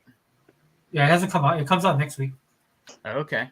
because the man who erased his name is in Game Pass, right? Well, Infinite Wolf is gonna have a copy version of Spike Out in it too, Oh, because they're adding more arcade games, why don't they just bring those games out separately, man? like a compilation. Absolutely, I agree with you. Don't get mad at me. I agree with you. Yeah, I'm gonna get mad at you, you bum. Why don't they just bring it out? Come on. Yeah, that's how G-Bot spot. It is. You see, this is how I'm treated at 5:30 in the morning by my bestest friends. You see what I'm saying? When This you is go to what sleep, this you want is to. how I'm treated, bro. When you go to sleep, you want to. No appreciation that Hebot's still here. Jesus, that's all right. Hebot said he didn't you play it, Hebot? You played Which one? did you play those games that were in there? Or you're going? Oh yeah, I did gameplay through of all of them. I know you guys are busy and Yeah. can't see all the stuff I put up. I put up gameplay of Air Raid, of Virtual Fighter 2, I think it was, Yeah. of Fighting Vipers 2, Yeah. and of Daytona 2. They also have Sonic Fighters in there, the arcade fighting game, Yeah. and they had oh my god, what was the other one? You know, Outrun, Space Harrier, you know, the typical stuff, Afterburner. Like But I those never- have been part of the Yakuza series since the very beginning. They put those in there. Like each Yakuza has more and more games and stuff. yeah. They'll add new games. So I know in that DLC one, the one that our brother Sega Forever said he's gonna buy, in something the one that's coming out next week, whatever. They're adding Spike Out. The definitive version of Spike Out is gonna be added to the arcade. Yeah. So, and I don't know if they'll throw in maybe another surprise arcade game, but as far as I know, they're adding Spike Out to it. You And know, I never so- played Virtual Fighter. No, I mean Fighting Vipers 2. I would love to play that game. I never played that game. well, it's on Game Pass, like I said. You heard, brother? Fighting Virtual Vipers 2? Oh, Fighter Virtual. Oh. Yeah, but it's on Game Pass. You can just download it, Sega Man. Fighting Vipers 2, part 2. Yeah, you can play it on Game Pass on the game. Oh, on the game. Okay. Yeah, you download the Yakuza game, right? Yeah. And then you do a couple of the first level stuff that they tell you to do, or the first one. Then you go into the town and you go look for the arcade. And when you go in the arcade, you have to fight a little bit to collect coins once you accumulate coins so that you got quarters to put in the machine. Okay. So, you know, digital quarters so that you can play the machines. Yeah. And once you go in the arcade, you can play it right there, and you can play the game. Hebot, can you play it on the cloud or do you have to download it? What? The game is part of Game Pass. I'm pretty sure you can play it on cloud too. Yeah. I'm pretty sure it's on Game Pass. Infinite Wealth So on most games on Sega Forever, I'm pretty sure most games on Game Pass are available through cloud, right? Sega Forever? not all of them. Not all of them? Okay. Do you know if the Yakuza is by any chance? I know 100 will probably know. Yeah. Yeah, because you know why? Because the cloud doesn't work for me, so I just download everything. Oh, the cloud don't work for you, brother? Oh. Like, you know the games you guys were talking about, the emulator one. What was that? Yeah. Yeah, Ant Which one? Stream? Yeah, so I got so I wasn't sure because I know like the streaming sometimes don't work here. So what I did was I got the trial. Yeah, I was so sad, man, because like even I figured it might have a good chance, but even Burger Time didn't put it like games like Burger Time, like like I figured they would work well. Yeah. But yeah, Mhm. there's lag and stutter and all that stuff for me. Oh, so it doesn't work well for you. Yeah, so I've used the cloud a couple times, and there was 2 times that it worked, but for the most part, because the cloud is actually a good counter to the space issue on Xbox. right? So Oh, you yeah. don't have to download the game; you can just try it. You stream it. Yeah. Yeah, you just Yeah. stream it, try it, and if you like it, you can download it or you can buy it. Yeah. I really Right. think they're missing an opportunity with that. I know there's certain places where it works perfectly fine, and I think that's a godsend because then you don't have to. You can save space because I have two drives. One drive I just download my Game Pass games to, and then off of that drive I convert over to the internal. So I keep a back. Okay. Yeah, you know what I'm saying? Because that's how I have to do it. Because you can't put everything on the internal drive. Yeah. And I have an expansion card. But when you have games like COD and freaking Halo and all those, man, those things suck up space. I wonder if you can talk to the guy that makes that and see if he could. I don't think it's him or even Microsoft. It's just Hawaii, dude. You know where I live. Yeah. Because it's, I mean, things work fine here, but some things don't, and that's just we'd have to get a better connection. Because our wiring runs through the ocean floor, so Yeah. Yeah. it's amazing that we have this at all. If I'm being honest, so I was thinking about Starlink, right? So maybe when that becomes available in Hawaii, because a lot of Maybe they could make a partnership with one of the companies that could provide better Wi-Fi for you guys well, and run Game Pass through there. the politics here won't allow it. That's why I would like to see Starlink, because Starlink could be its own thing, because Elon Musk owns it. So Oh, really? Gotcha. yeah, that's his thing. So it'll be outside of the, because if it came here, dude, it would be it's not a good. Hawaii's the economy here is just really it's tough, dude. Yeah. Man, it'd be nice to that ant stream. You would like that too, man. It's pretty good. Yeah, I tried it, but yeah, I love those games, man. I love Burger Time, dude. I used to be addicted to that game. I used to Burger Time? pick Oh it. yeah, Burger There Time. was Mappy the Mouse. There was Mm-hmm. Burger Time. Yeah. You remember Popeye? I used to love that game. Yeah, Popeye. Yeah, I used to have that on the 5200. Oh my gosh, dude, that game that was was by Colecovid.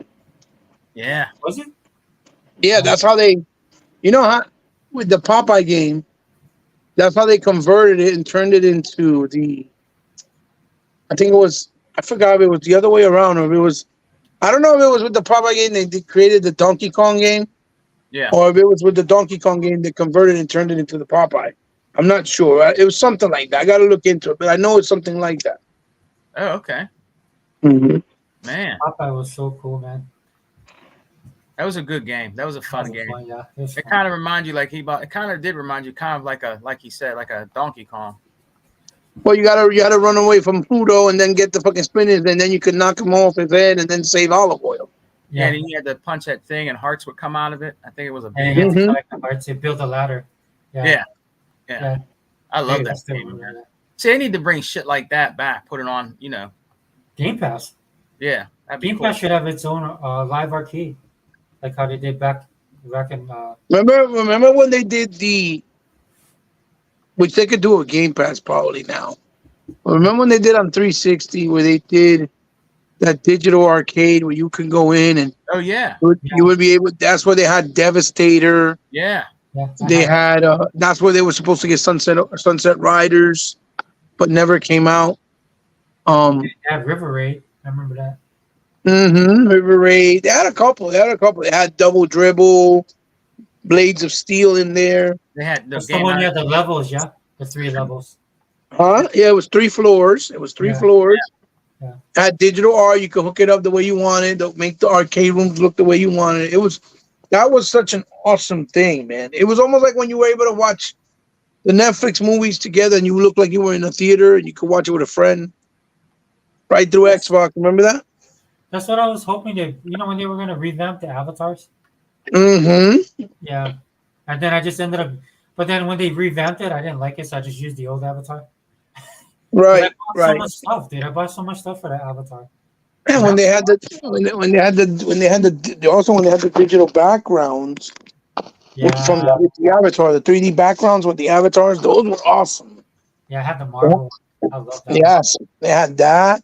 Then they also had 1 versus 100. Like that was awesome with the game show. Oh yeah, I mean, like Xbox has so many cool ass things that they didn't continue doing. I think the whole thing with the Avatar thing is because Rare was the one that used to do the Avatar stuff, and once they started dedicating their time to Sea of Thieves, it was pretty much over because that's all they do is Sea of Thieves, Sea of Thieves, Sea of Thieves. You know what I mean? Yeah. But they were the ones that used to do the Avatar stuff. You know, all the Avatar shit that used to come out was Rare. Rare used to do it. They took care of that. They created it. You know how I knew the avatars were in trouble? And I'm just gonna be honest, dude. Uh-oh. I'm just gonna be honest with you two. You guys can Uh-oh. yeah, dude, they brought that stuff and it was like you could see the woke in there, you know. This was before woke was a thing. When Yeah. I was looking at it and because when they started talking, they were like they're talking about representation, right? And Yeah, you talking about when they started adding where you can dress as a girl even though you were a boy character? well, I don't like know. you know, like being inclusive. I know exactly what you're talking about. Yeah, and they brought the wheelchair in and all that stuff. Yeah. With disabilities and stuff, which is Mm. you can do that kind of stuff. That shit was dope, but I know exactly what you're talking about. Well, but it took away from what made it popular, right? Yeah. Like I have a whole bunch of. So I ended up going back to the old Avatar because you remember back in the day, what you could do is you play a game and you can unlock stuff for your avatar. Right? Yeah. Yeah. So I played so much Left 4 Dead, dude. I got the life pack. You know the health pack that you drop for people or Yeah. heal them with, right? Yeah. That you pick up during the game. Yeah, I got that as one of the what do they call those things? Dude, it was one of those motion like it would pop up and you could show it. Yeah, like stuff like that. I got the pinball wizard because I used to play the crap out of pinball wizard. I got the flame shirt or flame Yeah, man. hoodie. That was awesome. Yeah, stuff like that, dude. That was awesome when you get those little gifts and stuff like that, man. You remember Yeah. when I went to that arcade like Hebot was saying that you go into? Mhm. I wish they would. I don't think if you put your Oh, plug in we your lost three- Ebot. I'm sorry, I didn't know we lost Ebot. Oh, we did. Oh, remember that game Astro Smash? Actually, can you refresh my memory? Astro you- Smash was a Yeah. game that was on. It was on in television. It was their answer to like a Asteroids? like an asteroids. Yeah, it was called Astro Smash. Oh, And it was very addictive too, man. It was a very addictive game. All these rocks kept coming down at you. You had to keep shooting them and shooting them and shooting them. And then when you get another level, because the level would turn a color, like it'd go a different color, stuff like that. Yeah, it's old school, man. But that was an addicting game. That was an addicting game, man. I just wish they would have bring that back. And I don't think if you put on your 360, I don't think you can go back into that arcade. I think it's gone. Yeah. I think they closed it. Yeah, I still have it. I seen this dude, Sega Forever. He did a video. Some dude, he said still playing 360 in 2024. And you can actually go in and still buy games.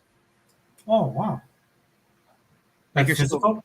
Well, really quick, the 360 store is shutting down this year. And you can buy games, right? They're Yeah, you can still buy games, but they're shutting down the store this year. So I highly recommend that you would go in there and buy whatever is Yeah. good. yeah. Because once it's gone, it's gone. But I was thinking, I don't know if I get a chance of doing a video of showing whatever's really good that's still in there Yeah. and showcasing and showing it so people like kind of telling people, yeah, this is good, this is good, this is good, you should get this, just this. And trying to do a video like that because I know they're turning off the store. When do you this know year. when he bought? Do you know what month? Think it's supposed to be in July. I think. Well, you got enough Either time. June or July. It's either June or July. Yeah, you got But at enough the same time, I hope that they surprise people and figure out a way to maybe maintain the Xbox 360 store and unify it with the Xbox Series S and X and One store. That would You know be what I mean? awesome. That would With be the pre-existing store, awesome. Yeah. it'd be nice for them if they were able to figure out. Because remember, there's two different stores because it was on two different codings. The program codings online. That's why it's two separate stores. It's actually not one store. It's two separate stores. Yeah. That would be awesome if they could do that, man. Yeah. Find a way to unify it. That'd be fantastic. Because that way people could still access the libraries of games on 360 and buy them. Like they don't have to worry about, if I have to have a 360, I can just get my stuff there, you know? Yeah. 'Cause a lot of people, and we were talking about this earlier, me and Sega Forever, And by the way, I'm gonna have to hang up because my phone is literally dying. That's why it turned off on me twice. I'm charging it right now, but it doesn't charge while I'm on it. But anyway, me and Sega Forever were talking about this, that how, the 360 store, right? Yeah. A lot of games that were there, people didn't even know were there, for example, Yeah. because they were only available digital. And like, especially also if you buy something in the store, you don't know what's there. People don't know that they have Marlow Briggs there. You can buy it and it's exclusive, That's right? a good game. Right? For example, people don't know that they have an expendable game and it's a good game and it's on there. See what I'm saying? Yeah. People don't know there's a game called Narco Terror. That's really good. That's about you're a cop playing. It's almost like Narcs in 3D, and you're playing as a cop and trying to combat, fighting the cartels that were selling narcotics and shit. People don't know there's Desert Strike, shoot 'em up, or Ray Storm, shoot 'em up, that are still there Yeah. that you can buy and play. Right. So again, that's why I think it's kind of important for Microsoft to expand and push and show more of those things by advertising or giving options to get physical, for example, because people don't know. They just don't have unless you're in the Microsoft store. You don't have a console like a 360 or an Xbox One or a Series X. You're not going to know what they have to offer. It's just you tell people, hey, listen, just look in the store, check out this game, look it up, and that's it. But it's like I told my brother, singing forever, that by the time they get home, they're not going to remember the name of the game. Yeah. You know what I mean? They're like, damn, what's the game he said? What was it called? Unless you fucking write it down. You're just not going to remember. Mhm. So that's why I said that's what's hurt them as far as perception in stores when people buy, products, because a lot of people think they don't have a lot of exclusives when they do. Like I said, I had Crossfire X, the campaign. I bought the first and second campaign, paid like $30, right? Yeah. And now I have no access to it at all because it was tied to the internet. It don't matter if I had the license on my gamer tag. It doesn't matter if I paid for the $30 for it. I cannot play it Man. because it was tied to the internet. So I wasted $30 now. I can't go back and play it or revisit it. Yeah. That is crazy. See what I'm saying? Huh? Yeah, that is crazy. Do they refund you that money? No, absolutely not. Because it would have to be the company that developed the game. Because in the case of the story, Remedy made the story. Yeah. Same people did Alan Wake and Quantum Break. Yeah. They did the story. And it was actually pretty decent, pretty good. And that's what we were talking about, that the idea of people not wanting physical is pretty crazy. Because that's a perfect example. Or like I gave the example, I don't know if I told you the story, Sega Man, but I told Sega Forever that Jorge, right? Yeah. He wasn't on Xbox for like 3 years. And then when the Xbox One came out, he saw that they had all those, first party, all those exclusives, basically, like Rise, Son of Rome, and, Yeah. Dead Rising 3 and all that. Yeah. So when he saw that, he's like, oh man, I want to go back and I want to get an Xbox because I want to play those games. Right.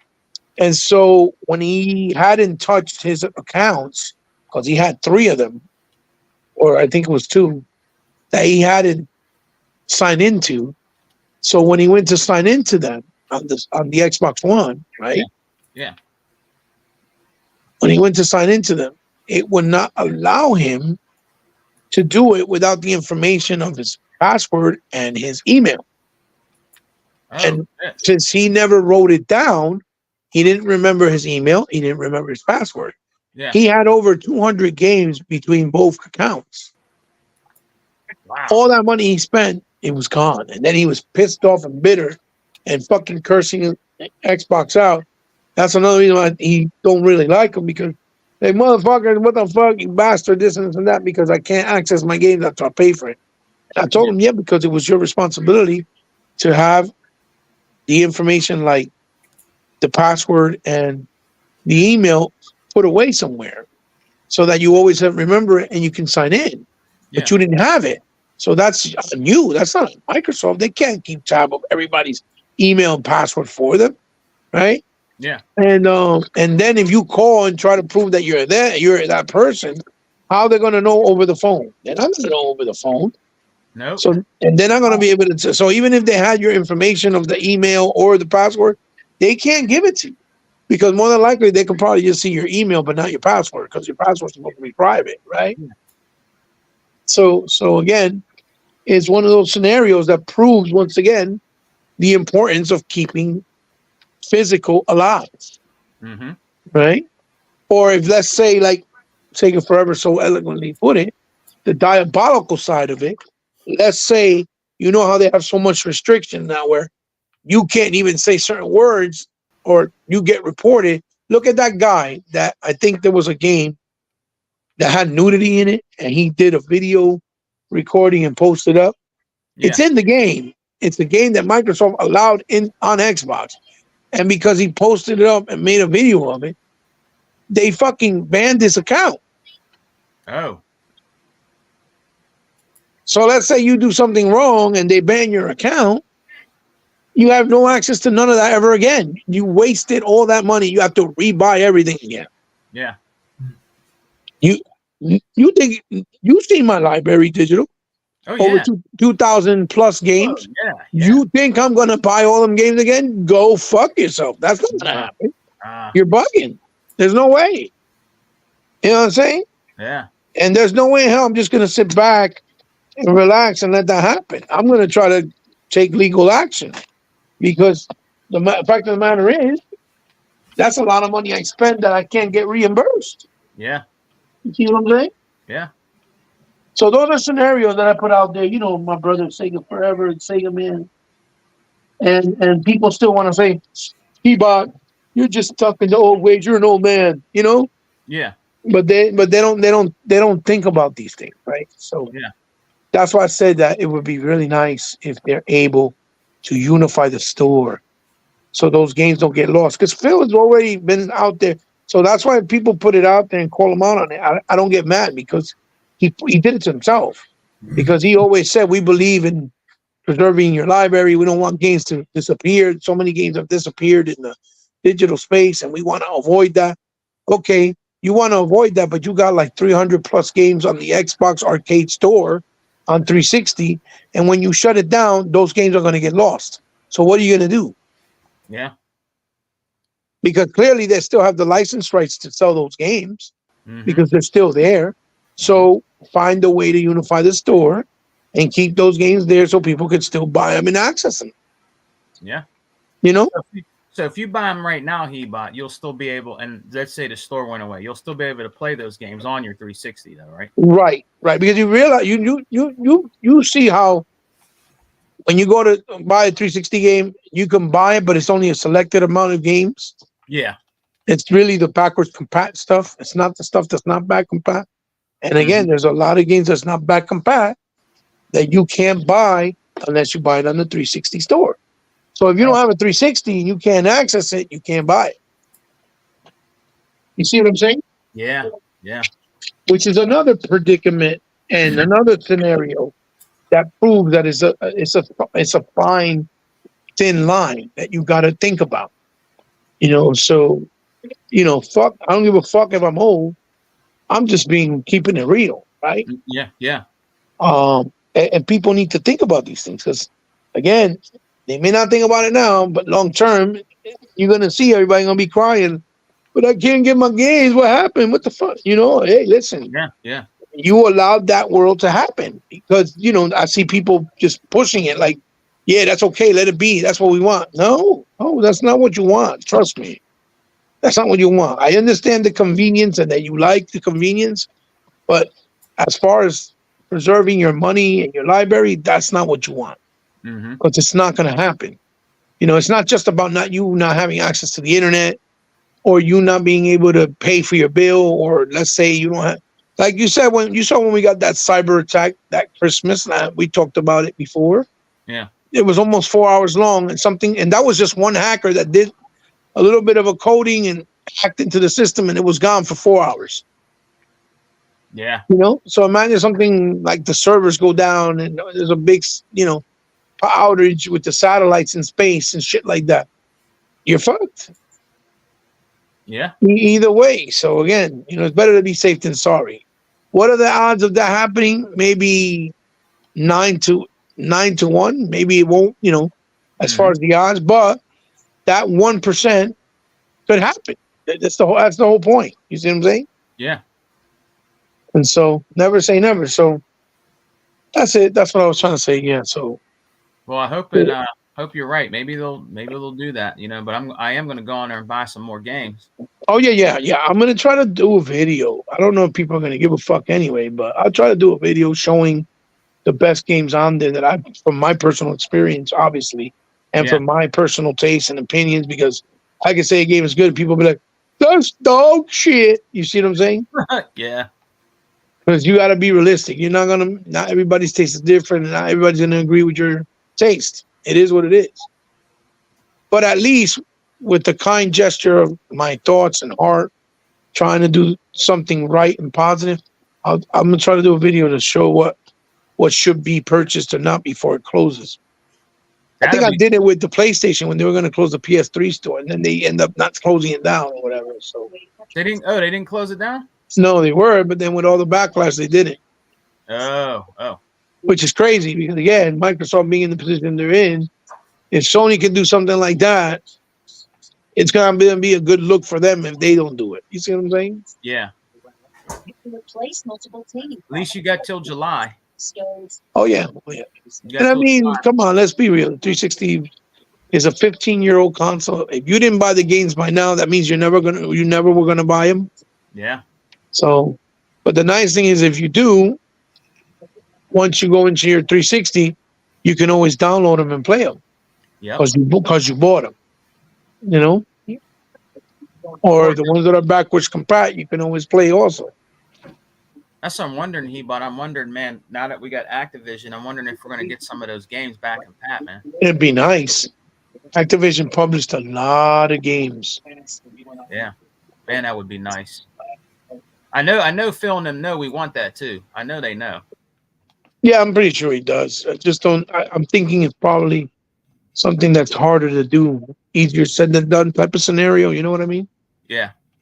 I think that's what it really is, but I hope they're at least working on it. Yeah, that would be nice. That would be nice.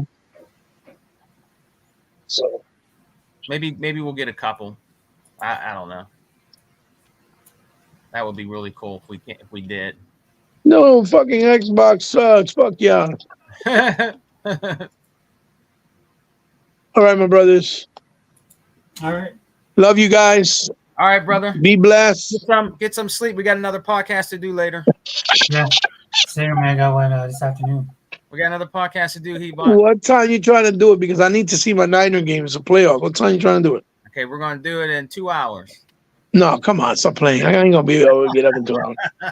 What time you doing it? Like 4, 3? Yeah. Later on in the evening. Yep. Probably like around 5 or like maybe 5 even or something. Yeah, I need at least 5-6 hours of sleep. It's already 5:30, so if I sleep till 1, I should be okay. I'm taking my daughter out to eat and stuff like that. Oh, nice. What is it? Special occasion? No, we're just gonna go out and have a daddy. Oh, that's nice. That's really sweet. She got her own car now. She don't want nothing to do with us. So Oh yeah, trust me. I know. Our daughter got her car, and I think she might get mad when I drive. We barely see her face. From school, from work, and then her going out with her friends and going to the gym. Forget about it. Barely see her. We barely see her. Yeah, that's what I'm gonna do, man. I'm gonna tell her when we go down there. I'm gonna go. If you want to drive, you can drive us to to lunch because I don't know if she's gonna want me to drive. So. Right. No, they are when they're young. They want to drive. So. They got that fever. Oh yeah, real quick, guys, before I forget, that fucking Grandizer game is awesome. Grandizer? Yeah, Messenger Grandizer. It's called UFO Robots Grandizer. The Feast. You was talking about it earlier on the podcast. Yeah, the Feast of the Wolf. It's called the Feast of the Wolf. I did a playthrough. I'm trying to load it up too. I got no kidding, 12 games that I'm trying to upload on YouTube that I haven't put up. He bought. Is that the one that's on sale for $13? I don't know if it's on sale $13, but I bought it and I posted on Twitter and Instagram that I got the physical copies. You saw it. I sent you the picture, right? No, you didn't. I got Smurfs 2 and the Grandizer. I Oh wait, played the lesson. Grandizer and Smurfs too. Okay. Yeah. Grandizer, you can buy it on the store digitally, or you can buy it physically. Yeah, you can buy it digital or physical. I got it physical. You know that. I'm not. How much was it physical? I got it for $40, I think it was. But I had coupons, points, so I got it for like 27, I think it was. Where'd you get it? GameStop. Oh, GameStop. Okay. GameStop. And Smurfs 2, I got for like, I think plus the pre-order that I had put initially, it was like 20 cents. Both of them I paid like 50 something, almost 60. Yeah. For both of them together. So, but again, physical. I don't need the internet. I can play them anytime I want. They put some. They put some real quick. They put some really new games on Antstream too. Demon of Asgore, all kind of games on here, man. I haven't even checked that. Matter of fact, I'm gonna load it up right now. I know they put all kind of games on here, bro. Yeah, last week they put the Super NES Tough Turf. Yeah, I've been playing the hell out of that. That game is dope. I have that. I have the cartridge too. It's fucked up. We're having this conversation when our poor brother Sega Forever said it don't work for him. With some fucked up friends. We gotta try to get that work somehow, brother. Right, Sega Forever? Oh, it's fine, dude. We got tons of games to play, bro. We're some fucked up friends. It should work though, bro. They should find a way to get that to work, man. I mean, there's a lot of gamers in Hawaii. You know what I mean? But I think what it is just because of where we are. Like, I'm pretty sure it works for most people. See, I'm wondering if Microsoft, and if they knew that, I wonder if they can get it a way to, you know what I mean? Sega Forever, like if they knew, they have to know something, or know about that, some way to get that. Remember, because they were trying to get people to play like in. They got that Castlevania style. They had that Castlevania style. That game that was on Mega Drive that never came out. It's like a Castlevania type game called Demon. Yeah, that's what. That's Astleborg. Yeah, that looks like a cool game. You said this never came out? Which one? A Demon of yeah. So that was a lost title for the Sega Mega Drive and Genesis. Oh damn! Yeah. It was probably something that came out only in in Japan or something. You know what I mean? Yeah, that's a shame, bro. That's what I mean. Like you said before, Sega Forever and all. They have all these games over there we don't even know about that never came over here. Oh yeah. A lot of shoot 'em ups and stuff. Like I like to find those, but a lot of shoot 'em ups are very expensive. Like I want this game called Doompachi, but it's expensive as hell. Doompachi, yeah. I don't think they're even on. They're not on Xbox. I know you're going. They're expensive though. I mean, they're expensive, bro. Doompachi. POW. I got all the best games here, bro. Yeah, man. All right, yeah. So we'll do that later. He bought like around 6 or like something like that, bro. I'll let you know. Maybe I don't know. We'll see if maybe Sega Forever is up. He might not be. Maybe Sega Forever can come too. He's doing a marathon now, going on 5 hours. So, thanks to me, he was about to leave, and I came in and ruined his. You bum! You did that. I did that. It's my fault. My bad. All right, guys. I'll see you soon. I'll be talking to you, brother Hebot, man. All right, my brother. Later on, brother. Get some sleep, bro. I'll be in touch later. Yes, sir. All right, my man. All right, brother Sega Forever. You there, brother?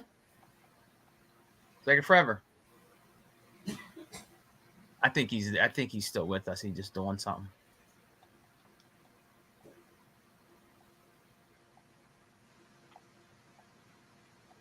brother. Sega Forever, man. What's up? What's up, brother? Did he bounce go? Yep, he Yeah, just left. He just left, man. Did he bounce out or? Yeah, he just left. Oh, dude, man. Yep. Just a minute ago. He just No, left. but am I lagging? Can you hear me? Yeah, can you hear me? Yeah, I can hear you. You know what I did earlier, dude? I was on YouTube and I paused the stream because it was echoing, but I forgot to go back to StreamYard. Oh, really? Yeah, so I was talking thinking I was on StreamYard. Oh, man. I know, dude. I was like, oh my gosh. This whole podcast, I've been doing stuff like that, dude. That's why me and Eva were joking about it because he jumped in and we were talking about being old, Yeah. having old man tendencies.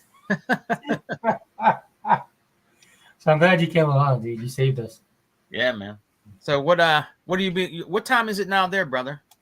It's like going on almost 1 a.m. 1 a.m. Okay. Yeah. It's going on 6 a.m. here. Yeah, but you are doing a podcast today, right? Yeah, if you're available, man, I want you to, if you can come, that'd be cool. Okay. My son has a class today or Saturday or tomorrow morning. Okay. But it should be done by then. Yeah, Cool, dude. but I'll invite you like around. I think Sega brother. I'm gonna have it probably around my time. I'd say like 6 or 6:30 because Hebot needs a lot more time. Yeah. And if you want to, I'll send you a link. Yeah, just send it to me on Instagram if you can. Instagram. Okay. Yeah. Because my Facebook account we're on is that's down. Oh, it's down. Yeah, dude, they don't like me on Facebook, I guess. What? What happened? I don't care. I don't use Facebook that much anyway. Yeah. Yeah, I actually use Instagram more and Twitter. But I feel like Twitter's been so much fun lately. It's like, Yeah, everybody's still calling it Twitter. That dude calls it X. yeah, he can call it whatever he wants. People are gonna call it Twitter. Yeah, X. Anybody calling it no X, man. Yeah, that doesn't make that's. I think he's being stupid by doing stupid shit, like that X. What the hell? Nobody. I mean, there's stuff that he does that I like, but then he talks about like putting cybernetic parts in us, and I'm like, all right, dude, that's okay. Yeah, he's something else, bro. Yeah, he's something else. It's something he would do too. Yeah, he's a futurist, so it doesn't surprise me that he would do Yeah. that. But like the whole thing with his cars and stuff like that, I'm like, yeah, that's electric cars. I don't have a problem with it, dude. But like where we are, dude, we have to have rolling blackouts because we don't have a coal plant anymore. Yeah. They shut it down because they want to go green here in Hawaii. Mm-hmm. And it's funny because it's like these guys don't live here and realize like we have like days where we don't have sun, right? Because we have a rainy season here, which is our winter. Yeah. Yeah, so people like they have to like turn the power off. Yeah, Oh, that's really? crazy. Yeah. You see, that's the that's why I love Game Pass, bro. But like Heba was saying, dude. I mean, I heard him on I watched your podcast, dude, and then when he came on, and man, he was, our brother, man. He's Yeah. when it comes to physical and digital, man, he's passionate about that. Very, very passionate, man, and especially about the physical thing. And I have to agree with him. I mean, a lot of people might get mad at Hebot and don't like that, but I have to agree with him, man. I totally agree with him. I mean, there's people I still want physical. I'm not saying I don't buy digital because I do, but I still want physical. I want physical media. You know what I mean? That's how I grew up. That's how I want it to be. They could still do it, man. Well, the thing we talked about on the podcast was maybe Microsoft has some. Microsoft just comes up with these ideas and stuff that's going on behind the scenes. And for me personally, I would like them to do their own peripherals. I really would. Yeah. So Heba was kind of like talking to Heba, like maybe they'll start doing their own. They work with so many different companies, and it shows. Like I'm playing a couple of games from Humble Games, Yeah. and I know they have to have some kind of contract or agreement with them because they bring a lot of their games into Game Pass. Yeah. And then when you see Sega doing the super games, I'm pretty sure Microsoft is funding them somehow, and because the relationships and stuff like that. So I could see them like how they have limited, like he brought up limited run games, and I don't see like how it's out of the impossible for Microsoft to either create their own internal company that can do that, or just straight out go and buy like limited run games or a company like that to make like a Hi-Fi Rush physical edition with all Yeah. with like 4 or 5 different levels, like the game, the physical game with the controller, right? Because everybody buys their controllers. You know what I mean? Like I Yeah. could see a bunch of stuff. So sorry, but I think you're right though. I think they are funding them.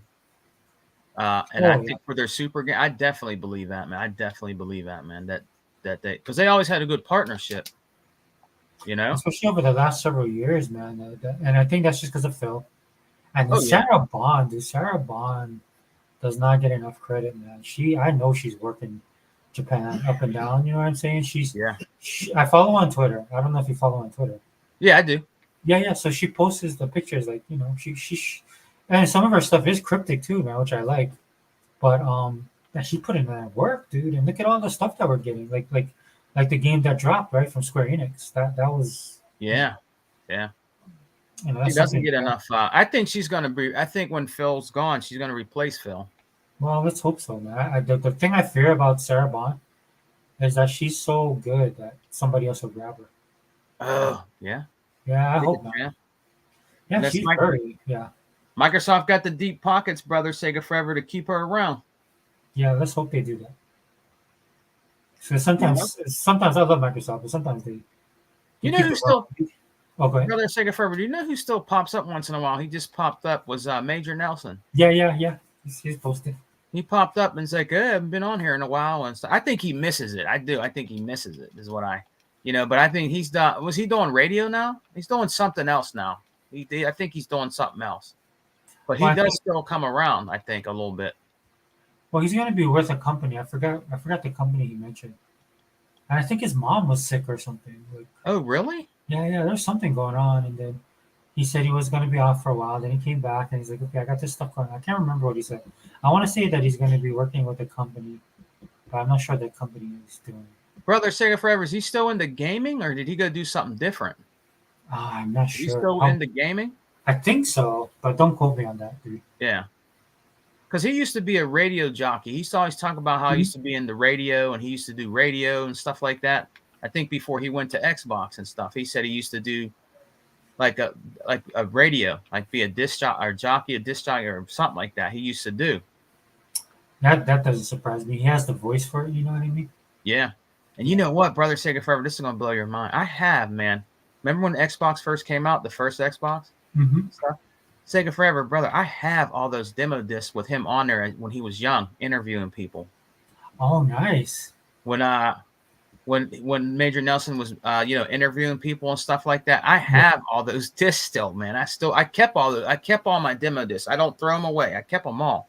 Yeah, yeah, yeah. When they would have events, he was young as hell. Like he'd be in a hotel room talking to somebody. This is Major Nelson, and we're going to be checking out the new, like the first Dead or Alive coming to the original Xbox. All that stuff. I have that stuff, man. Shameless Blackley, when he did his first interview talking about about them developing the new Xbox, it's on a demo disc. It's the first demo disc, right? And it looks clear. There's nothing on the disc. You can't see it. It's like it's transparent. There's nothing on it. It says it's called the O1. I think it's the O1 demo disc. It's the very first demo disc. There's nothing you can play on there. It's just them talking about the Xbox and what they did to, showing how they had different innovations of the controller, of the system, stuff like that. All of them on there. Young Shameless Blackley, bro. I still have all those discs, man. Yep, I kept them. I kept them. You know what I mean? Dude, and I did a video on it, Sega Forever. Dude, there's that's like 2K views, 2K point something views on demo disc I did long time ago. That's awesome. It's so nostalgic and a lot. You know what? People watching like I was just wishing I would have kept mine. You know what I'm saying? Yeah, bro. But yeah, that's awesome that you did that, dude. Respect, dude, for your collection, dude. That you took care of all your stuff. You can go back and watch some of that stuff too. I think you can put it in the I think that the DVDs disc you can put inside of your Series X or whatever, 1X, and you can still watch that stuff. But as far as the demo disc, I don't think you can. I think people try to experiment, see if they can get anything out of there, see if it'll come on or You know how people are curious. Oh, let me put this demo disc in my Series X and see if it'll work or something like that. Right. You know? Well, you know what? Just hold on to those, man. Maybe Microsoft will come knocking when you build their museum. You know, Yeah, I right. can see them doing an electronic museum for Xbox and Microsoft. Yeah, man. Yeah, that would be cool. Yeah, dude. I mean, once they buy everybody, you know, Yeah. and nobody's left. I think honestly, Sega Forever, me and you've been saying this, and even even though they have that little, sponsoring, helping them with those mega games, I think eventually, they're gonna try to get Sega, man. Well, I thought it was funny, and I said this on Twitter because people were like, so Brad Smith, president of what's it, Xbox? He's the Xbox president, right? I think so, yeah. Yeah, so he was like, people said he changed his tune with the CMA. And so people was like, oh, look, see, he's admitting. And I tweeted, I was like, oh my gosh, I wonder who Microsoft's going to buy next. Like, that's the first thing that popped into my mind. Right? Yeah. You know, when this dude starts apologizing, I go, oh, they're going to buy somebody. And then people were getting mad. And other people was like, oh, man, yeah. Well, that's what Sega Forever, brother. That's all I understand. Why are you getting mad at a company that's buying video games for people that love video games and like buying and investing in video games? Why would you get mad at that? You know what I mean? Just because your company's not doing it as well as Microsoft? That's what I think, man. I'm like, why are you getting mad about that? Because, Microsoft is buying companies and the thing is that we support the games. Any company that they buy, we buy the games. Yeah. And support them. So why are you getting mad about that? Because Sony ain't doing what you want. You want Sony to do what Microsoft's doing. That's the truth. That's what you really want. You want them to do exactly what Microsoft is doing, and they'll never admit that, Sega Forever. They want them to be what Microsoft is doing. They want Sony to do it. The same thing. That's what they want because they're so used to it being a copycat system. Yeah. That's why they keep asking for our games. And it's amazing that they do that. Isn't it? Oh, Starfield. I still believe Starfield's going to come. They still believe that, brother. You know what we should do? It's not coming to PlayStation, dude. Yeah, I do. It's like I've just played along with them on Twitter. Yeah. So I heard it's going to come when they got the DLC. I just say stuff like that, dude. When they get the DLC, it's coming. Yeah, keep dreaming. You're not getting it, man. You're not getting it. Yeah. No, but you can troll. That's what I trolled them with that. I was like, oh yeah, I heard that it's coming when the DLC drops. It's going to be on PS5. Because what they do is they're like, oh yeah, and it's like you get their hopes and dreams up, and then like what is it? The direct happens. Yeah. So what I meant to tell you earlier, dude, is I actually wanted to see people's reactions, so I searched in YouTube, right? I just typed in Xbox Developer Direct 2024. Yeah. Hit enter, dude. And you know the videos that popped up, like reaction videos that popped up? What was it? The first time were all PlayStation channels. Like Amazing Lucas, Dreamcast guy. I was like looking at I'm going down the list, I just started cracking up in my head. I'm like, that's why I said earlier on Twitter today, I think it'd be great I would be so happy if I found out that Aaron Greenberg and his marketing team allowed this to happen just so they could get more views for the Developer Direct, because I saw like they have one of the this is like a lot of people watch this. And I think these guys watched it because they really expected coming to, when they did the coming to part? Yeah. Yeah, the thing that I put it that they were going to see Nintendo Switch and PlayStation, PS4, and PS5. Yeah, because the rumor mill was so strong, dude. These guys are believing it, like buying into all of that stuff. And I'm like, dude, you guys are just buying into a bunch of rumors, Yeah. And I was like, and the reason why I say this too is because if Microsoft decides to do that, Phil Spencer will be on CNN. Yeah. Or MSNBC or the financial, like all the financial channels, Yahoo Finance, like Fox Business News. What's the other one? What's the CNN one? CNS. They have a CNN. There's another one. There's another branch of that. Yeah, because each network has their financial channels. Yeah. And normally when you have big announcements like that, that's where Phil goes first. Yeah. He does go there first. Yeah, he doesn't on anybody's podcast or with kind of funny games. That's another thing, Sega Forever. Like that Yeah. dude Paris, man. That I can't stand that dude, man. Yeah, he's such a That dude is he's a PlayStation. That's fine. Look, if you're a PlayStation dude, that's fine. I know, but don't act like you're all about Xbox and you're not. I hate when they do that. yeah, he's so irritating. You're not about Xbox. You just want all the freebies that you're giving you because they're letting you be part of their thing. Like when he was doing the flight simulator thing, when he was hosting a Yeah. couple of things for Xbox, dude. That dude is not an Xbox dude, man. He's not. You know, it was funny listening to it because you saw his comments. Yeah. Yeah. You have all these shows, right? All these shows that are supposed to be Xbox centric channels, and you have people on your podcast like Jez Gordon that talks nothing but shit on Xbox and works for Microsoft, and you have Paris on there too, and they praise these guys. They praise Jez and praise all these guys, but meanwhile they're always dogging out Xbox. Yeah. Especially Jez's dumbass, drunken dumbass. That's all he does. Is him and Rand Althor.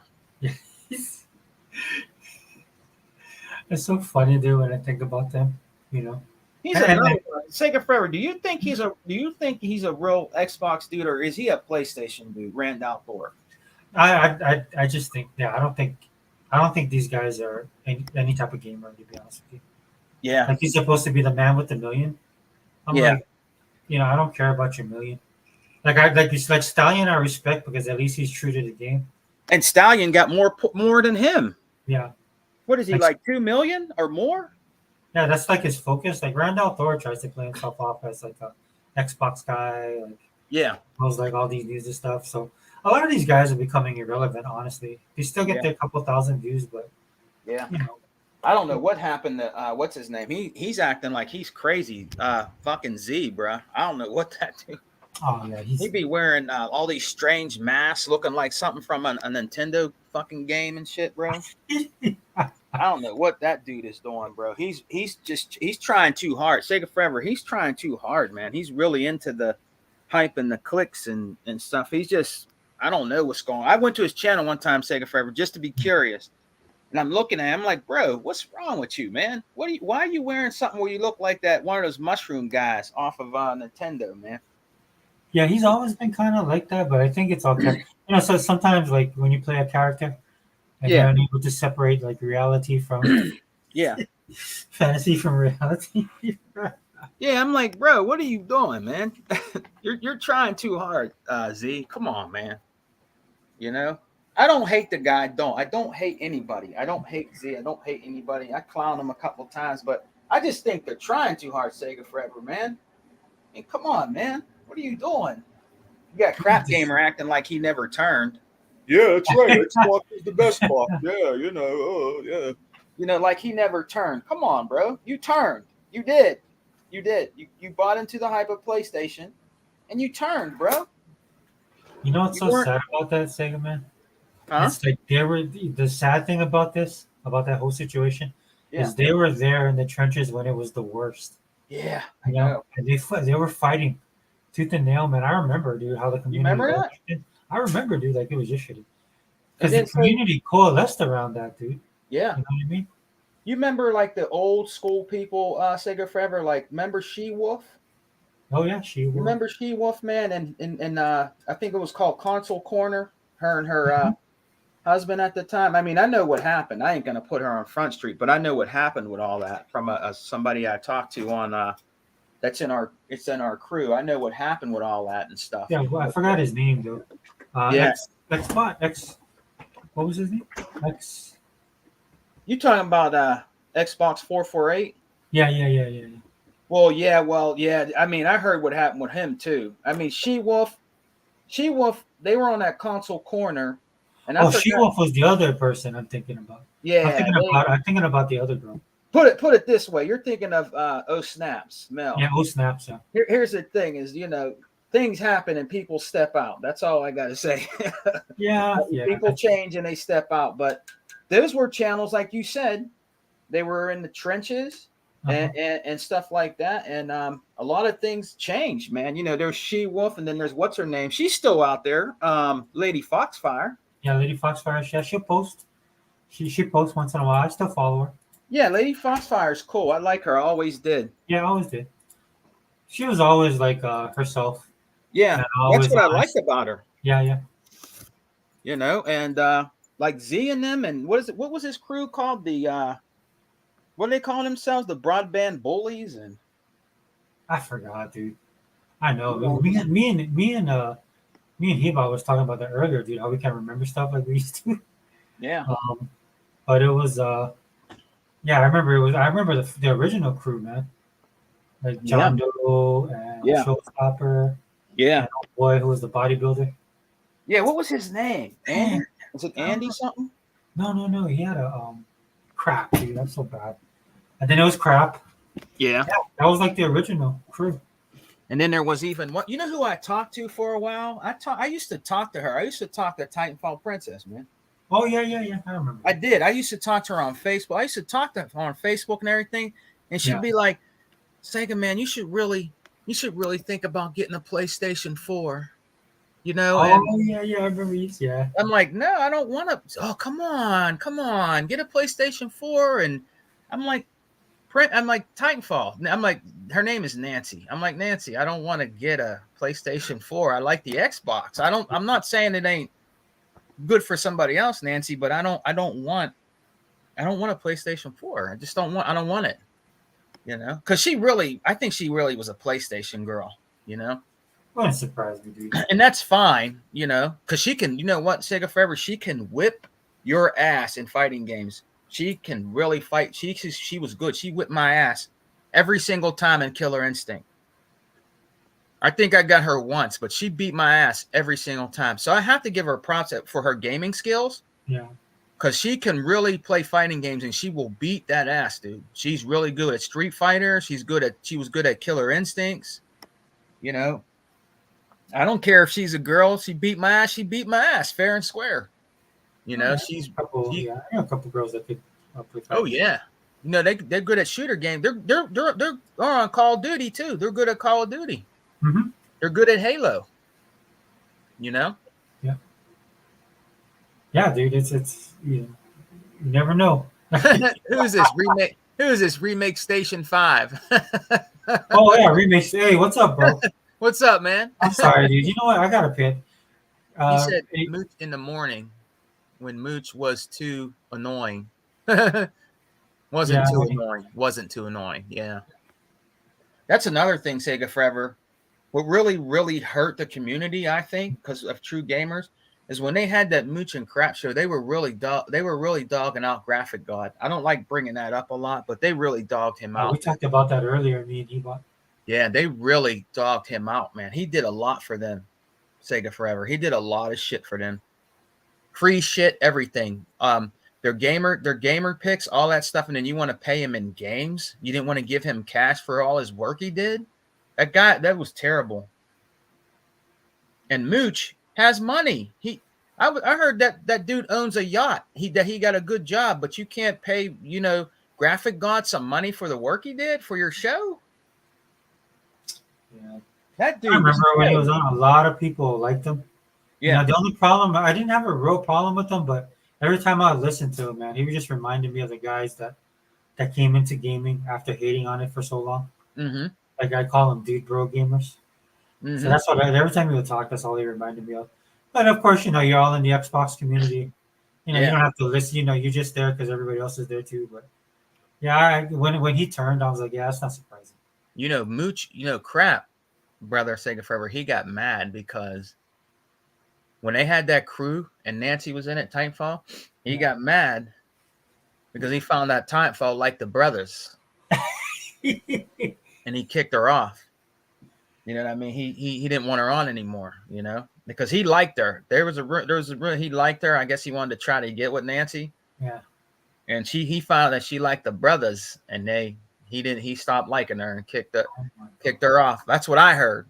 That's why he didn't want her on anymore, because he found out that she liked the brothers and he liked her, and he didn't want her on there anymore. That's what I heard. So See, he couldn't hang. yeah, man. Yeah, bro.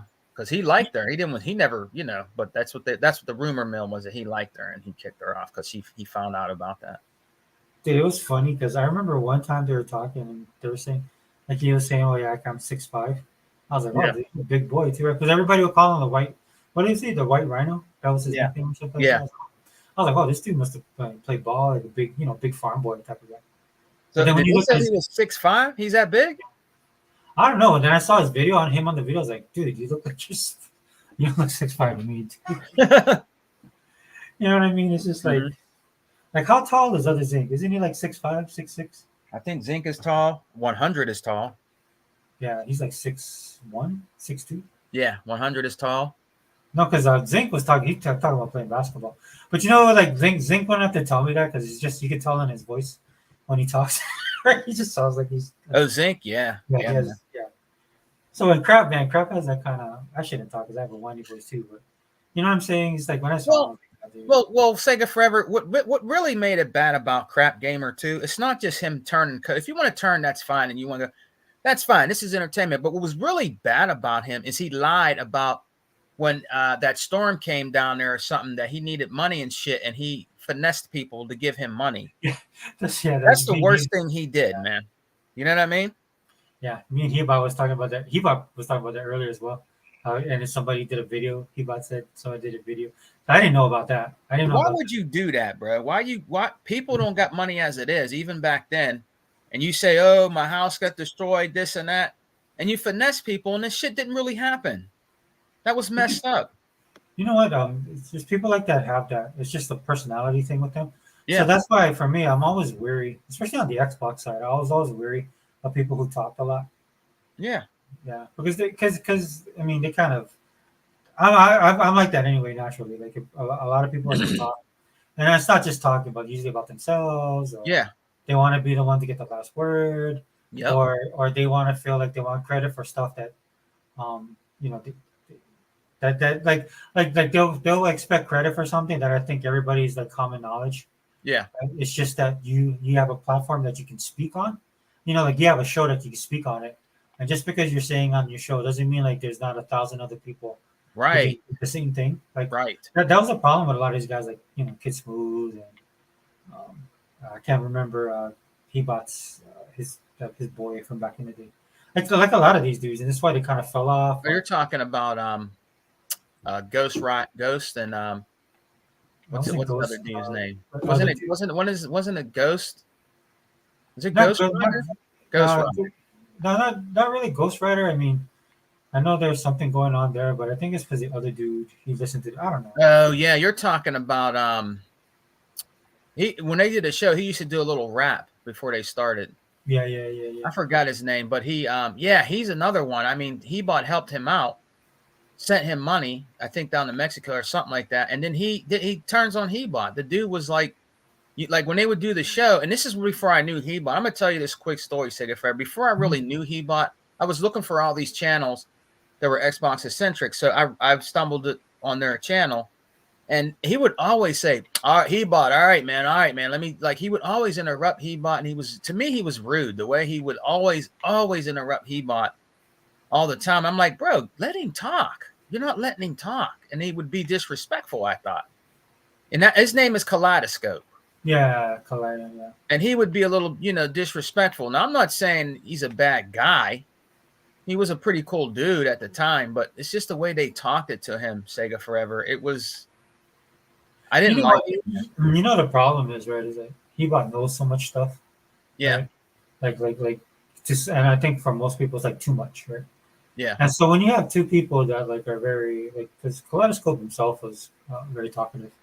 Yeah. So of course you're gonna bump heads and stuff like that, right? But on the flip side, guys like Iron Wolf, dude, they're all about this. Man, this whole community. Like in the beginning, it was cool, but over time, you just see people's personalities, the little riffs. Some people was more into this more than just about the gaming. Like for me, I didn't have a problem because I was about Xbox, dude. Because of my experience of what happened when I went to GameStop, they told me to go to the Xbox store. Yeah. I was like, what? Like that kind of experience. Yeah. Right? And then realizing that, like I said in my little testimonial I gave, I was like, when I was looking at what people were saying about the Xbox, I questioned myself, bro. There's a Yeah. time I sat down, I was like, dude, am I old? Am I that old? Am I not like I'm looking at these games, I'm liking them, and am I not seeing something like that other people are seeing because the hate was that real? Yeah. And then you trust your own instincts, and then I've been a gamer for years. Then I started playing the games, and I looked at it, and then it dawned on me, dude. It was like a light switch come on. I was like, oh, dude, man, these dudes are haters, and that's when I went all in on Xbox. Yeah. I'm kind of that's kind of a flaw with me too, bro. I'm not gonna lie. Like when I talk about stuff, dude, I am very scorched earth. Oh yeah. Yeah, I'm just like that. And then I'm the type of person like, if you come at me, I'll just double down. I'll triple down. Oh yeah. I don't care. And at some point, I'll be like, oh, you're losing the argument. I was like, I know, but I'm still pissing you off. Right. And that's something that I try and work on because I don't want to be like that. But I think I've gotten better. But and plus, it doesn't hurt that Microsoft is buying everybody. So so that helps. They're not taking, how many times Sega Forever did, and I think it was starting to annoy Phil Spencer because he's a fair guy. How many times does he have to tell you that he's not taking Call of Duty away from PlayStation? It's like these interviewers and these so-called PlayStation fans, which are bots.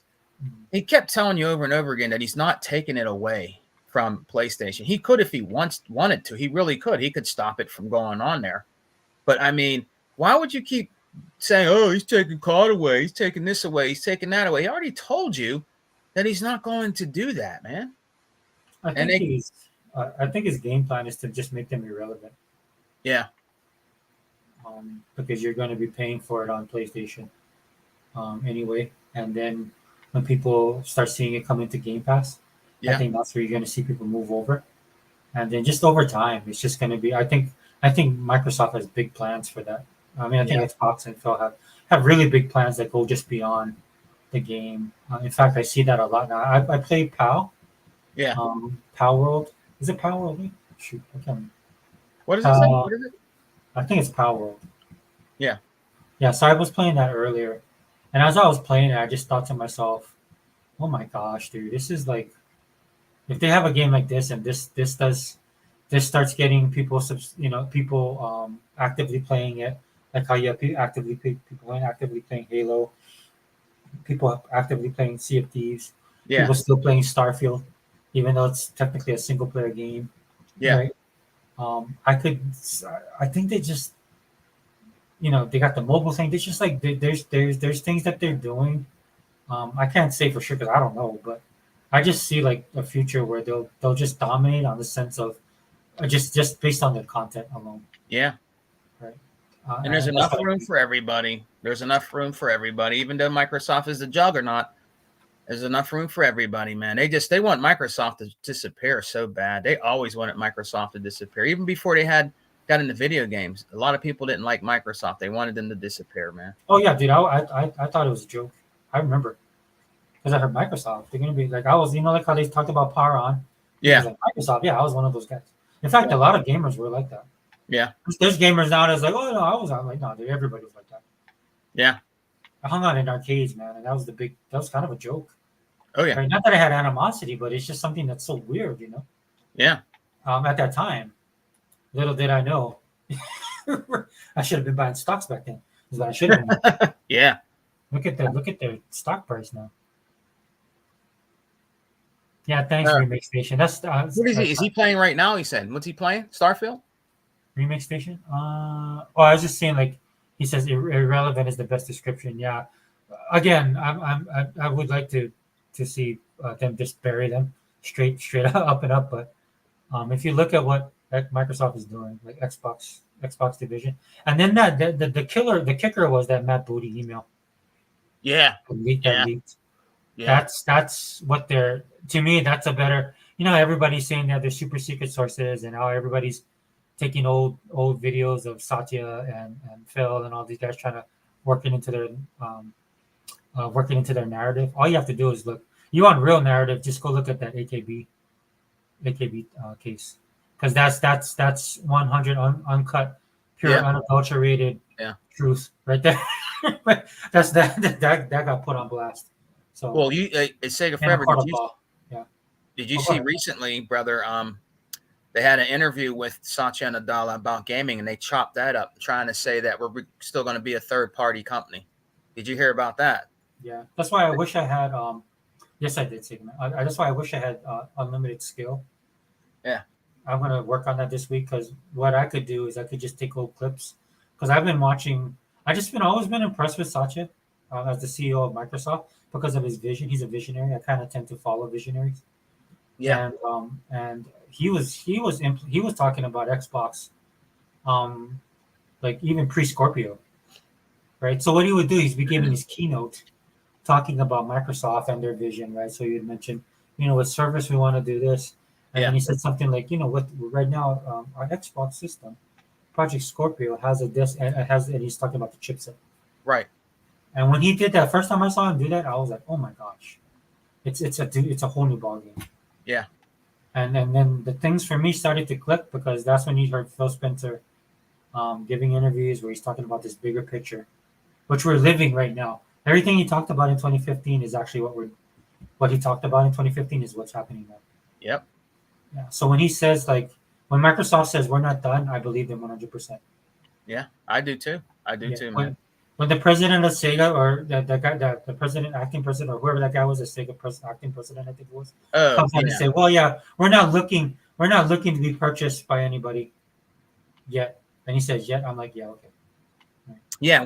You got to watch the word. That's the thing. People don't pay attention. You have to pay attention to what they're saying. Like he said, yet you have to pay attention to all that. And it's possible that they can be, Yeah, that I think anybody can be. right. I'm just saying after that AKB, that was like to me that was the signal. Nobody's off the table.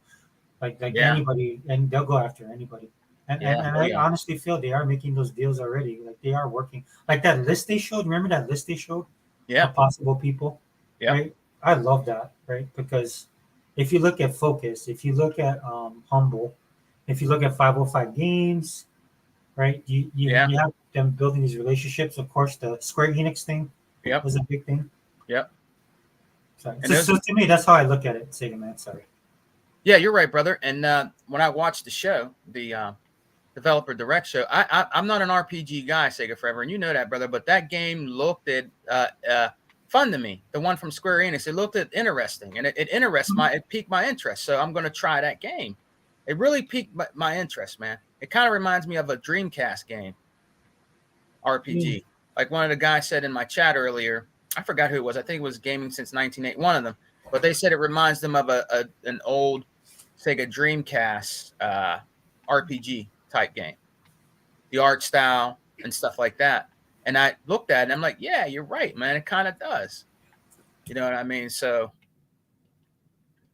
that would be cool to try out some of those. And he's doing what people ask Sega Forever. Like when they say, oh, Xbox doesn't have enough Japanese developers and games, that's what he's doing. But here's the real kicker. Are you supporting and buying those games? Because he's doing what you ask. So are you buying those games and downloading them on Game Pass or whatever? Are you supporting them like Noonie Cooney, like different types of games like that? You have to support those games. You're asking for them, support them. Yeah. Don't just ask for shit and don't support it. You know what I mean? Yeah, I bought them. I bought them both. Did you buy the Noonie Coonies? Mm-hmm. Yeah, they were that good because they're basically oh my gosh, the studio that does it, right? It's the animator. What's his name? See, maybe because I forgot. I know who you're talking about. I forgot. Yeah. So I knew it was, but when you actually see it in playing, yeah, right. And then I played it. I was like, yeah, this is totally. And that's what I do with Game Pass, dude. I play a game and I know right away I love it, so I'll just buy it. And Noonie Cooney, is it more of an action adventure RPG, right? Yes. Yeah. Okay. It kind of has not role playing. I mean, it has role playing, but not total RTS. It doesn't have total RTS, but there are some concept of it when you play it. Yeah. It's a good mix. I mean, it's a total action, but I like some of the other elements that they have. And the world is beautiful. Yeah. The story's good. Like everything about it, especially that first game. Oh yeah, I tried the first game, and I think when there's another sale, Sega Forever, I think I'm gonna invest into the Noonie Coonies because I kind of liked the first game. I didn't get to play much of it because games kept coming out, and there was something else that piqued my interest, and I stopped playing it. So I think I'm going to actually buy them. I have some of the Yakuzas. Remember when they had them 1-day flash sales? Mm-hmm. Xbox had a 1-day flash sale of the Yakuzas Sega Forever, and I bought like 4 of them. I think they were like $3 a piece, something like that. But I bought like 4 of them, four of the Yakuzas. I think 4 of them that I bought. And I like them. I do like Yakuza a little bit. I do. There's a lot to do in there. You can go and play in the arcade. You can do side missions. You do the regular mission. So there's a lot to do in them. And then I bought the Steelbook, the latest one, not the one that's coming out, the one with the dude with the red suit. He kind of got an afro. He has the red suit on. What's Like a Dragon? Yeah, I got that one Steelbook, man, at my exchange for like, I think it was like $15. I'm like, yeah, let me get this. You get this, because it was around when it came out. It was $15, and I asked him. I said, "Why is this $15?"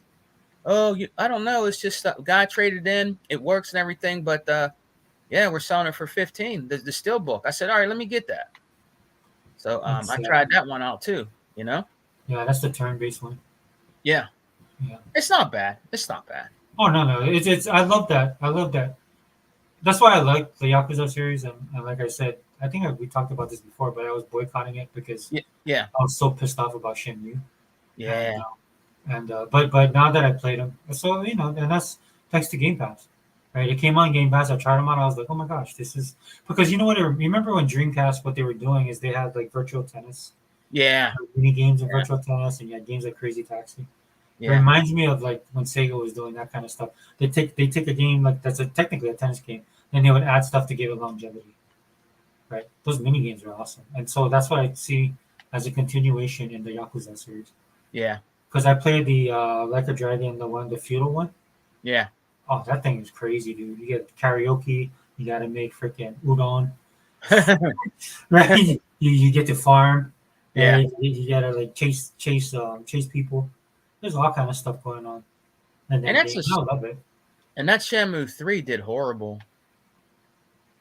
Well, they should have put it on. It should have been on. It should have been on all. You know what I mean? I like Shenmue. I bought the ones digitally for the Series X and S. You know, the Xbox. You know, I bought those. I bought that package when they had it on sale, and played it over again. Sega Forever. I played one over again and beat it into 2. You know, when they brought it over.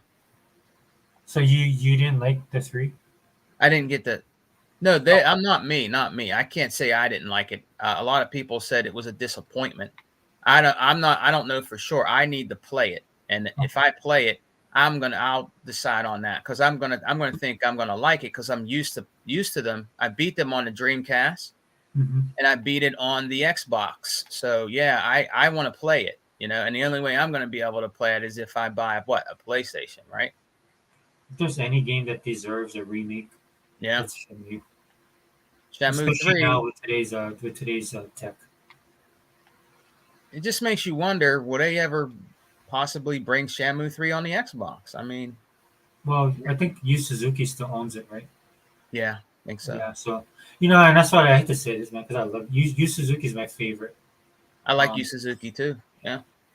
And because of the games that he made, and just the way he was at that time, Yeah.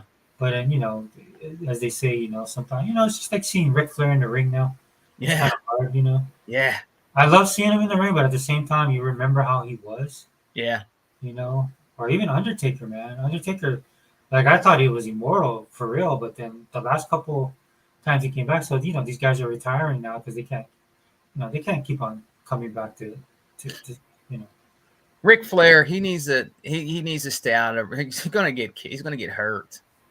He's old. He's older now, bro. You need to retire, man. You can't be in there. I mean, I know they have it where you don't get hurt, but he's I'm happy that he's still out there, but I think he should retire, bro. He made wrestling part of what wrestling is today. He made what wrestling is today. He's part of that. You know what I mean? Ric Flair. I mean, I hated him so much, Did you? Oh yeah. Well, this is in the beginning, and then you get to respect the guy, man, because you see his craft, the way he handles his craft in the ring, and the type of wrestler he is. Yeah. And then I began to just love him, just because of the way he was, man. He had some of the best dialogue in wrestling ever, dude. Like he Yeah. he commanded the camera, he commanded that microphone, and then on top of that, like he would put people over, right? Yeah. Which tells me he didn't have an ego, Yeah. right? Like, he was like Bret Hart and Shawn Michaels, like guys like that that could sell, not just sell themselves, but sell you, Yeah. as an opponent. And so, yeah, I missed it. I follow people on Twitter, man. I keep on sharing the clips. I shared Yeah. one today when it was Bret Hart versus The Undertaker. It was Bret Hart. Bret Hart's my favorite wrestler. Is he? Oh yeah, I hated him the most, dude. Who, I Brett? hated him. I hated the Hart Foundation. I hated the Mouth of the South. Every time they wrestled, dude, I'd always cheer against them. Right? I couldn't stand him. Yeah. And again, he's another guy though. After you watch him for a while, I was like, oh man, this dude's the man. Technically, he couldn't be touched. Yeah. And then he has some of the great, in my opinion, the greatest wrestling matches ever. He fought Hell yeah. like Oh, his yeah. match with Yokozuna was amazing. I Yeah. believe. Yokozuna. Yeah. Kamala. Anyway, What's we're the getting other off one? on a tangent. But What's the other one? Kamala. Kamala, yeah, he was another wrestler.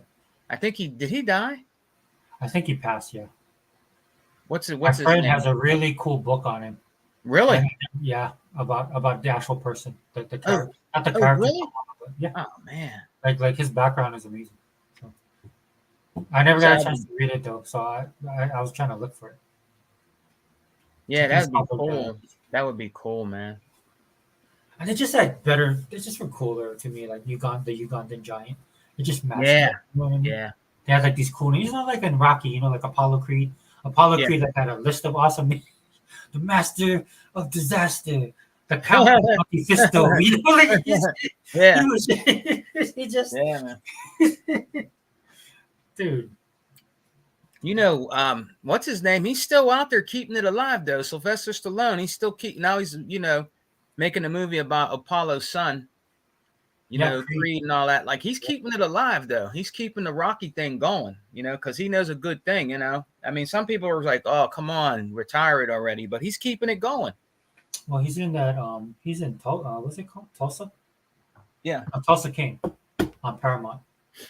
Yeah, he just keeps it going, man. Yeah, but Tulsa King's a great show. He he's in his element, right? Because he's a guy that realizes certain things about himself. Yeah. So he stays within that lane. Jackie Chan kind of does the same thing. Yeah. Yeah. I mean, Jackie Chan still got it, but they understand, Jackie Chan, yeah, bro. Yeah. But Like I don't know what happened to Jet Li and all them. I don't know whatever happened to them dudes. yeah, he kind of aged. I don't know, dude. But I'm enjoying all the stuff that's coming out on from the newer martial arts, the kung fu stuff coming out of Taiwan and Hong Kong.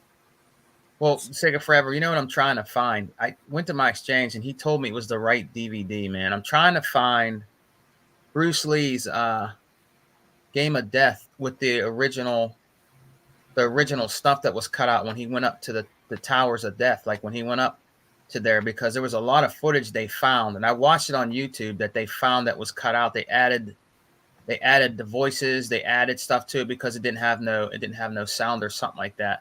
Mm-hmm. And this is it. This is the one you want. And I got it. And I'm like, no, this isn't the one I want. It was the regular one because it's extended where he's fighting Kareem Abdul-Jabbar, right? And then he knocks his glasses off and you see his eyes. And they're like, because he's like has some kind of blindness.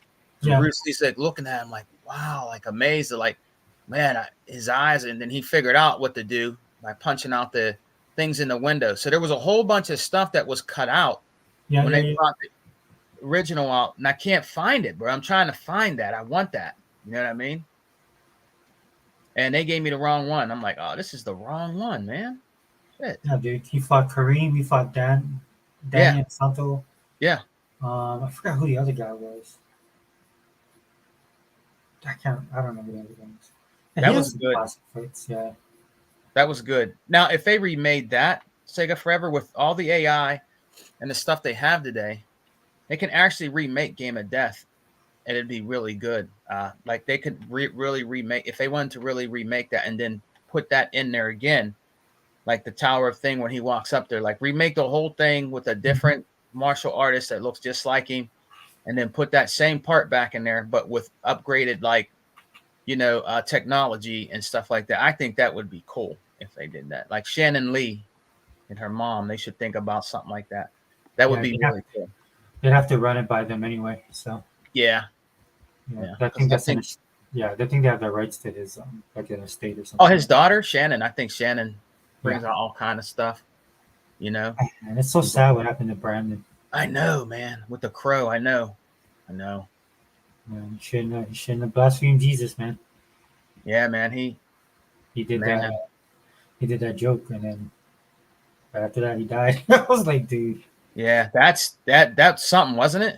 yeah. Man. So my favorite movie is Rapid Fire. I love that movie, dude. Rapid Fire? Yeah, that was like his first. That was the movie that was like his I first. think I have big- that. Yeah, it's awesome, dude. Like his big Hollywood. Yeah. Yeah. I have a Yeah, movie with him and Oh. Dolph Lundgren in it. Oh, what was that one? I think it's Laser or something, or there's some kind of movie that him and Dolph Lundgren were in together. They're fighting okay. and stuff like that. I can't remember the name of it. Take it forever. I'll tell you. Like later. But I found them. When I was shopping. I found a couple movies with Brandon Lee in it, and he was in there with him. I forgot the name of the movie. The movie though. I think his biggest movie he ever honestly had was The Crow. Yeah, that's the one that was the one, dude. Because then his Rapid Fire was that big Hollywood push, right? Yeah. Action, that's when the Van Damme and Yeah. Steven Seagal and all that stuff. Right? Do you like him, Sega Forever? I didn't really like him. I don't really like him that much. I didn't really like Van Damme that much. He's okay, but Oh, I loved his movies. I did. did you like his movies? Oh, I yeah. thought he was all right. You know what it was, dude? It was at that time where I was old enough to get a video rental, a card at a video store. Yeah. Because we didn't go to the movies, bro. Like I didn't go to the movies. I didn't do any of that stuff. And so I was working at the grocery store. Yeah. And I had to go over to the other side where Winn Dixie was, and there's a video store there. It's one of those small little cell phone, like mom and pop type video Yeah. stores. Yeah. And so they were like the age there was like 15 to get a card to rent movies. Yeah. So I said, well, can I get a card? He goes, yeah, I just got to fill this out. I filled it out. All right, I grabbed my movies, man. I think it was like $2 a piece. And then I rented like a couple, but the first one was Bloodsport. Yeah. And then I think I Steven remember Seagal. Bloodsport. Yeah, and then the Steven Seagal one I rented was I'm pretty sure it's Mark for Death. Which that's my favorite Steven Seagal movie. So. A lot of people back then too, if you remember Sega Forever, a lot of them stopped liking Steven Seagal because they said he was a woman abuser. Oh really? Oh, because of Kelly, whatever with Kelly LeBron. They said he abused his wife. I don't know if that was true, but they were saying that he was a wife beater. I don't know how true, but that's what they said back in the day, and a lot of people stopped liking him because they said that he was a woman beater. I don't know if that was a rumor mill thing, but that's what back in the day, that was the big thing about him, Steven Seagal. They said he was a woman beater. Oh yeah, I didn't. I was younger back then, and then so yeah. But I remember watching Mark for Death, dude, and I was like, dude, that movie had so many. That became like one of my favorite movies, and then just some of the because it has some of the best one-liners, like Screwface. That dude was.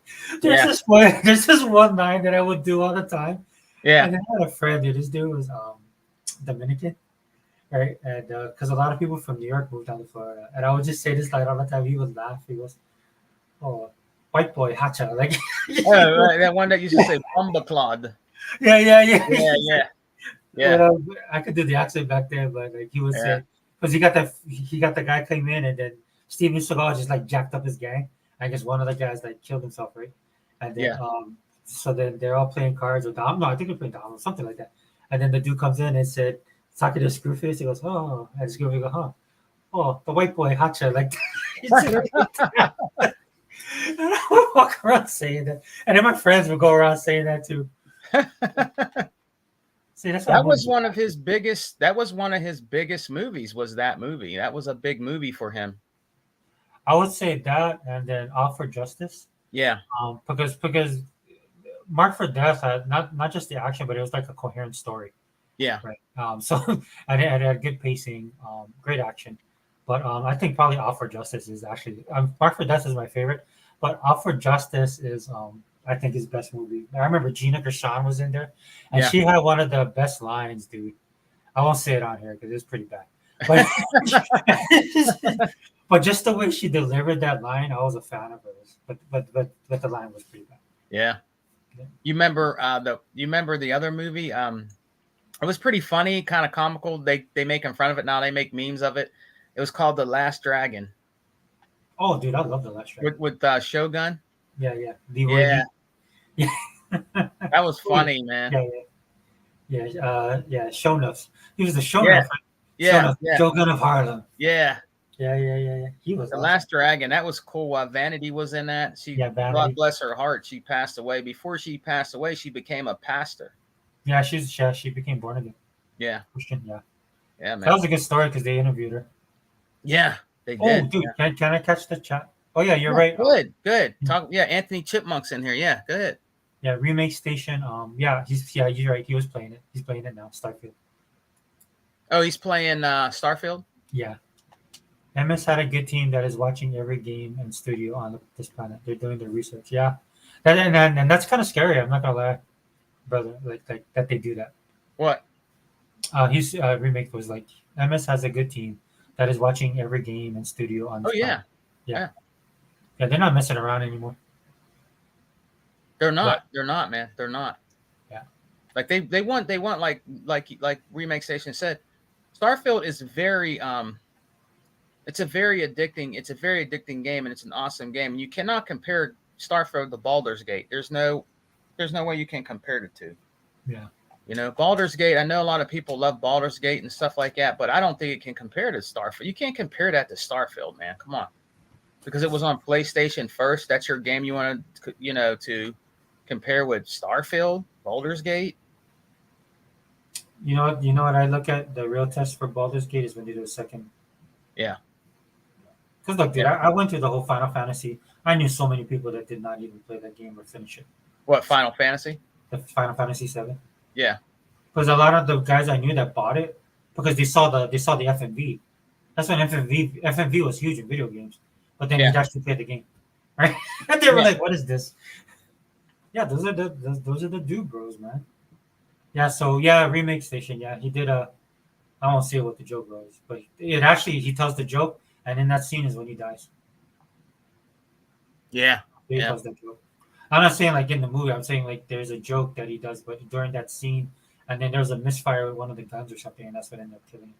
Was it a misfire with one of the guns? Because some people say, now I don't know if this is conspiracy theory. Some people say there was a real bullet in there, and somebody, because it was Bruce Lee's son, they wanted him gone too, like the Bruce Lee curse, or it was a rubber bullet or some kind of a bullet that hit him and it killed him. Like it might not have been a real one.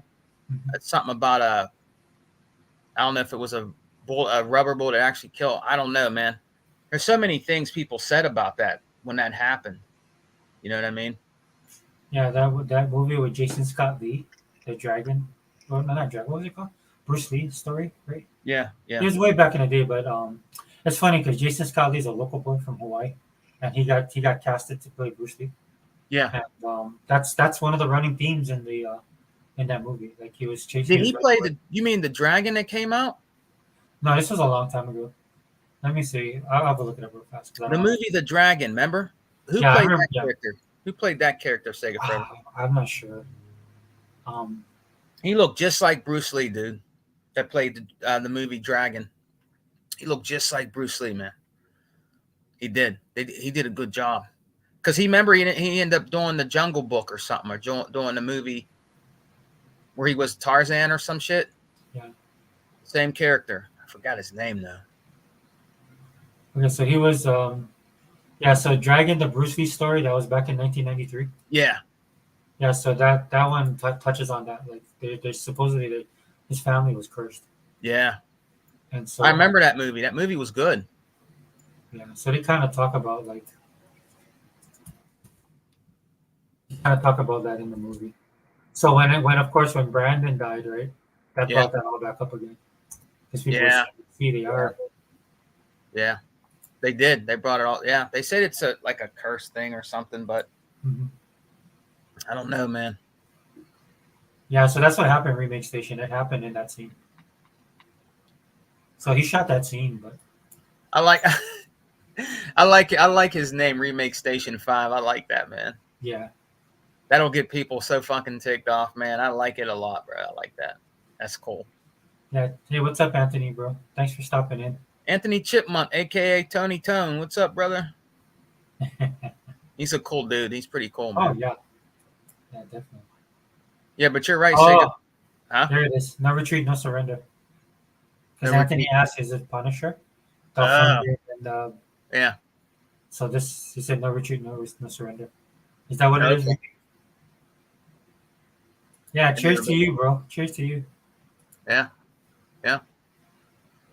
Yeah. Now he is right. He has been able to revitalize his career, brother. Unlimited said, guys, go to bed.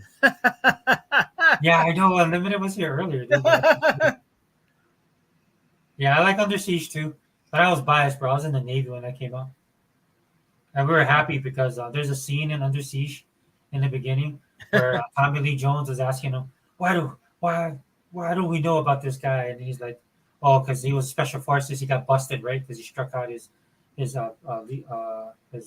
commanding officer." Yeah. And so the admiral took him under his wing. And so there's only two jobs he could take, like two rates. One of them was the cook, which what he was in the movie. The second one was a yeoman.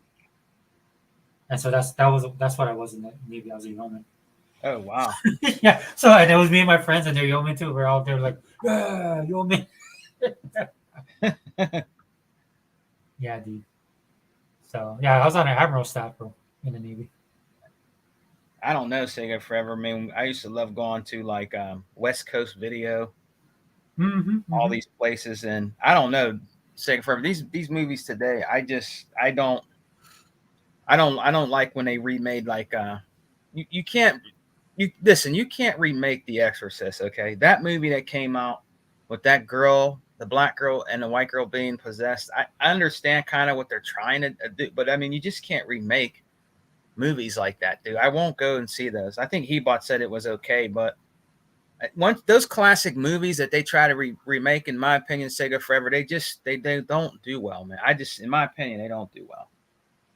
I don't like when they remake some of those great movies, man. To me, they don't do well. Yeah, the lack of they're just the lack of talent. I don't know how else to put it. Yeah. Nice here. But why are you remaking stuff, man? Like a lot of people said they didn't like the new well, I talked to people that said they didn't like the new Black Panther movie. I felt sorry because I don't think that's anything to do with the director. Yeah.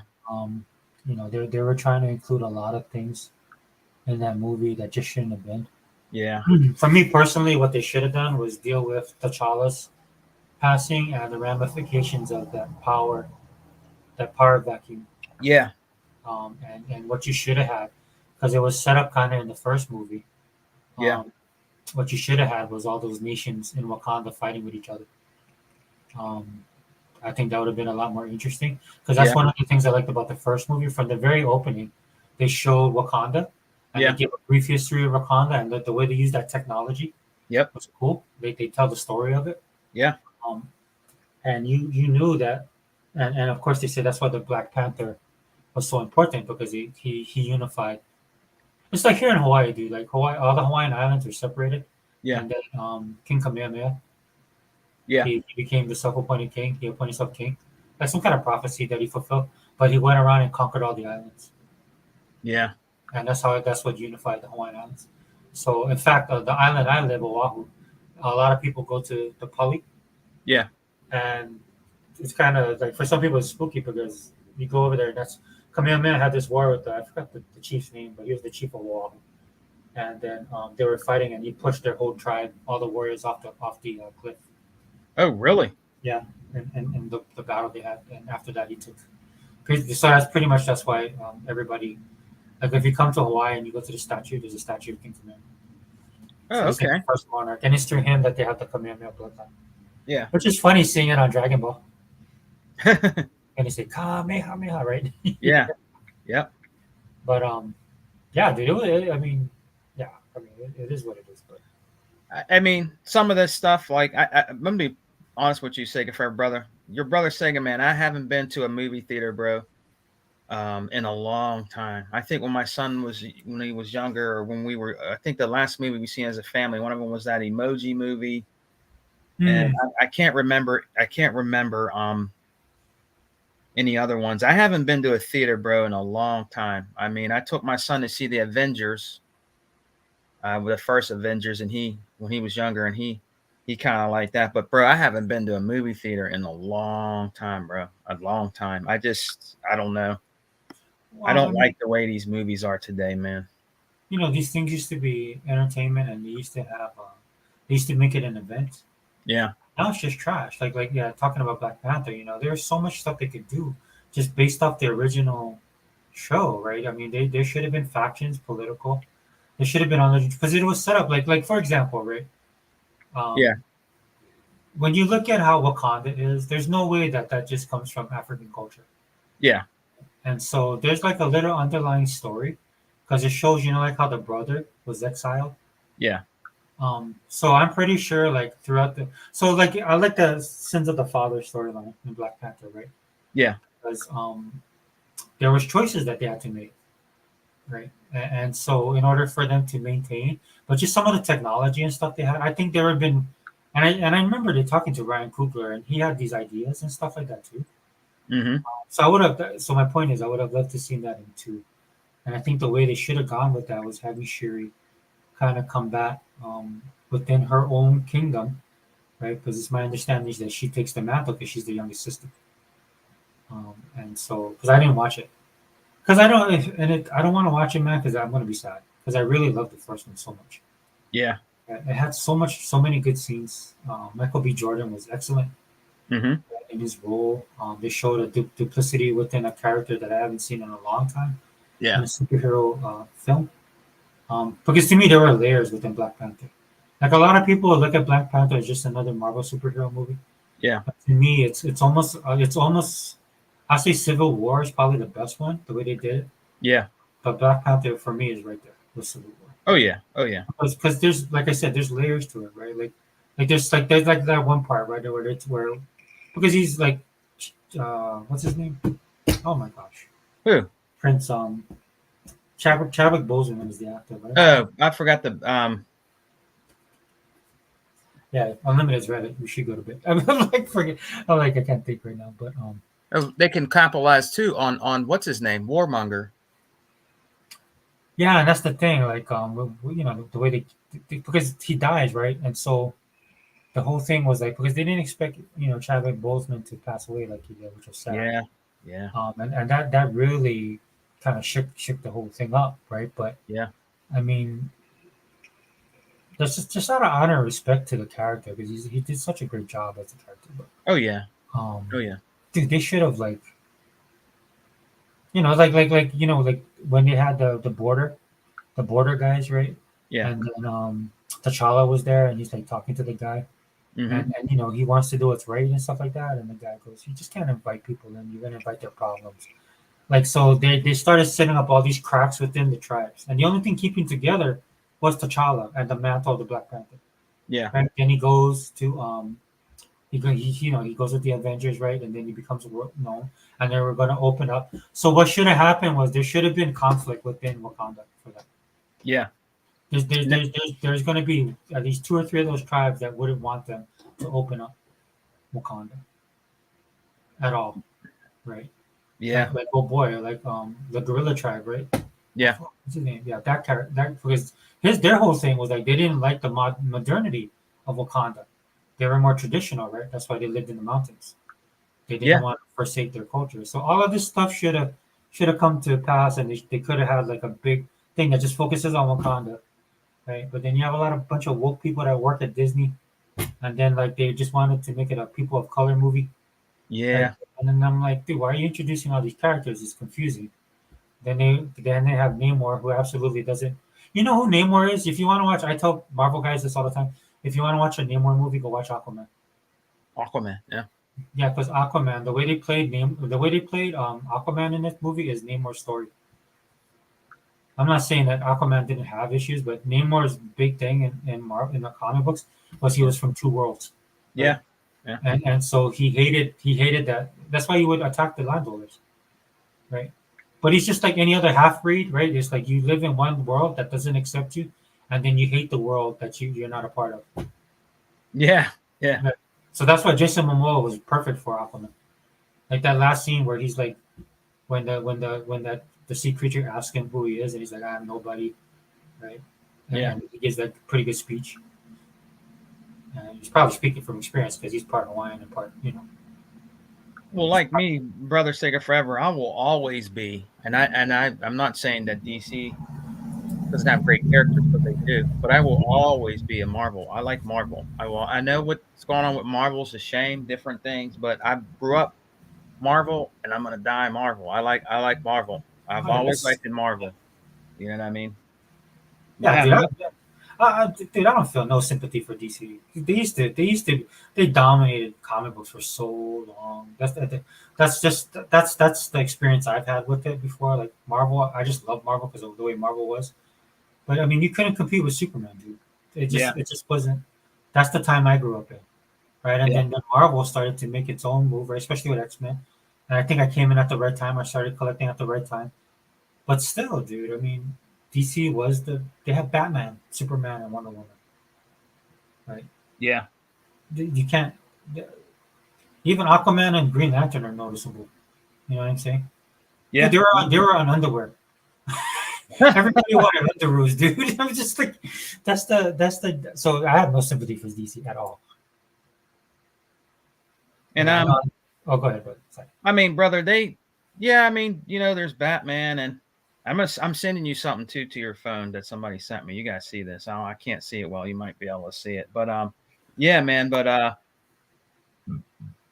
I like DC. I think they're cool, but Marvel was just. I mean, growing up, that was my shit, man. I mean, I loved it, Marvel, and all the different characters and and different things like that, man. I like their stuff. I always have. I who one of my favorite characters is I like from Marvel. I like War Machine. Yeah. I like War Machine from Iron Man. I always liked it, War Machine. I would like to know more about his story, War Machine. Different things like that. And I like the Sentinel. The big Sentinel.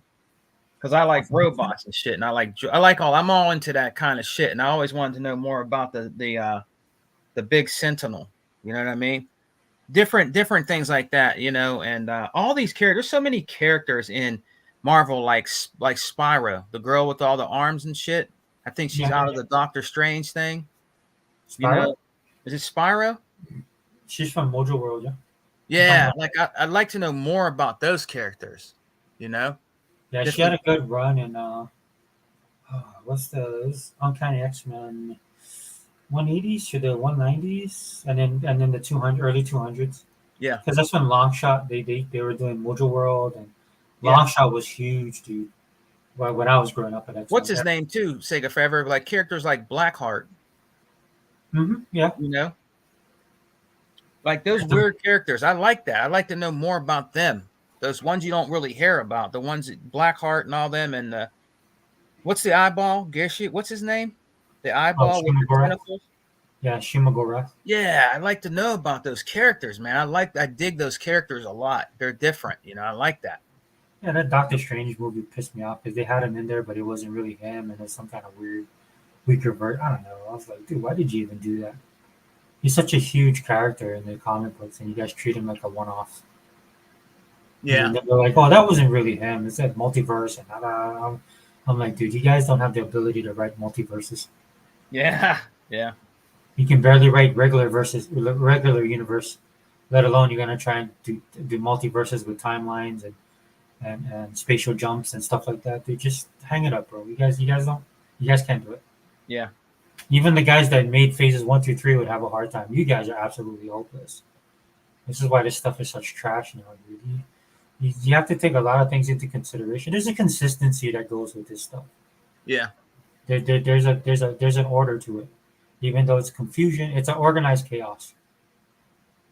And if you don't know how to write this kind of things, you end up painting yourself into a corner.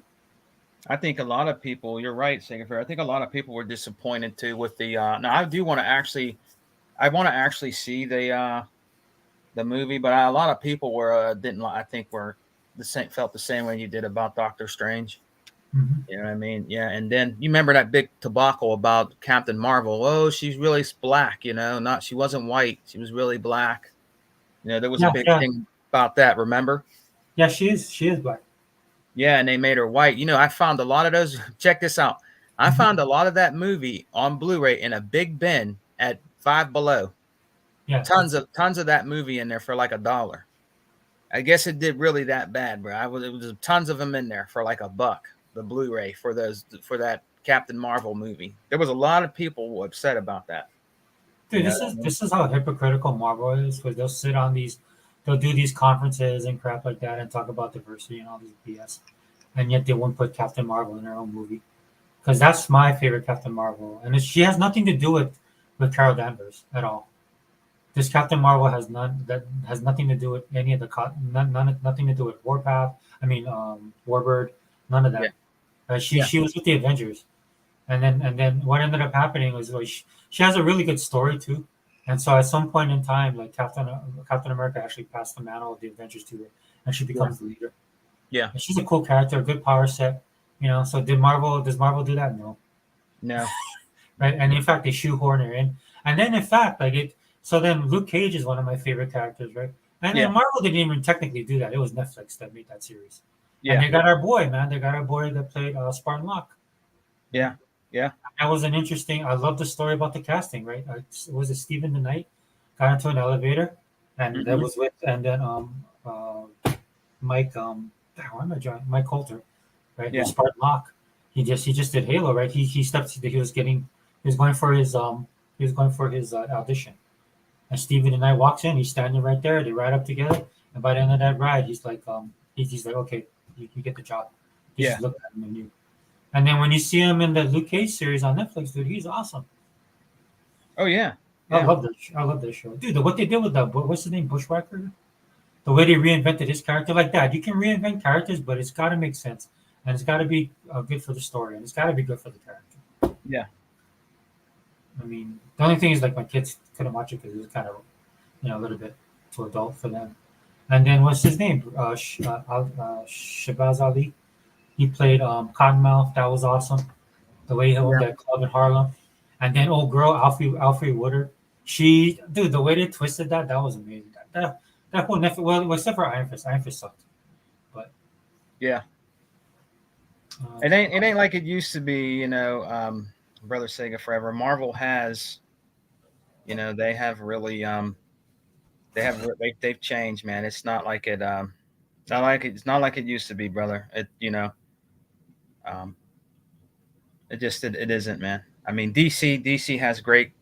I'm not saying they don't. They have great characters, you know what I mean? Batman will always be very big and I think people seem to sway towards. Do you think people seem to sway towards Batman more than Superman, or would you say it's equal? they both have their camps, in my opinion. Yeah, But the thing with DC, which is just I hate this about DC, is that their characters are timeless. yeah, Over time, people can forget about a lot of Marvel's characters. yeah, You just yeah, basically have the Hulk and Spider Man. That's it, and the X Men, yeah, right? Because you had a generation of kids like myself who grew up on X Men. yeah, You have that Wolverine, Deadpool, part of that, but, and I say this begrudgingly, right? yeah, Superman and Batman at times. Superman, dude, is the prototype, right? He's the arch typical. yeah. He is the Superman is the standard, and Superman, yeah. I mean, that'll never change ever. I think my favorite Superman of all time would always be and always will be Christopher Reeves. I mean, Mhm. Christopher Reeves was Superman. I just actually bought I think got it for a few dollars on Blu-ray. I got Superman 3 with him and Richard Pryor in it. Yeah, dude, I love that movie. I know that at that time I was younger too. I just like Richard Pryor. Yeah. That's back when I was like, yeah, like I told you, I got my video card, so I watched Brewster's Millions, Yeah. Yeah. The Toy with Jackie Gleason. He was a Silver Streak with Gene Hackman. Yeah. Yeah, he did a lot of them. Great. Yeah. I mean, he was just. I really miss him because you remember the show. Now, I didn't really get too much into this show. I think Unlimited can also comment on this. Do you remember the show Smallville? He actually made appearances in that. He was in that. Christopher Reeves. Yeah. He played Dr. Swan. Yeah, and I just bought the series on Xbox, the entire series. did you? But yeah, it was like Smallville? 20. Yeah, I have the box set. Yeah. I have all the DVDs, but then when I saw I'm thinking about buying it. I might buy it today, later on, Sega Fair, when I go out with my daughter. I'm thinking about buying Smallville and getting into Smallville, binge watching it because I'm starting to find it a little interesting. I was reading the back of it. I was at the store one day, and I'm like, oh, maybe later. But I might start investing in this and checking out Smallville from beginning so, to end. you know, I would always say that DC just had a way with their television shows and cartoons that I enjoyed the most, and then Marvel didn't have much. And then when Marvel did stuff, it wasn't good. Yeah. Until like I think in fact Netflix series is the only good stuff that they did. Let me our brother's commenting. Sorry guys that I'm falling behind. But like let's just pick up on because Unlimited. Unlimited, you want to come in here and defend your company of choice? Unlimited production. Last movie. You know he will. You know he will. Oh yeah. Last I saw in theater was Black Adam. It's a shame WB don't know how to take advantage of momentum. I would have given Aldous Hodge, who played Hawkman, a spin-off series.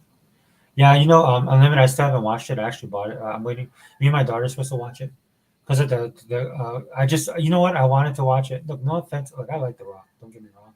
Yeah. The only problem I know I'm going to have watching it is I don't see Black Adam. I see The Rock as Black Adam. Yeah. That's the problem. But I got it because Dr. Fate is in there, and then they got Pierce Brosnan to play him, and that's why I bought the movie because I want to see Pierce Brosnan as Doctor. I think that's probably the most perfect casting. And don't they have like the Atom Smasher and some other characters in there? In fact, I bought Blue Beetle because my daughter likes Blue Beetle and Booster Gold. Yeah. Which I know they probably won't make a Booster Gold movie now at this point. Yeah, Unlimited and E-Rock, they're big DC fans. So if I want to know anything or get into anything DC, I would definitely ask Unlimited or E-Rock, because they're gonna know they're big fans of DC, and yeah. Well, Unlimited say and used Henry Cavill Superman, who made a cameo at the end. Yeah, I think that they panicked, right? Yeah. Because it should have, like, technically, we should, if it's a Shazam movie. Was it Shazam that they did that, right? The cameo. Oh, I remember. Yeah, Shazam. He's more of like is he more like a comical superhero? They made it that way. Because they have Zach. The real Shazam wasn't like that, though, right? Well, he's a Boy Scout kind of character, right? He plays Billy Batson. Yeah. Yeah, so he's kind of like the power of Shazam, but he's a little kid. Oh, okay. Because I never wondered was he a serious, superhero character, or was he, just like funny and stuff like that? Just like what's his name? He's kind of comical. What's the dude's name? I have the game too on Xbox One. With the red suit on. What's his name? He's always joking, doing jokes and stuff like that. That character with the red suit on and he has the two swords. Deadpool? Yep. Deadpool. My daughter just told me. I'm sitting here thinking who it is, and my daughter's like, Deadpool. I heard her. Thank you. Yeah. That's it. Deadpool. She got it right away. I love it. I love it, man. Yeah, she better did it. No, she got it right away. Deadpool, yeah. Deadpool, a lot of kids seem to pull towards Deadpool. They like Deadpool, because he was. Dude, I grew up, dude. I'm telling you right now, dude. When I was, because this is back in Rob Little's day. Yeah. And he did X-Force, right? And so Deadpool wasn't even like that popular. In fact, it was no, not Shatterstar. Yeah, it was Longshot. Longshot was popular. You talk about Spiral. So Yeah. Longshot was the popular character. So Longshot had a son called Shatterstar, and Shatterstar was the next big thing when I was reading comic books. Yeah. Unlimited, I sent you a link, dude. Unlimited, go to bed. Yeah, if you want to come in and defend your precious DC, who's gonna get ruined by the Marvel mole.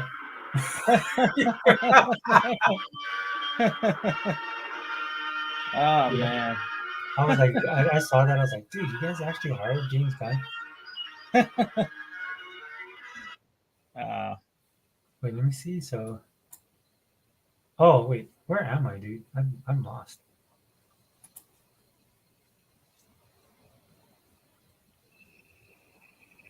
I'm sorry, guys. I'm blanking out, dude. Yeah, you're right. I shake it a bit.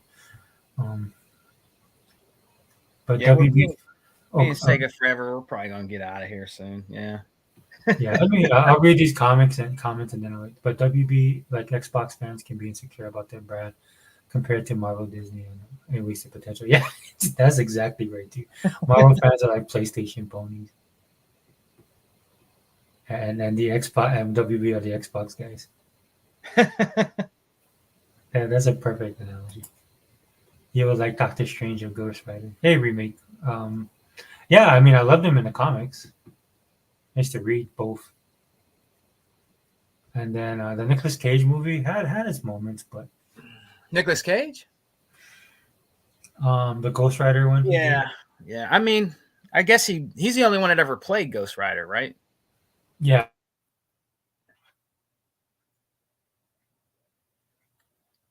They tried to capture that I don't know, dude. It was okay. It's just I put it on the same level as Fantastic Four movies. You know what I mean? The Ghost Rider movie. We have a it was DC fanboy in the house. Oh my gosh. okay. We What's got up, Brother Olivia? Unlimited in the house. Yeah, and unlike y'all, actually went to sleep. Yeah, he was in here from the beginning, Sega Man. Yeah, I know. I seen that. Yeah, I seen that. But Unlimited, man, I told Unlimited, I was telling Brother Sega forever. I said, if there's anything I ever want to know about DC, I'm gonna go to Unlimited because he's gonna know him and E-Rock. You know what I mean? I would definitely go to them because they know what they're talking about when it comes to DC. I know that for a fact. So, you know. Yeah, Unlimited said Doctor Strange and the Multiverse of Madness with the three universes all the same looking. Yeah, man. Don't call your movie the Multiverse of Madness and go to the same three locations, man. Yeah, well, no, the madness was And actually then, watching. oh wait! Not only do you go to the same three locations, you meet one of the smartest minds in the Marvel universe and kill him in 2 minutes of screen time. And Mr. Fantastic. Yeah, the guy could make interdimensional weapons, but he can't stop a woman who with fake children. Come on now. That whole thing, dude. And Deadpool. The thing about Deadpool, when he first started, let's be real, he was a Deathstroke the Terminator ripoff. Oh yeah. And the only reason why he got popular was because one of the writers, I forgot which writer, decided to actually give him a different personality from Slade Wilson. And with his, and so his humor is like breaking the fourth wall and all that stuff, and knowing he's in a comic, and that's how he got popular, right? And I remember when he was starting to get popular with like me and my comic buddies. This would have been around like 2008. Yeah, because no, would have been a little earlier than that, because I remember this game X-Men Legends 2.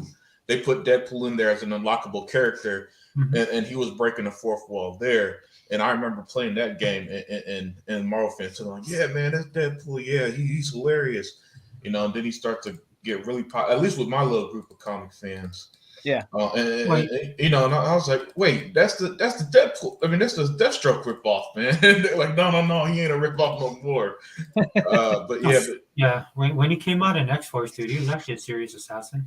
Yeah. And so, but like you said, total ripoff. And Marvel and they rip off each other, especially when you have the same writers and artists switching sides all the time. But the thing about Deadpool was somebody got smart enough to do that, but he was a finger pointing at the industry, right? And in fact, I remember watching Image Comics and McFarlane them was doing that, right? They were like trying to fight the man. industrial, the corporate side of comic books, Yeah. right? And so they had done a comic book with Cerebrus, Yeah. where they had all they didn't show the full characters, but they had all the DC and Marvel guys in a cell, and they were being like held back. And how creatives get sometimes, right, when they get on their soapboxes. Yeah. But then people turned on them, right, when they couldn't make deadlines, and then people began to realize, like, oh, no wonder you need somebody to watch you guys. Yeah. you couldn't put their stuff out in time. Yeah, for every really good series like Spawn, Savage Dragon, they had their share of flops too, man. But Yeah. Well, for a lot of them, we never got to realize it because these dudes wouldn't make the comic book. Right? man. I was really looking forward to Wetworks, man. I mean, that was one of the ones and then Pit. Two comic books was Wetworks and Pit. Yeah. Mhm. Pit was a really good. I know the Max had the HBO spinoff, not the HBO spinoff, but the HBO animated series. I was saying, man. Oh man, he dropped. Yeah, I know. The Max that comic was all right. It was a little confusing to me, but to be fair, I was reading it when I was like 16, so maybe I just wasn't smart enough as a teenager when I first read it. Well, it was definitely a comic book of its time too. Mm-hmm. I mean, and that's a lot of things with the whole thing with Deadpool as well. Dude, he came out at a time where the industry, I'm not saying they were in turmoil, right, but they were definitely having growth pains. Yeah, well, I'll say this. I mean, there's a reason why Marvel almost went bankrupt in the 90s and literally sold their properties and rights to a bunch of other companies at that time. And it's the reason why the MCU never had the X-Men or Fantastic Four, and even getting the rights to the Hulk was a confusing mess for them at one point, Now at the same time, DC was killing it. I don't care what anybody says. My favorite run from DC Comics was from 96 to about 2010. That 15 years time span, I don't care what anybody says. Go back and read almost anything they're putting out, whether it was Grant Morrison's JLU, Grant Morrison's Batman, Infinite Crisis, Identity Crisis. I mean, just almost everything they're putting out at that time to me was just and it aged so well. You could pick up those comics now and read them, and they're still very well done. So when people talk about 90s comics, I always said, man, DC was on fire. It was just Marvel was the one that was just hemorrhaging everything, and they lost a lot of talent that was jumping to Image and created Image at the time, and they had to figure that out. And then they would have the Image guys make Marvel versions of Captain America and Avengers, something like that. It was a really strange time for them. But well, the Marvel, they were a victim of their own success, right? Yeah. Todd McFarlane, man, I remember this dude. He's like one of the first people I know that actually.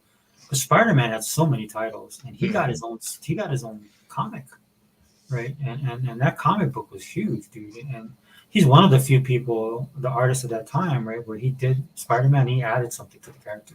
Right. This is why the webbing, you see the webbing the way it is now. That's him. Yeah. And the way, and then the contortion of the body, right? And then of course his splash pages, which he carried over to Spawn, which worked amazingly for Spawn. Right. So, and yeah, there's definitely crossover. But what happened was they had gotten so big, and their artists is what their guys had gotten so popular, and yeah, they went off and created Image, and then Marvel got super greedy, man, because that's the time when they started doing all that. Because I already didn't like this. Like Follow the Mutants, like a lot of people love Follow the Mutants. I don't think it's bad. There's some really good issues. But I started souring on this stuff because what they would do, right, is they needed to sell comic books because they had all these titles, and so they would try and find a way to work. Like Power Pack was in Follow the Mutants, right? And Thor. Thor was already putting Thor in Follow the Mutants as kind of like an offside, and then they connected Thor to Power Pack somehow. And I had all these issues, bro, because I was following the entire storyline. Then I sat there and realized like they even need this. And so Marvel started getting really greedy with that. Then they started remember the alternate covers, hollow covers, the reprints, right? They were doing these multiple covers, and they just a lot of the comic book stores got affected by that as well. They fall off for them. And like you said, most of their talent moved to Image, and then they all went over to DC. And I know this for a fact because I collected DC comic books at the time. That run you're talking about, the Flash run was awesome. The Green Lantern was doing good, but that's when old boy was doing the Skittles thing. I called it. I was on board, and I was like, dude, you're just taking it a little bit too. And I follow this dude on Twitter and YouTube, Ethan Van Yeah. Sciver. But dude, he's making bank. He talks about it all the time. He still gets checks from that. I bet he does, man. I bet he that does. was a huge event. Yeah. But the whole crisis thing, I had the Checkmate. I love Checkmate. What was the other one? OMAC. OMAC was awesome. That's when they brought into light about Batman, right? Yeah. Batman was, like he was using he was the OMAC project just in case because of what happened to him, right? What's his name? Mr. What doctor? Somebody erased his memory. And he never trusted superior. Dr. Light. Dr. Light. Dr. Light, right? Memory. Because of what they did because that dude, it was like I know it was a serious story. Right? The dude raped the wife, Mega Man's wife, and he took justice for himself. But Batman saw them, and then they wiped him. But Batman didn't forget, and then he kept that in mind, and then he realized these guys can abuse their power. So he had a backup plan. Which they touched on, right? I don't know if they did it in a comic book. I know they definitely did it in Justice League, where Amanda Waller in Justice League. Yeah. No. They did it in a comic too. Was it in the comic? That's where they got the influence for the animated series story was Batman's paranoia after all that. See, that's what I'm talking about. That's dude. The writers to Sega Man's credit, dude. The writers today couldn't write themselves out of a paper bag. Yeah, man. It's You think anybody at Marvel can do this stuff? No, they couldn't even do it back then. Let alone trying to do it now. Yeah, Marvel. Marvel has their share. See, when it comes to, I do think DC does the big grand stories better than Marvel, like the universe shattering stories where Infinite Crisis is. Pretty much the universe is going to end, basically, type stories, or Sinestro Corps War with the whole Sinestro Corps War, which it not only brought in the Green Lantern, that's where you get the Red Lanterns and the whole spectrum, and stuff like that. So I always thought they did that better than Marvel, but Marvel does. They've had some really classic stories. Now I'm not gonna lie, this is where my bias comes in, my X-Men bias. Where I think most of them are pretty much the X-Men stories that Chris Claremont and them used to do. But still, Marvel Defenders, I remember was a pretty fun comic and We like the Defenders. Yeah, I thought it was all right. Me and my friends used to joke about it. We collected it and we read it, but we used to joke about it. We used to be like, oh yeah, these are the guys that couldn't make it. Yeah, and to be fair, I kind of like when those characters get spotlights because not every writer is talented enough to tackle them. So when you do get a writer that does, that they're the ones that and that's something that like someone like Jeff Johns was really good at. He'll tackle these like DNC level DC heroes, and then the stuff he's writing about kind of became their new mainstream stories because most writers wouldn't tackle them, and he would, and it would be so good, that they start getting their own dedicated fan bases. Because the thing about these DC and Marvel, as great as Superman, Spider-Man are always going to be like their most important characters and stuff like that, and your Wolverines and Batmans. But you need, if you're going to have a universe, you need a large variety of characters. It can't just be Superman and Batman saving the day and that's it, man. You need your Teen Titans. So I always did little stuff like I try to give. That's how I got into Black Panther, because before people pretended they all knew what Wakanda was, I was buying Black Panther comics and getting into T'Challa and all them. And people, and I kid you not, Sega Forever. I remember because I used to have a dedicated group of friends. We were all comic buddies. Unfortunately, life, how life is. We all got distant from each other since then. The years went on, but I kid you not. I remember there were some of them like, "Who the fuck is Black Panther?" And mind you, this bunch of most of us was a bunch of black kids that are reading comics, and they didn't even know who he was like that. So when people post a movie where everybody pretends that they knew who he was this whole time, I just sit back and laugh. So I'm like, nah, man, Y'all were not fucking with Black Panther like that before the MCU. Oh, that's the good thing about a lot of these guys got exposed because they said they were like Guardians of the Galaxy fans and stuff like that. I mean, look, it's you guys got to talk about this stuff. You're a pop culture channel, but don't pretend like you know stuff because there's people out here that actually read the stuff. Yeah. And knows the background. I mean, you guys are just Googling this stuff. That's how they got caught in trouble. They got in trouble because even Google only went so far. Yeah.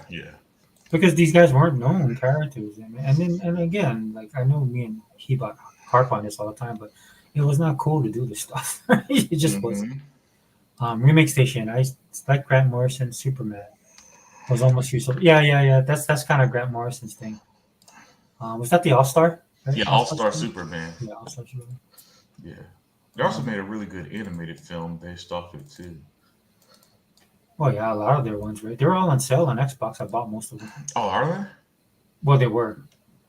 Like when they have the anime and then the animation, like they'll switch off on it. Xbox. That's why I try and tell people don't sleep on Xbox on their movie section. Yeah.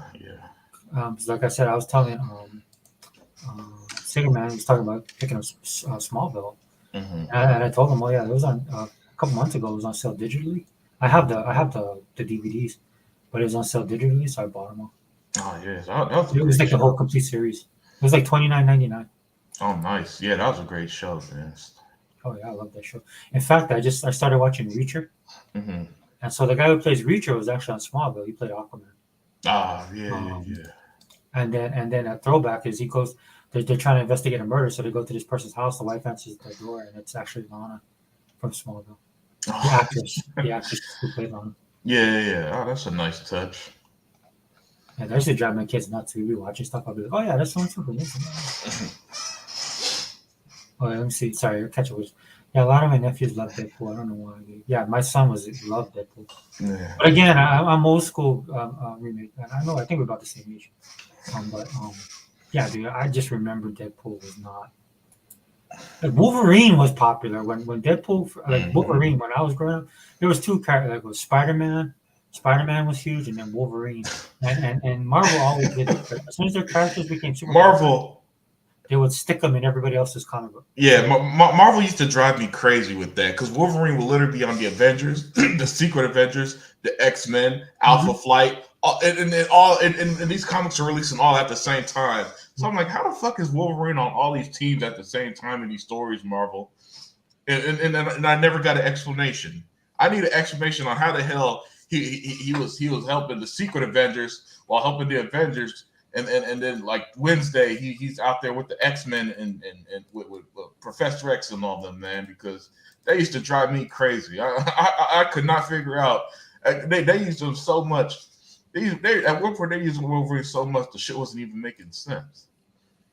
Well, that's what it was. It's just to push sales, right? That's one thing about Marvel, and I love old school Marvel that was like that. That's why I have such a chip on my shoulder towards DC, right? Because we were the second tier company by far. But I love old Marvel, man, the Stan and the Bullpen and stuff. How they would try and sell their comic books, like that. Like it was like the association I make with that is like walking on a '70s car lot, right? With all the big stickers and the signs and things painted all over the place. That's what I think about Marvel, man. Just go look at some of those comic book covers. How they used to try and sell their stuff, dude. And it's part of that magic that Marvel had. But I think that's a problem too with their culture, right? Because it's so ingrained within New York. Like how you guys talk about all the time, Spider-Man. Yeah. Always being in New York. I think one of the problems with that is that New York is different. The Spider-Man that a lot of people grew up in, the New York you grew up, is different than the New York now, right? Mm-hmm. And so it's just not the same. So yeah. Like the Fantastic Four, man, the Yancey Street Gang is something that's. I was reading about that kind of stuff, and I was like, man, I'd love to go there. Just to see that place, like where these people are, because that's who the thing was had problems with is those guys. But Yeah. What's that? The second Green? What is that GR movie? It's pretty good. Ghost Rider. I mean, I think it started off good. I felt bad because I wish they would have let wasn't it Robert Rodriguez? Mm-hmm. But they didn't kind of let him. Like that opening scene where he's pissing fire, that was pretty. Yeah. That set a good tone, right? You're like, oh, what is this? But then the movie just kind of pitters out at the end. It's kind of like that one Wolverine where he went to Japan. They get Oh out- yeah, the I think that was like the Wolverine. That Yeah, the one that Wolverine. went to Japan. Dude, we have to get Old Man Logan to actually get the Wolverine that everybody wanted. Yeah. It has Idris Elba. In which one? In I don't remember him in Ghost Rider. I don't remember. Yeah. He was in the second Ghost Rider movie. Oh, was he one of the Ghost Riders? No, right? I can't. No, who did see that movie's like 13 years old, so I'm trying to remember off the top of my head. But yeah, I do know he was in that movie though. I remember that too, Remake Station. But I liked how she kicked Black Bolt out. He that character. Yeah. Oh, dude, I love Yeah. Black Bolt. Yeah. I love the Eternals, like the old school Eternals, like the Mhm. Kirby-esque, Yeah. or not Eternals. Oh shoot, I'm trying to. Man, I really need a little bit. I get Inhumans. Oh, jeez, it's all starting to come together. Mhm. Luckily, I didn't say New Gods. Somebody lost his crap. Wait, don't get that out of your mouth. Yeah. I like her. X-Men was a rip-off of Doom Patrol. Yeah, from back in the day. But you know the story though of X-Men and why they made the new X-Men. That's a wonderful story. Because it all ties into capitalism. Yeah, it was about international. It was about culture. And the guy gets interviewed. He's like, yeah, X-Men was failing. We were going to cancel the comic book. Mm-hmm. And then we decided to, how can we make money? Oh, let's make it international. Yeah. I was like, okay, another childhood dream destroyed. Hey man, hey, they had to do what they got to do, and they hit gold, so I ain't mad. No. Yeah, well, especially Marvel back then. Yeah. Oh, that's what I was telling Sega Man earlier, dude. You couldn't touch. Look, dude, it's just the way it is, dude. There's just some things in life, right? You know, people are rich and people are poor. You know, DC has Superman and Marvel don't. So you can't. There's nothing you can do about that, dude. You can just try and make the best stuff you did, which Marvel was doing. And they found they carved out a little niche for themselves. They got some priority, let it go to the head, went bankrupt, reset. Right now, comic books are about to die, and then and the Marvel Cinematic Universe is absolute shambles. Inferno, what is that? What about Inferno? Who are we talking about? Maybe Jerry Lewis is smiling down. You know what? I'm glad he is, and I'm glad Unlimited is with me at this time. Having him on board, dude. This is like six and a half hours. Yeah. Yeah. Thanks, Phil, man. Welcome, dude. We're gonna read these comics though. Then we'll call it a night because I'm babbling here and I can't remember anything. And I gotta wake up. My son has a 9:30 driver's appointment. Oh, that's what's up, man. Yeah, so I gotta get up and take him. I still think the MCU movies up to Endgame are all pretty. Yeah, dude, I like phases 1 through 3. Yeah, I'm not saying this because I'm a DC fanboy, but I gotta respectfully disagree. The first before Endgame, you still had Captain Marvel, Thor Ragnarok, which I don't care what anybody says. Thor Ragnarok's one of the worst superhero movies ever made. There's a lot of crap in the golden age of the MCU as well that people are super forgiving of, in my opinion.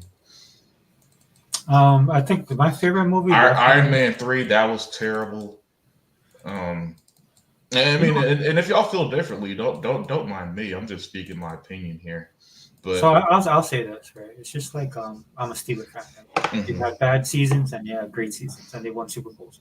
Yeah, that's the Marvel Cinematic Universe, right? You have you have those movies where you're just like, okay, we just gotta make it to the playoffs. Yeah. Then you have those movies where it's like so bad, you're like, well, at least Joey Porter had a good year. You're gonna have Polamalu for at least 3 more seasons. Right. Sports. When you start talking in those terms, right? Then you gotta when they make that run, and then you're happy for the bus because you've got a ring before you retire. Yeah. So that's, to me, that's the MCU. I would say my favorite MCU movie, especially over time, is definitely the first Captain America. just because of what the risk they took and the period piece and the stuff.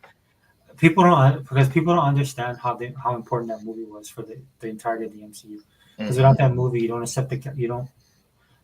establish Captain America, and you don't establish the Avengers, and then you don't establish the Civil War, especially. Yeah. It's a dichotomy. It is. They definitely did the man out of time. Then also Civil War. I'm not Civil War. Yeah, it was Winter Soldier. Yeah, that was that's my favorite one personally. I still love the first Thor. Still love the first Iron Man. Yeah, that was a classic. Avengers definitely, because I care from this is my perspective. Right, when I talk about it as an MCU fan, I honestly didn't think they'd be able to pull it off. And I know that's why people get mad at me because I come in from a negative point of view, but just all the stuff that they were able to do and the way that they were able to do it, looking back at it, there is some stuff that you look back at now that you're like, okay, that was a little bit janky, maybe this and this. But just the fact, right? And they just has some memorable. The reason why that I think that movie will always stand the test of time because there's very memorable scenes that transcend the comic book formula. Right? These are actually this is a comic book movie that actually made inroads as far as a movie cinema in general. Right. Like so and so that's like it just amazed me how they were able to do that.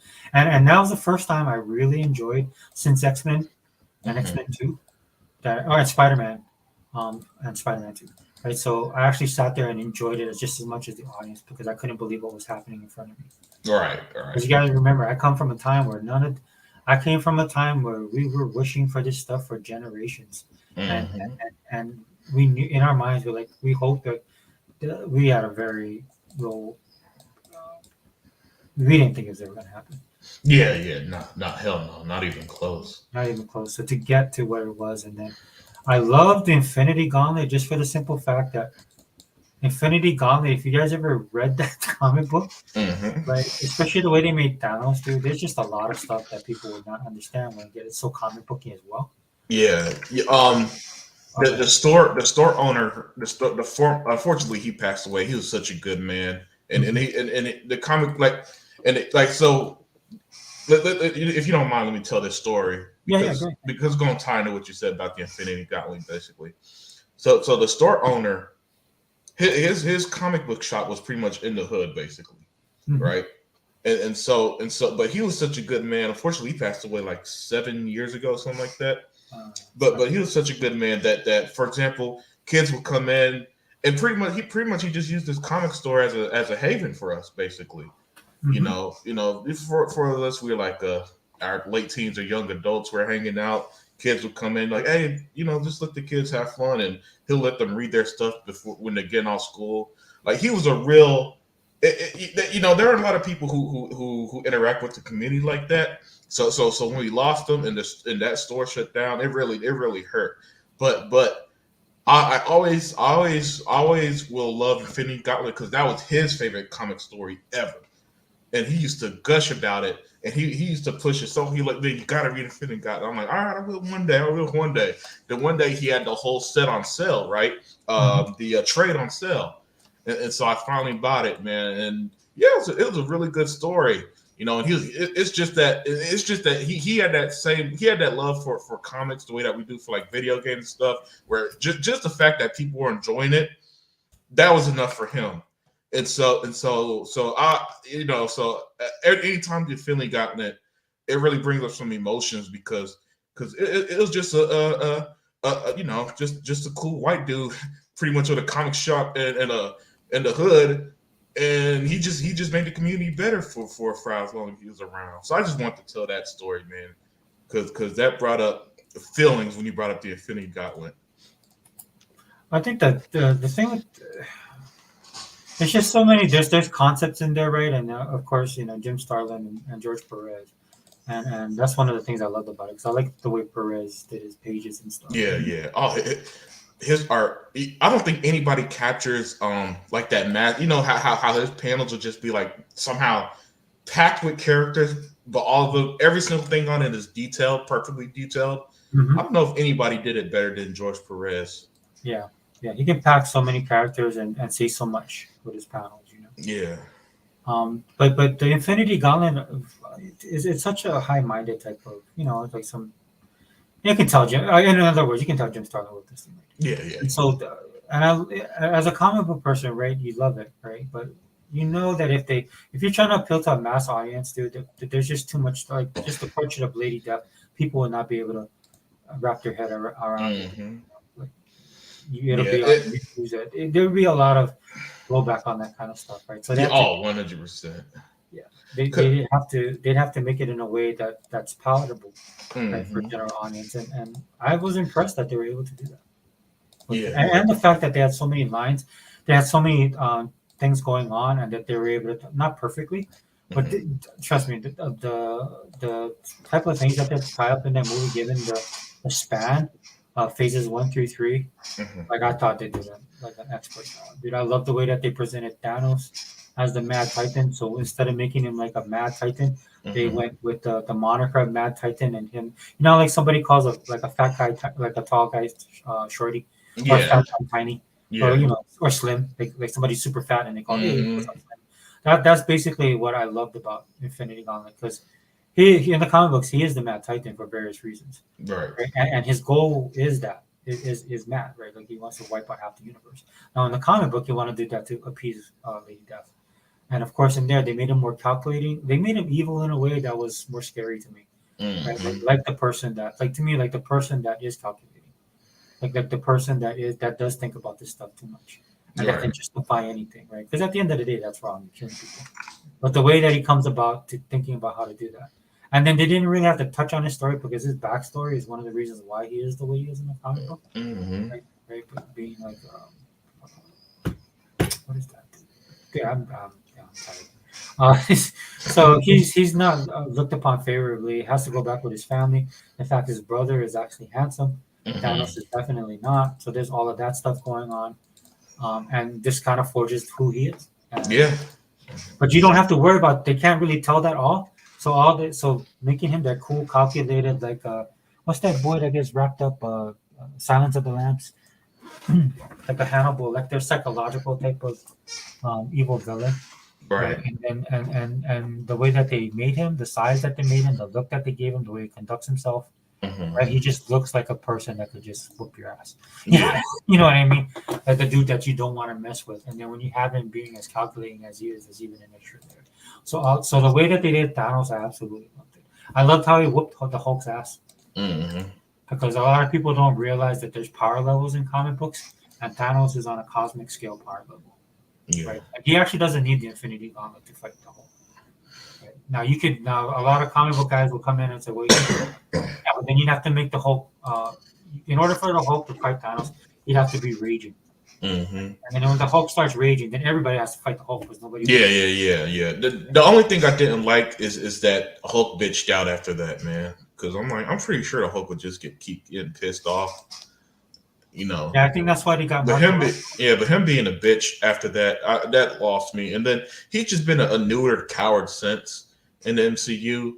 And it's like, is this the same Hulk that I used to read in the comics? Who is this pussy? Excuse my Well, language. I don't know. What I think they have to do, the reason why I kind of let that slide is because there's going to be a power issue going through that, right? Because you already have Thor and you already have Hulk. Yeah. I mean, you have to share screen time with all these other people. I'm not saying I agree with what they did. I wasn't so much, that didn't bother me as much because I knew why they were doing it.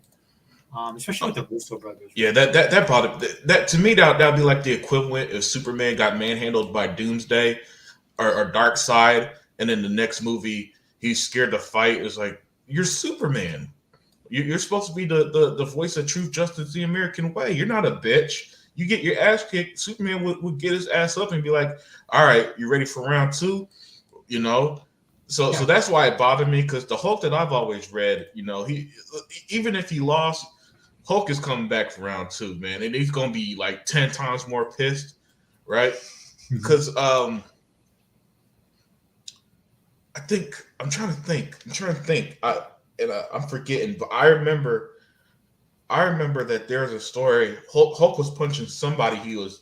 He's usually weaker than, but that guy was like, holy shit, he getting better and stronger, I wish I could remember that story, man. It's off the top of my head, but he was punching somebody who was just taking his hits. But the guy was noticing that Hulk was getting angrier and stronger, and so he had to get his ass out the way because like if this guy gets too pissed off, he gonna be a problem. So that's what I thought they're going to do with Hulk versus Thanos. Not that he was going to beat him, just that he's going to come back round two. Like, yo, you got me round one. All right, man. All right, and get that lick in. But that never really happened. Instead, he was just some neutered coward, and I have no clue. I don't even know if they could call him the Hulk anymore. But that's just me. But you're the bigger Marvel fan, so your view is probably more legitimate than mine. Well, so it's just because like there's in the comic books, right? Like you have Thor becomes like the Odin, like the All Father, right? And Hulk, right? They did the whole World War Hulk thing and stuff like that. The problem with making Hulk like that is he'd become a you'd have to address the power of him becoming in order to match Thanos' power level. You'd have to have the people actually deal with him as well. Because once he gets to that level, he can't control. This is why I hated Scarlet Witch, and in the TV show especially, right? It's because what they don't touch on with her, and this is the whole Me Too thing, right? Is Scarlet Witch is super powerful, but then she's absolutely psychotic, dude. Yeah. The stuff that she does in the comic book, because of she basically snaps. She has a psychotic break, and that's what unleashes her abilities. But at the same time, it's what you can't. That's not good, right? So to me, I think that was the easiest out for them. The whole Thor thing was kind of like, that was because I like Thor a lot. Oh, same here. But I think if they didn't do that, then they would have had a balancing issue. Yeah. No. You're right. It's just that he doesn't necessarily have to win. He just have to fight back. Is my opinion. And but you're right. Like Scarlet Witch. You ever read The House of M? Mm-hmm. Yeah. So there's no way they're going to go that far with it. Where I wish they would. That would have been cool. But here's the thing. Some of these comic concepts are so, the comics go so extreme with it that I don't know if even if you want to do it, I don't know if the tech is there. Even as great as far as long as stuff like CGI and stuff has come, I'm still not sure it's there yet to really capture how far the comic goes. And this is why I respect artists so much, because they could put on these papers what is extremely difficult to film to make it look good and make it look realistic enough for people to suspend their disbelief. Because hell, the CGI and Multiverse of Madness, where they went to 3 of the same universe basically in the whole film, was a bit wonky at times. And then you get like that one scene where it's kind of creative. I don't know if these modern writers and if they would have been able to pull off House of M in a satisfying way, but maybe I'm wrong, and hopefully I am wrong one day, and we could get these stories, and they could you could get a live action Crisis on Infinite Earth that really goes to it and really shows the anti-modern and all that stuff. But right now, I think some of these concepts were just a little too. I don't know if the general audience would really wrap their head around how far stories like House of M or Crisis on Infinite Earth really went. It would be hard because like the advantage that comic books has is that basically they're a serial, right? So you get to tell the story over issues. Yep. So and that's another thing why I do have a lot of respect for Phases 1 through 3, because some of the stuff that they end up like I don't, and that's what pisses me off. Like I was like, what happened? You guys, if you guys should have failed, it should have been through the first 3 phases, not now. Yeah.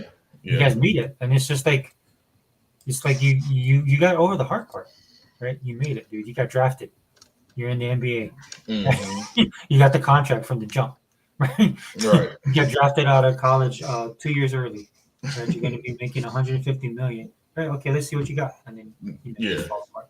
And that's what I look at now. I can't wrap my head around. That's why I don't like to think about it, because I can't understand it, and then I get pissed off. Right? And this is why I don't even deal with it anymore. Right?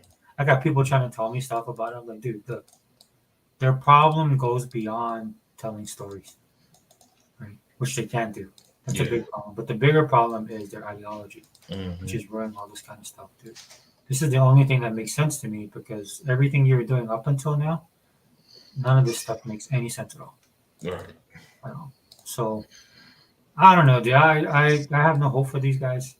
I just hope they go bankrupt because that's the only way that they're going to be able to reset. Mm-hmm. That is, all these people get fired because they won't be able to course correct at all. There is nothing redeeming about anything that Marvel's putting out right now, at all. Right? They just had that show Echo. Everybody's planning that. Even the people who normally defend them are beginning to realize, like with the Star Wars, right? They begin to realize, oh, this stuff is trash. Right. Yeah, dude, I've been telling you that for years.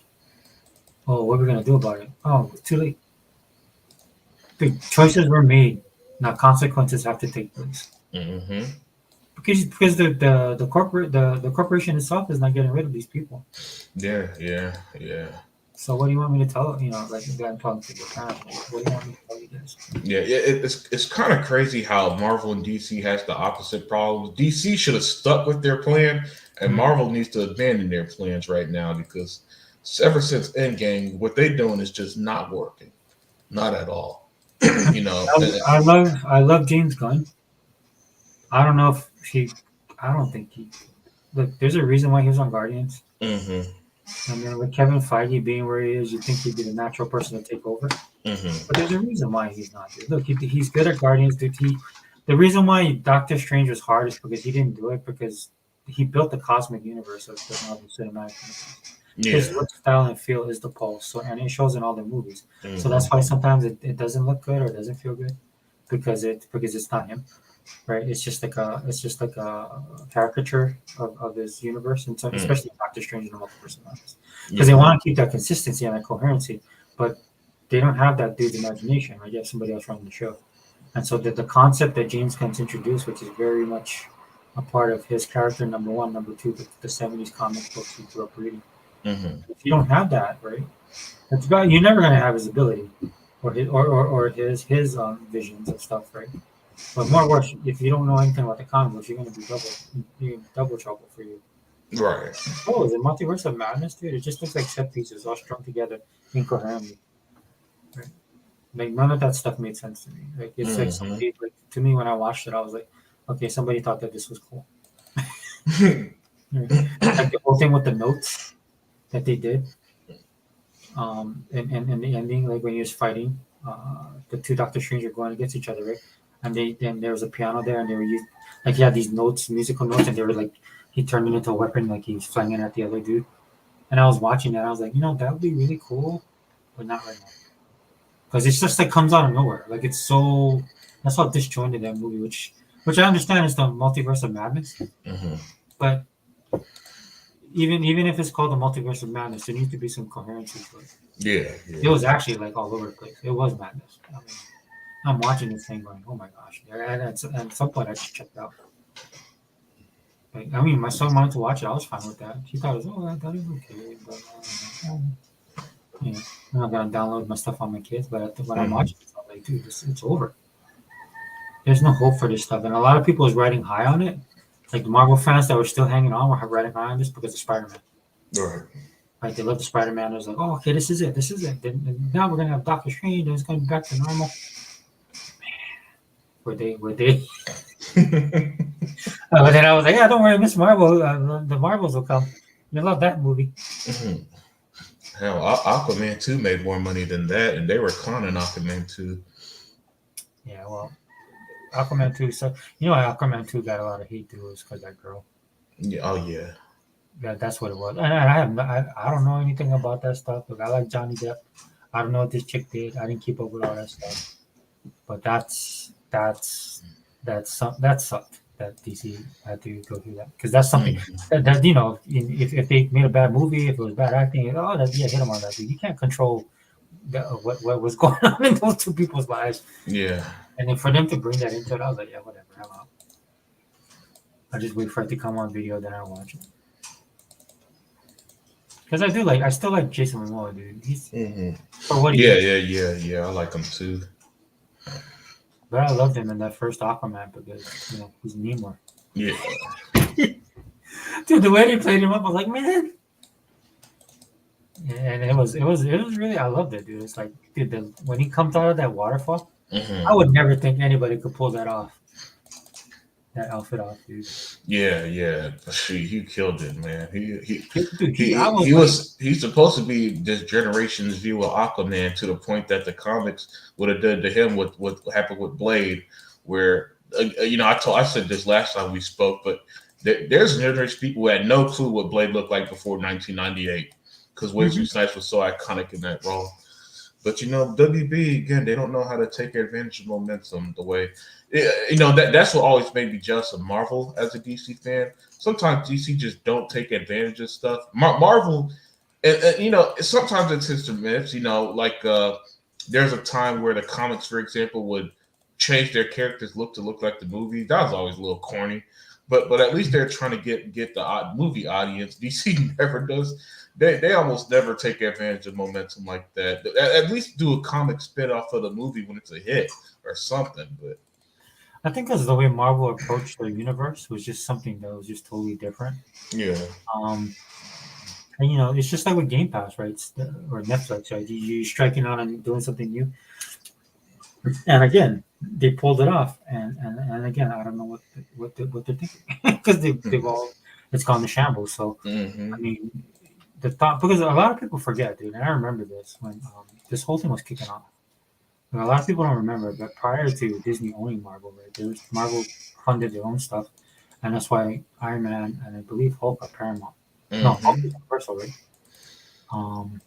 Hulk is either Paramount or Universal. I think he's Universal, but I definitely know Iron Man is Paramount, right? Because when he came into that, when they released that movie, that was all Kevin Feige and Marvel.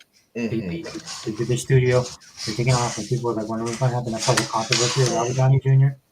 Right? Even Stan Lee said he didn't like him casted in that role because he couldn't see him as Tony Stark. Jon Favreau. I mean, there's a lot of risks that they took, and then it was successful, right? That I remember Comic-Con when they showed. Oh, what's it? Oh. So I remember when that trailer hit in Comic-Con, dude. Because they showed it after, because it was specifically for Comic-Con. And then when it hit the internet, dude, it was so huge. And when I saw it, I was blown away. Because I was like, oh my gosh, it actually looks like Iron Man. Because I'm an Iron Man fan.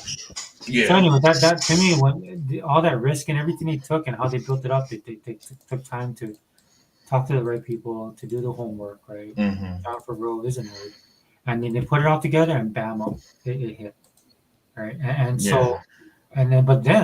Then they were still on their own, right? And they needed that to be a hit. If not, it was over. It was going to be over that quick. And then when Disney came in, right, everything changed. Right. So I mean, that's the. I don't know. It hurts to think about it. To be honest with you, I just can't see like how they could. Like I said, like they should have failed in the beginning. They had so much stuff going against them, right? And Hollywood hated them. Right, because what are these ridiculous movies? Right, they didn't take them seriously. I remember one of the award shows where they're actually making a skit where they made fun of superhero movies, and then Avengers hit, right, and then they were like, okay, we've arrived, and then the movie the movie that changed everything to them as far as Hollywood was Winter Soldier.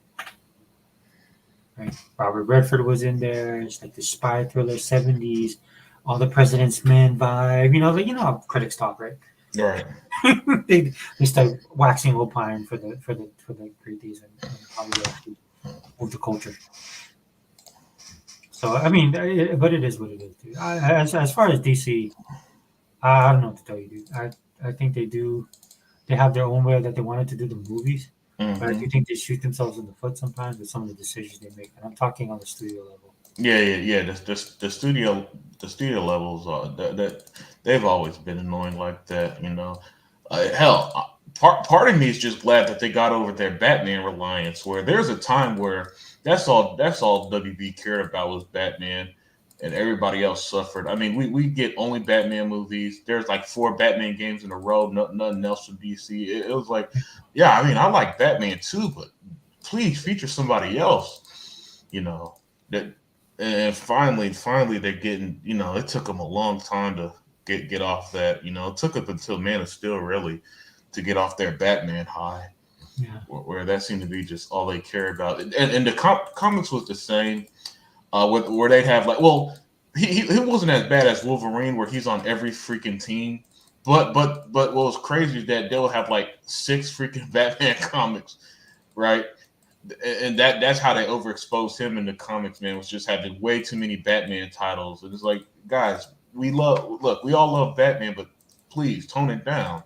That's all we're saying, you know. And they finally start to feature, and then they finally start to feature other heroes again. It's like, see, people love Green Lantern and the Teen Titans and Aquaman. Thank you for putting your good writers on other heroes too. You know, it's amazing what happens. You know, when you actually feature more than one character. That the Wonder Woman movie was a huge hit, especially the first one. You know, um, the second Suicide Squad was a big hit for them as well, and stuff like that. And so hopefully they learn their lesson, and we never go back to a point where it's like 4 Batman movies, 4 Batman games, and then if you're a Superman fan or something, you just sitting on the sidelines like do something, like that meme, do something with the poking stick. Mhm. Hopefully, we never get to that level again as a DC fan. Because again, and the thing is, like the Batman stuff was quality because that was the Christopher Nolan trilogy and Batman Arkham series, right? It's just that please, we were just asking them to put that quality towards other stuff as well, you know, and it took them forever to get off their WB to get off their freaking Batman high and to start doing more, you know, and that's why I'm hyped for Suicide Squad. That's why Gotham Knights was my game of the year in 2022, and I'm gonna be hyped for the Wonder Woman game when that comes out. It's funny because people I'm buying the DC, and my daughter too. Kind of tends towards the DC universe, right? So people are like, "Yo, you," because I have like these DC movies, Mm, and so I try to explain it to them like this, right? I'm like, "Okay, look, okay, it's the Super Bowl, right? Kansas City and versus the Patriots, I'll be at the Super Bowl part. yeah, If it's Dallas versus San Francisco, no, wait, who's the AFC? Or if it's Dallas versus Kansas maybe like City, Baltimore Ravens or something. yeah, I was like, dude, yeah, I'll be there, I'll be there, I'll be there. If it's the Steelers, I'm not showing up. I'm not coming to your Super Bowl party, dude. I told my sister that because my sister was like, "Are you coming?" Because the Steelers were in it, right, that year. They were playing Seattle. That's the Yeah. year. Yeah. I'm like, no. And she goes, "Why not? Why aren't you coming?" I was like, because your Steelers are playing." I'm like, "Yeah, that's why I'm not coming." And she's like, "What?" And I'm like, "Yeah, dude, I don't want to be around people. Yeah. I can't be around people. Like, I'm really gonna watch this game, and I'm not there to watch it for the commercials. I don't want to hear about your whatever your week was, however your week Mhm. was. You know, I don't care about the food, right? I'm gonna be watching this TV, and I'm gonna be cheering my team and hating my team, and then doing all of that all in one. So it's probably best that I'm not there. All right. So I tell you that story because that's how I am in Marvel. I have right now. I have Black Adam. I have the second Shazam movie, the first Shazam movie, the Justice League movie. I have Blue Beetle. I have all these movies that are DC movies. Aquaman. Probably buy Aquaman too because my kids will want to watch it. Right? You know what I don't have? None of the Marvel films, I guess. Yeah, I don't have any Marvel movie. Wait, I did buy Guardians of the Galaxy 3. I Mhm. loved it. How was Bittersweet. that one? Yeah, loved it and hated it at the same time. It was Oh. bittersweet because that's what Marvel should be right now. Mhm. Not, and it reminds me of the time when they were. And so I loved it because it was, but I know that it's not, and it sucks. So yeah. Mm. So and that's the only other Marvel movie I bought. I don't own any of the other ones. Yeah. That's how hardcore of a Marvel fan. Now people would be like, "Oh, that means you're a DC fan." No, dude. I don't have the same attachment to DC. I can just Right. enjoy Right. DC movies as a comic book movie. When I watch a Marvel movie, I'm looking at it as a Marvel, like what I take it more seriously. Yeah. Oh no, I get that, man. Because I mean that my attachment to DC started with their animated shows, from Batman the animated series. Like people forget, a generation of us, we literally grew up on that DC animated universe, Mhm. because the first Batman was 1992 and Justice League Unlimited ended in 2006. That is a 14-year span that us DC fans literally grew up watching that. And many of us, especially like myself, gravitated from those cartoons to the comics because we want to know more. And that's how a lot of us became, my generation at least, became the hardcore DC fans, really, because it started from those shows and it blossomed. I remember when that show hit because that was my first year in the Navy. Hmm. I think it was my first year in the Navy. I had my cable on, and then I got it all hooked up so I could watch that show. Yeah. And then the first one was the one with the bat, right? The man bat, Mm-hmm. the main one. Yeah. And I never missed an episode since. My favorite all time, my several favorite all time is definitely the one with Mr. Freeze. Oh yeah, that was a classic. That's a classic. stuff. I love the line at the end, dude. That Mhm. rivals anything that any movie or television show outside of animation, like any show, period. Yeah. Right, that line he has about the wife. With the Yeah. wife when Batman's outside seeing him. The all, second, all his lines are great. You know, he's the one he told Batman about how he'd give anything to feel touch again, and like, damn man, they went in when they were writing. Those. That was a two-parter actually. yeah, They you can went in actually, when they did that two-parter with Mr. Freeze. yeah, you can actually- And again, oh, by the way, I don't mean to cut you off there. no, But the Batman animated series is a perfect example of how great writing redefined those characters. Because Mhm. again, look at the 60 versions of Mr. Freeze and look at the one that we've had since like the 92 or 93. The one that from that animated series is the standard quo. Harley Quinn literally debuted in that show and is one of Yes. Marvel's DC's most popular characters. You know, so again, and it's crazy that DC took advantage with the animated series, but they don't do it with anything else. Well, there's a lot of stuff in the anime series that they said. Like, I mean, I would say not just the animation itself, right? Mm-hmm. But the story, right? Their character development, all of that stuff, right? They wielded it into like the Smallville did the same thing. Yeah. But you know that Mr. Freeze episode, dude, that was the one to me that's like, dude, this is gonna be bigger than Mm-hmm. whatever was gonna come out that year. Yeah, the Two-Face episode was also really good. The Two-Face, yeah, that was awesome. Yeah. Clayface was one of my favorites. Oh yeah, Clayface. Yeah, man. I mean that show just that show's just a classic, man. Hit after hit after hit. Each episode was like a damn near a movie in its own self, man. Well, they also had the one that I love. I think that was Justice League Unlimited. Sorry, that's the wrong one. Yeah. Yeah, Justice League and Justice League. Man, Justice League was awesome. And then they did Justice League Unlimited, and I was like, how could they even top? I remember that. I was like, dude, how is the next season going to be? And then they came with Justice League Unlimited. Yeah. Just blew it out the water, dude. I was Oh, dude, my goodness, Justice League and to Justice League, like Justice League, those are my favorites personally, even more than Batman animated series because it encapsulates the whole DC universe. Yeah. But what they did with Unlimited was like Justice League Unlimited gave me the same sense that I remember the MCU was giving Marvel fans was like I never thought I'd see these characters on screen, and that's how it was with Justice League Unlimited, where they just suspended pretty much almost every DC hero had some type of screen time in that series, and it's like they have an episode with Hawk and Dove. Well, I never thought I'd see this. They had a whole episode that was just dedicated to Booster Gold. You know, in a time where that's my daughter's favorite episode. Yeah, we're only like us real huge DC fans were like, you know what I'm saying? You see him like, oh my God, Booster Gold type episode, man. And it focused, and it's not like he was a side character. The episode was literally about him, you know. And man, I'd kill for that writing again. The thing I loved about with that Booster Code episode was even because it was a pretty bad situation he was in, but that situation that he had to deal with was so Booster Goldish, you know. Yeah. Like the dudes had a warp within himself that was everything. Like, you know, like that's not something you would see except for like Booster Gold even was like, dang, that dude.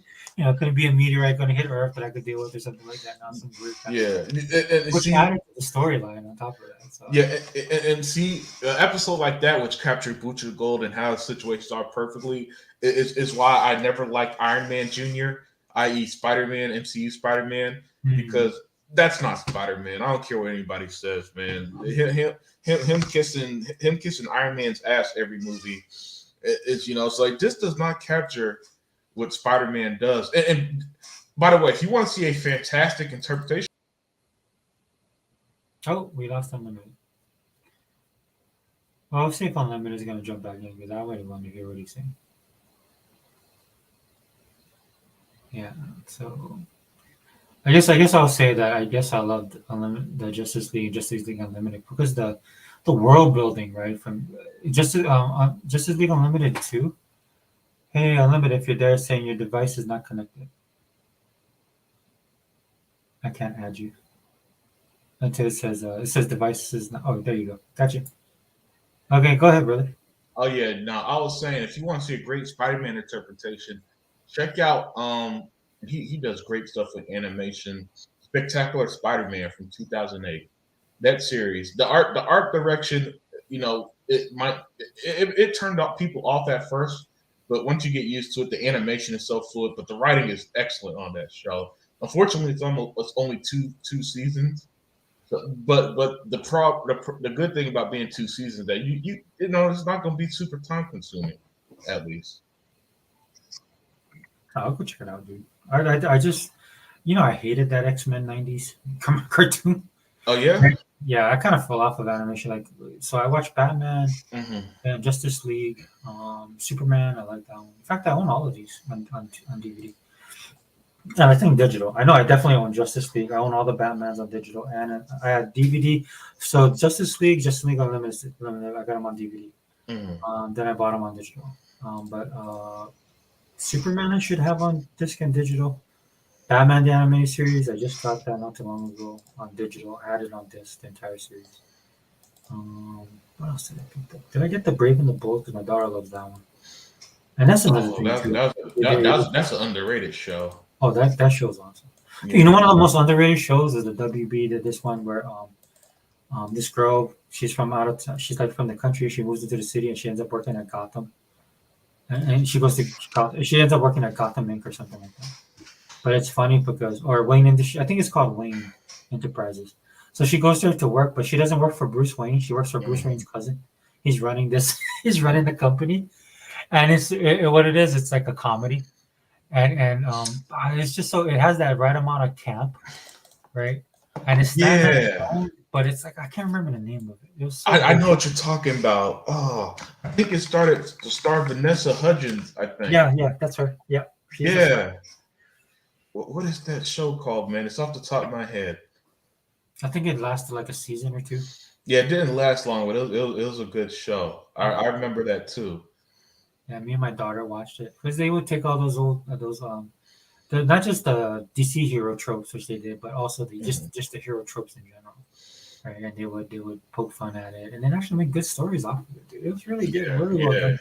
Like I like the one episode she meets this dude and she's in love with him and finds out that he's a henchman. Right? Like Right. he's one of the Jokers or Riddler's henchmen or something like that. She's like, oh man. Yeah. What's that show called? Like Powerful or something like that? Oh, is that what it is? Let me look it up. Powerful. I can look it up.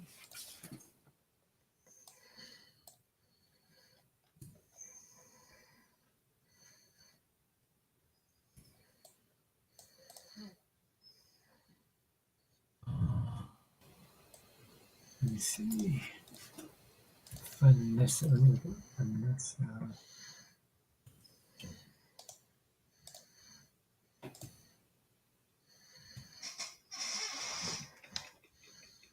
Powerless.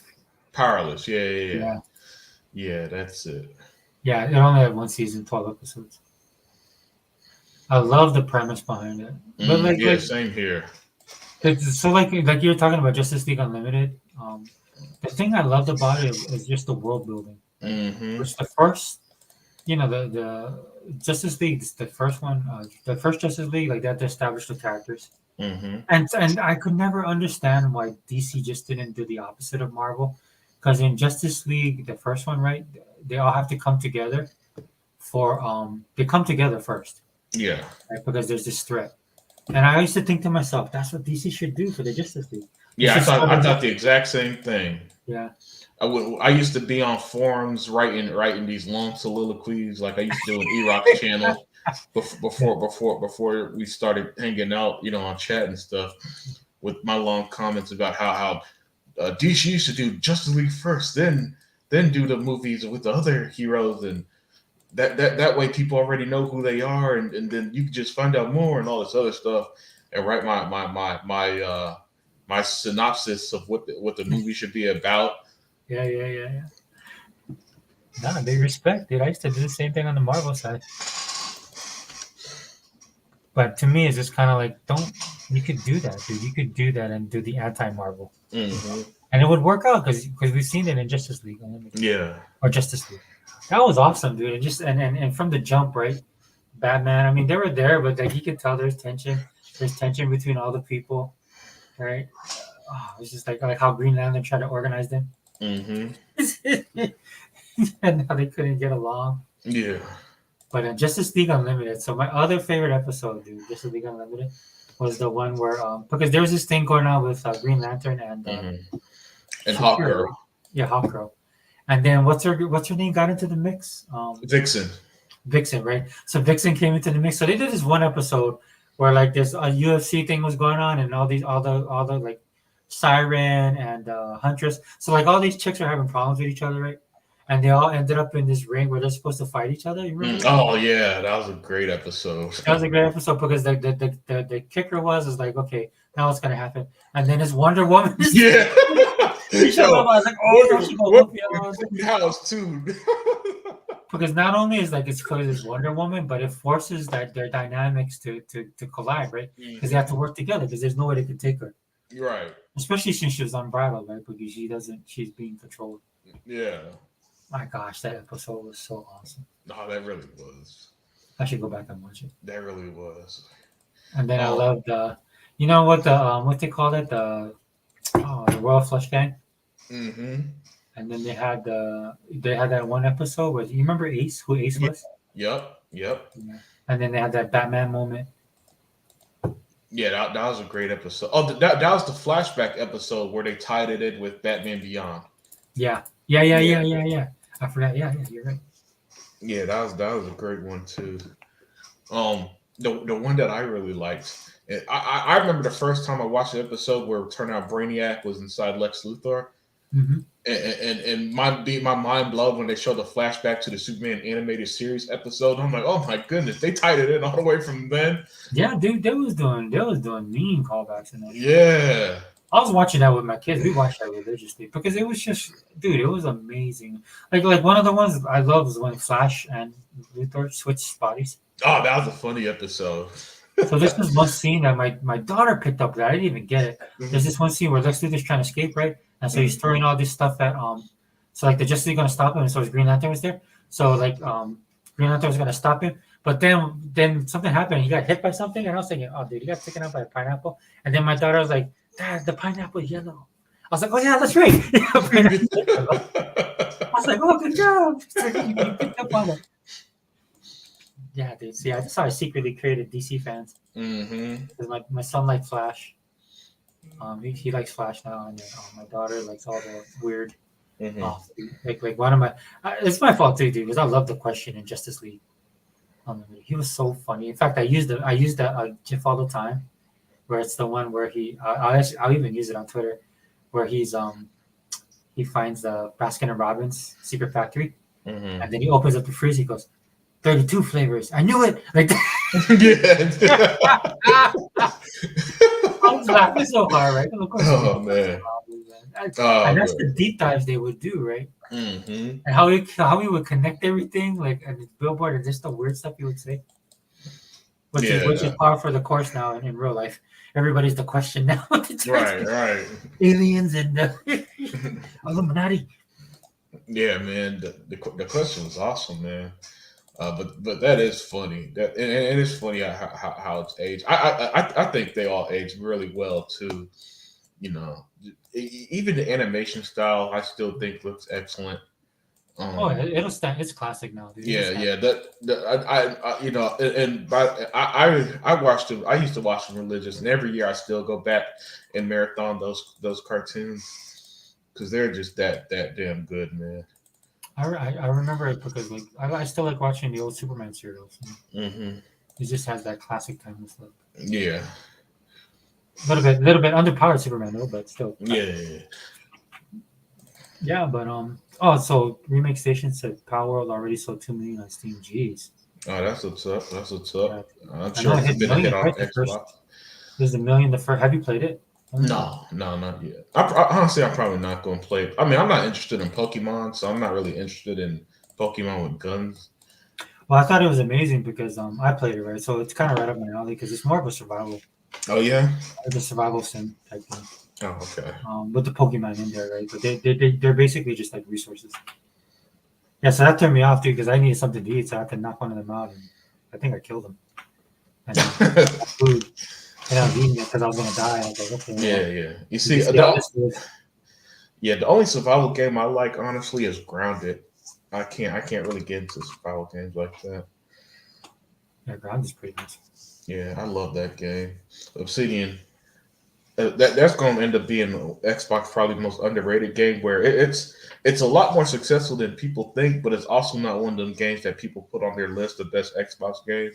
But I was like, no, you gotta. If you know, like for me with Grounded, once I figured out what Grounded wants me to do, it really opened up with that game on how to play it, man. And it's so funny, creative. And if Power World's anything like that, but with Pokemon, that's a hit right there. Well, Power World, I mean, it's a beta and it shows. Mm-hmm. I was kicked out of the game like 3 times. Oh yeah. I didn't lose anything, but basically they just drop you in the middle of nowhere and you just gotta figure crap out. Right. And Right. luckily, I pay enough of these games, so I was able to figure it out. Menus probably could use a little bit more. Mm-hmm. Work, I think everything's kind of busy. The world looks amazing though, for what it is. It seems for beta, it seems occupied. It's tough to do. And what it is that it's going to be a game like the term if you know you know. Right. It's definitely that. It's definitely in that vein. But I gotta say, dude, once I started picking up on it, I started getting my stuff, getting my crafting. I could see where people are addicted to this game. Mm-hmm. Because I've seen people's videos prior to it, and there's definitely going to be a fan base of it. Yeah. And I'm glad it's on. I'm glad it's on Game Pass. It's on Steam. It's also on Game Pass. I think one of the things that I hope is that they get this. They start working on the game, getting up this stuff, and then because that's what it is. That's the thing. That's the thing with I talked about this earlier, dude, when they're saying Microsoft is building ecosystems within their ecosystem, right? I mean, you have Microsoft's ecosystem, and even with these games, they're going to be a functioning part of it. They'll be their own living, breathing communities of people playing. I mean, I could see it. Like that's the direction I think they're going in. Right. That's why I think like you hear Satya. I think they're going to implement a lot of AI to manage this stuff. Yeah. So you mentioned Satya. Satya said they're putting their games on Nintendo and PlayStation, right? Yeah, the fact that people don't understand what he means because they're already there. I'm like, they always ignore what he see. What they conveniently always remove the Activision part of his quote and pretend he meant every game. Yeah. That's what's so funny about how they took it out of context. They did that on purpose, by the way. They know they are lying through their teeth. Well, the Xbox guys piss me off the most, right? Because they're like, I want a definitive. It's not going to be there, and I'm like, there was no definitive that it is. Right? Yeah. Definitive that's not. There's no definitive that it is. Did you listen to what he said? Because you guys share these videos saying that he's saying that this is happening, and when I listen to the video, I'm like, no, he's not saying that at all. No. In fact, he's saying the opposite of what you're saying. Yeah, exactly. Like there's already games on these. They already got Minecraft, Call of Duty, and all these other games on Nintendo and PlayStation, and that's all he's really referring to is growing those games. But to think Xbox is somehow all of a sudden going to be third party and they're going to get Starfield and Avowed on PlayStation. You guys, the Xbox community made me sick about 2 weeks ago. When they all fell for that and it was what was pissing me off, and it was really pissing. It was one of the few times I was super pissed at the community, to where I don't even really consider myself part of the Xbox community anymore. If I'm gonna be honest with you, I'm just a gamer who happens to talk about games now, whose favorite console is Xbox, because the Xbox community falling for that lie and then getting as upset and pissed off as they were. To me, it's the equivalent of when the Biden administration goes on TV and says we controlled inflation, and you go to the store and everything is still super expensive, and somebody be like, "Man, did you guys hear inflation is down?" That's the equivalent of what the Xbox community was to me. I'm like, how are you this stupid? Yeah. And I was just blown away by the stupidity. And it's one thing when it's the pony bots and and all that. When I saw people who are usually super pro Xbox falling for it, do you know how many people I unfollowed Sega Forever after Oh, yeah. that? 'Cause I'm like, okay, I can't do this. Listen, you can't be this damn stupid and reactionary Xbox community. You gotta be like the Xbox community badly, and maybe you can answer this better than me, my friend. I'll never understand why the Xbox community of all gaming communities are so insecure. Because we got Game Pass, we got like all these games last year, like 2021, fantastic lineup. 2022 was a slow year, but we still got great games like Grounded, Official Lost, and High on Life. 2023, fantastic year. 2024 looking fantastic, and yet, if there's one community that's always on edge, it's the Xbox community. Some like PlayStation is giving their fans nothing 2 years in a row, and they're so confident they think Avowed and Starfield are going to PlayStation, and I just don't get it. You know, it's just like my brain has a tough time processing how these fan bases are so polar opposite, and yet the ones who are always pissed off and upset get everything, and the entitled brats are the ones who gets nothing. Well, I can tell you why, dude. Right? These guys just don't bleed green, man. Yeah. Like I can tell you, like I bet you most Xbox guys own PlayStations or Switches. I can tell you definitively, a lot of PlayStation guys don't own anything other than PlayStation. Right? I think there might be a few of them that have an Xbox. Mm-hmm. Right? Some of that's probably hate playing, right? Or they expand their channel so they can speak on it. But I'm telling you right now, there's a big differences in the community, and I've always said this about Xbox community. Right? They're Xbox doesn't have a fan base, Right. and I'm saying that as a Marvel fanboy. I'm saying that as a Sega fanboy, right?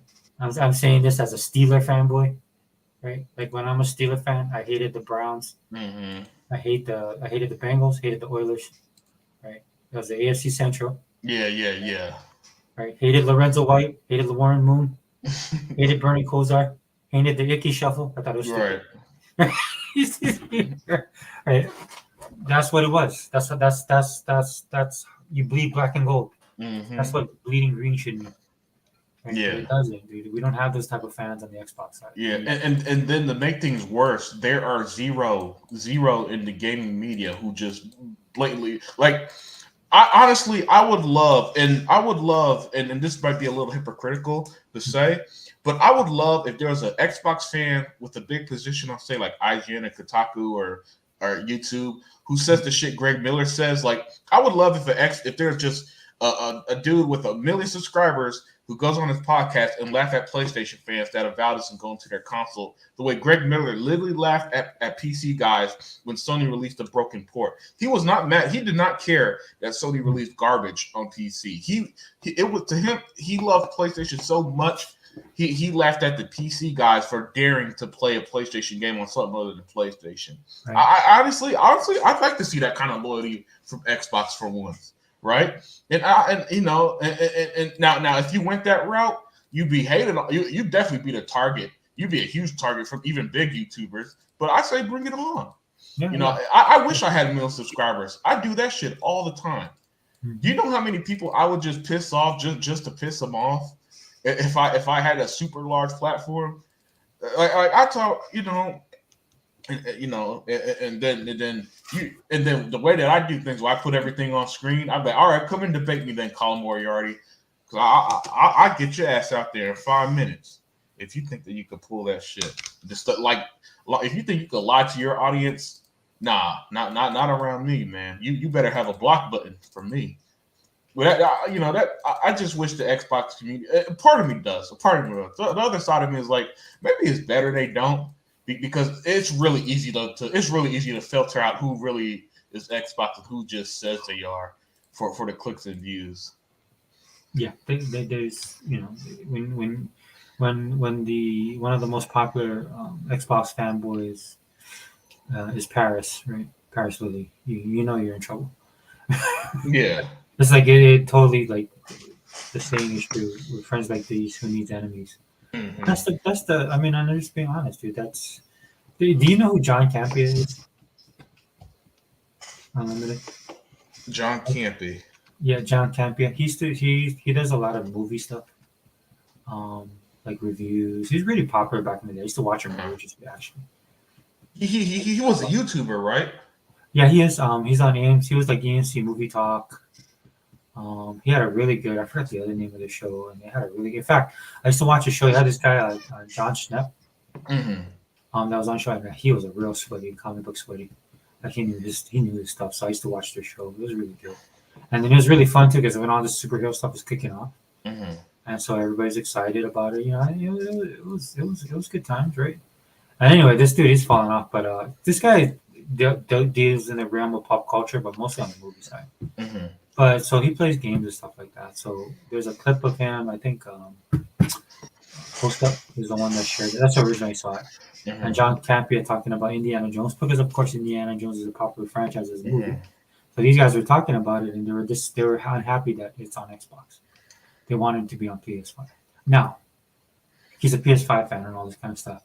Mm-hmm. But like I was saying earlier, dude, Hardy went on this big rant, that Xbox dude on Boom's channel, talking about he was upset about why Xbox going third party and putting games. So he gave his whole thing, right, which I agree with him. Mm-hmm. I just don't. I'm at the point where I'm like, no, I don't listen to anybody says, and I already know what Phil them say, so I'm not. Right. But the point I was trying to make is like the things that he was saying that people are hating on him for, like he's losing his mind, he's being melodramatic, all this kind of stuff. With all over social media, people would take that one clip of that show and just replay over again, saying how this guy's acting. And then I would, if I was you, dude, if I was like you, I would take that clip and play what he says. Then I would play John Campea's clip because everything he's saying in his clip is exactly what John Campea is like. It's so ingrained in people that PlayStation Mm-hmm. is the best console. That PlayStation is the only console. The mind share, right, is real. Mm-hmm. Hebot was talking about this earlier, where their store is actually just not going to be selling Xbox stuff. I think it's at Walmart. Right. They're going to pull the game. So there's all this stuff on. And so this is. So my point is this, right?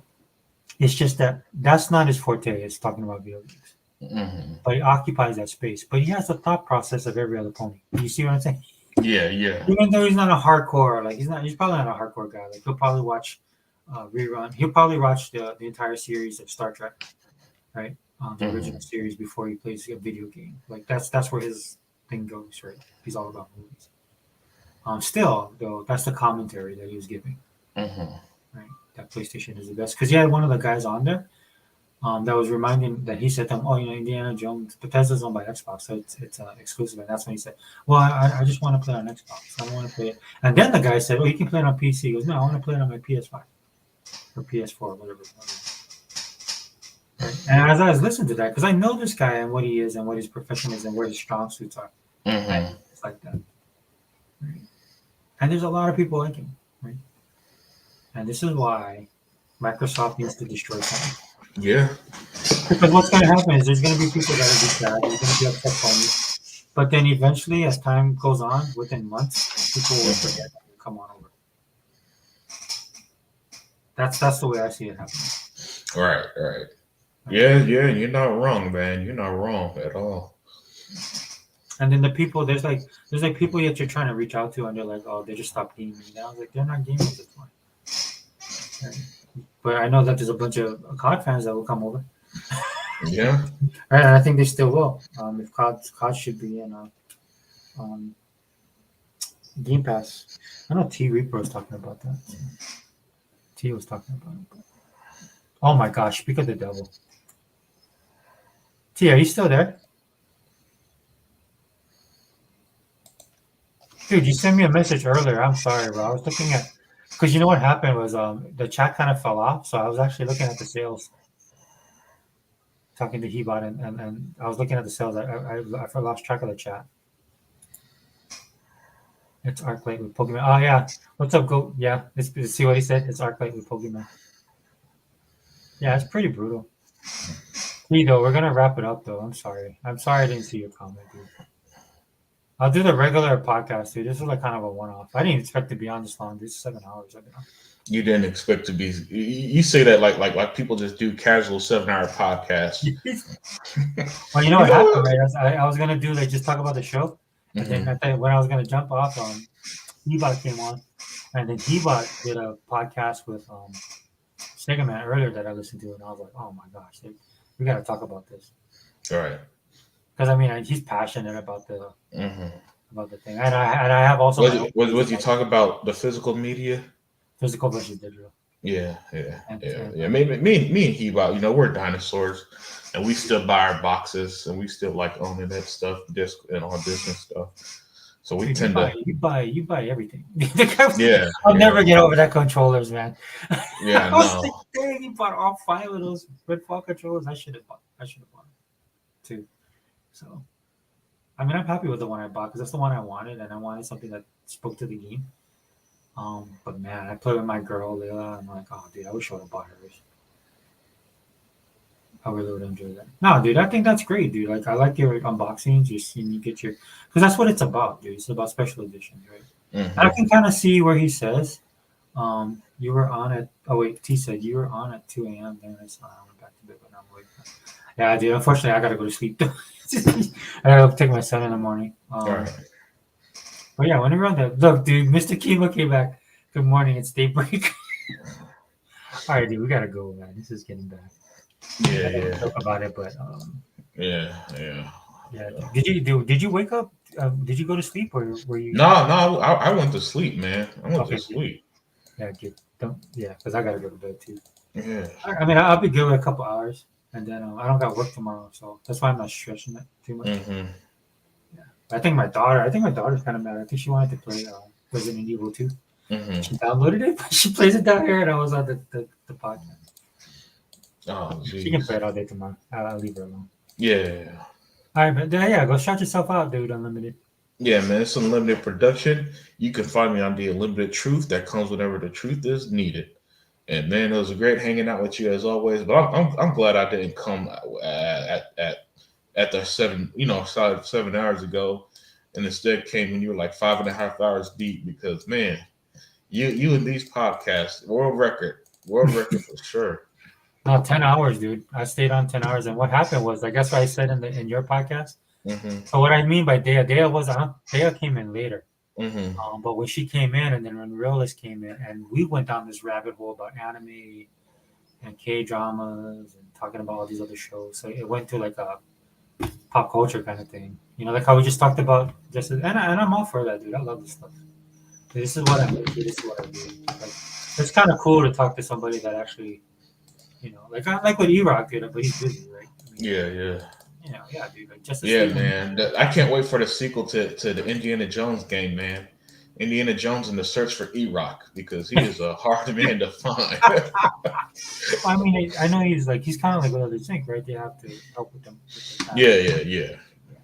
I'm in the same boat with my kids, dude. It's just sometimes I have these spaces in between. And my son, dude, he was doing something. He slept. He's still sleeping. He fell asleep when he came home. He's still sleeping.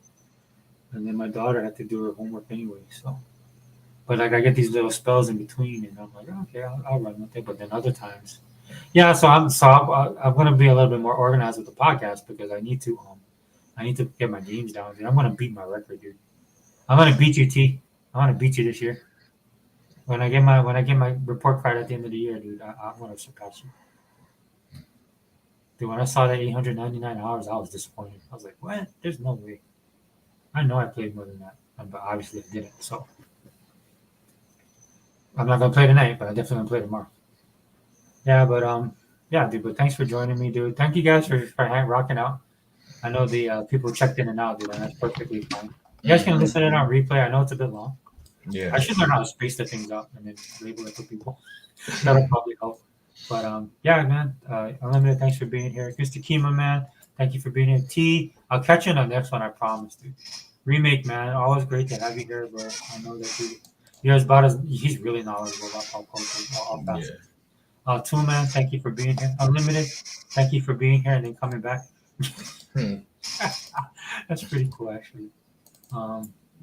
Yeah, I think I covered everybody. No, who else came in? Somebody else. Yeah, Righteous Gentleman. Hey, dude, I know, like, if you ever pop back into the end of this, dude, or if you're listening, I doubt it because I know it's a long time. But this dude right here, Unlimited, and this guy right here, we were back in the 4K days. Nice to do this 4K TV videos. Yeah. Hey, listen, I remember that Hisense video too, man. Yeah, I felt bad, and the reason why I stopped doing it is because I switched to TCL. Yeah, hey, I got one of my TVs is TCL, man, but it's one of the older. But I got it like 7 years, 8 years ago now. But that TV still doing its thing in my room, man. Well, I got the new TC they had a mini QLED. Oh, nice, Yes, nice. nice. It pumps, dude. I was impressed. Like, I'm not gonna put it up against an OLED, but Yeah, it is nah. Samsung high end. But for the price that I paid only $600 for it. It was on sale. Oh, yeah, no, that's a good one. That's a good one there. Mhm. Yeah, see, I got a OLED last year, and I got that on sale too. But no way was I going to pay premium, full price for OLED. But I just wanted a TV that had all the bells and whistles, and I Oh, was that like, you know TV what? you got is top tier, bro. Yeah, It's yeah, top yeah, tier. Yeah, yeah. The that's worth the LG money. OLED, And you man. got a Oh, sale? Nice. yeah, yeah. Because it was it was during Amazon's Prime Day sale. That's when Mm-hmm. I got it, and it was an actual sale, not that BS that Best Buy be doing, where Mm-hmm. they have the same price all year. Then they quote Black Friday sales, literally the same one that was there since September. Not Yeah. that nonsense. It was a literal sale. That's usually 1,500. I got it for 1,100, and I jumped on it, man. Because I was like, oh, and then I'm glad I did because it was sold out not long after I bought the TV. So Once people I didn't. figured out the that model number, Yeah, that's the model number. That's the most recommended. So yeah. we jumped. Yeah, after that, it took them a little while, but because I saw it too. Yeah, man. But yeah, that OLED is clean. It's clean. But the thing about TVs, my thing is like if you could afford it, go ahead and do it. But don't break the bank for it. It's Yeah. just that I'm just fortunate enough. I'm blessed to be in the position I'm in, and I give God thanks every day that I can afford this type of lifestyle. But even then, I've slowed down on stuff like buying games and stuff like that because I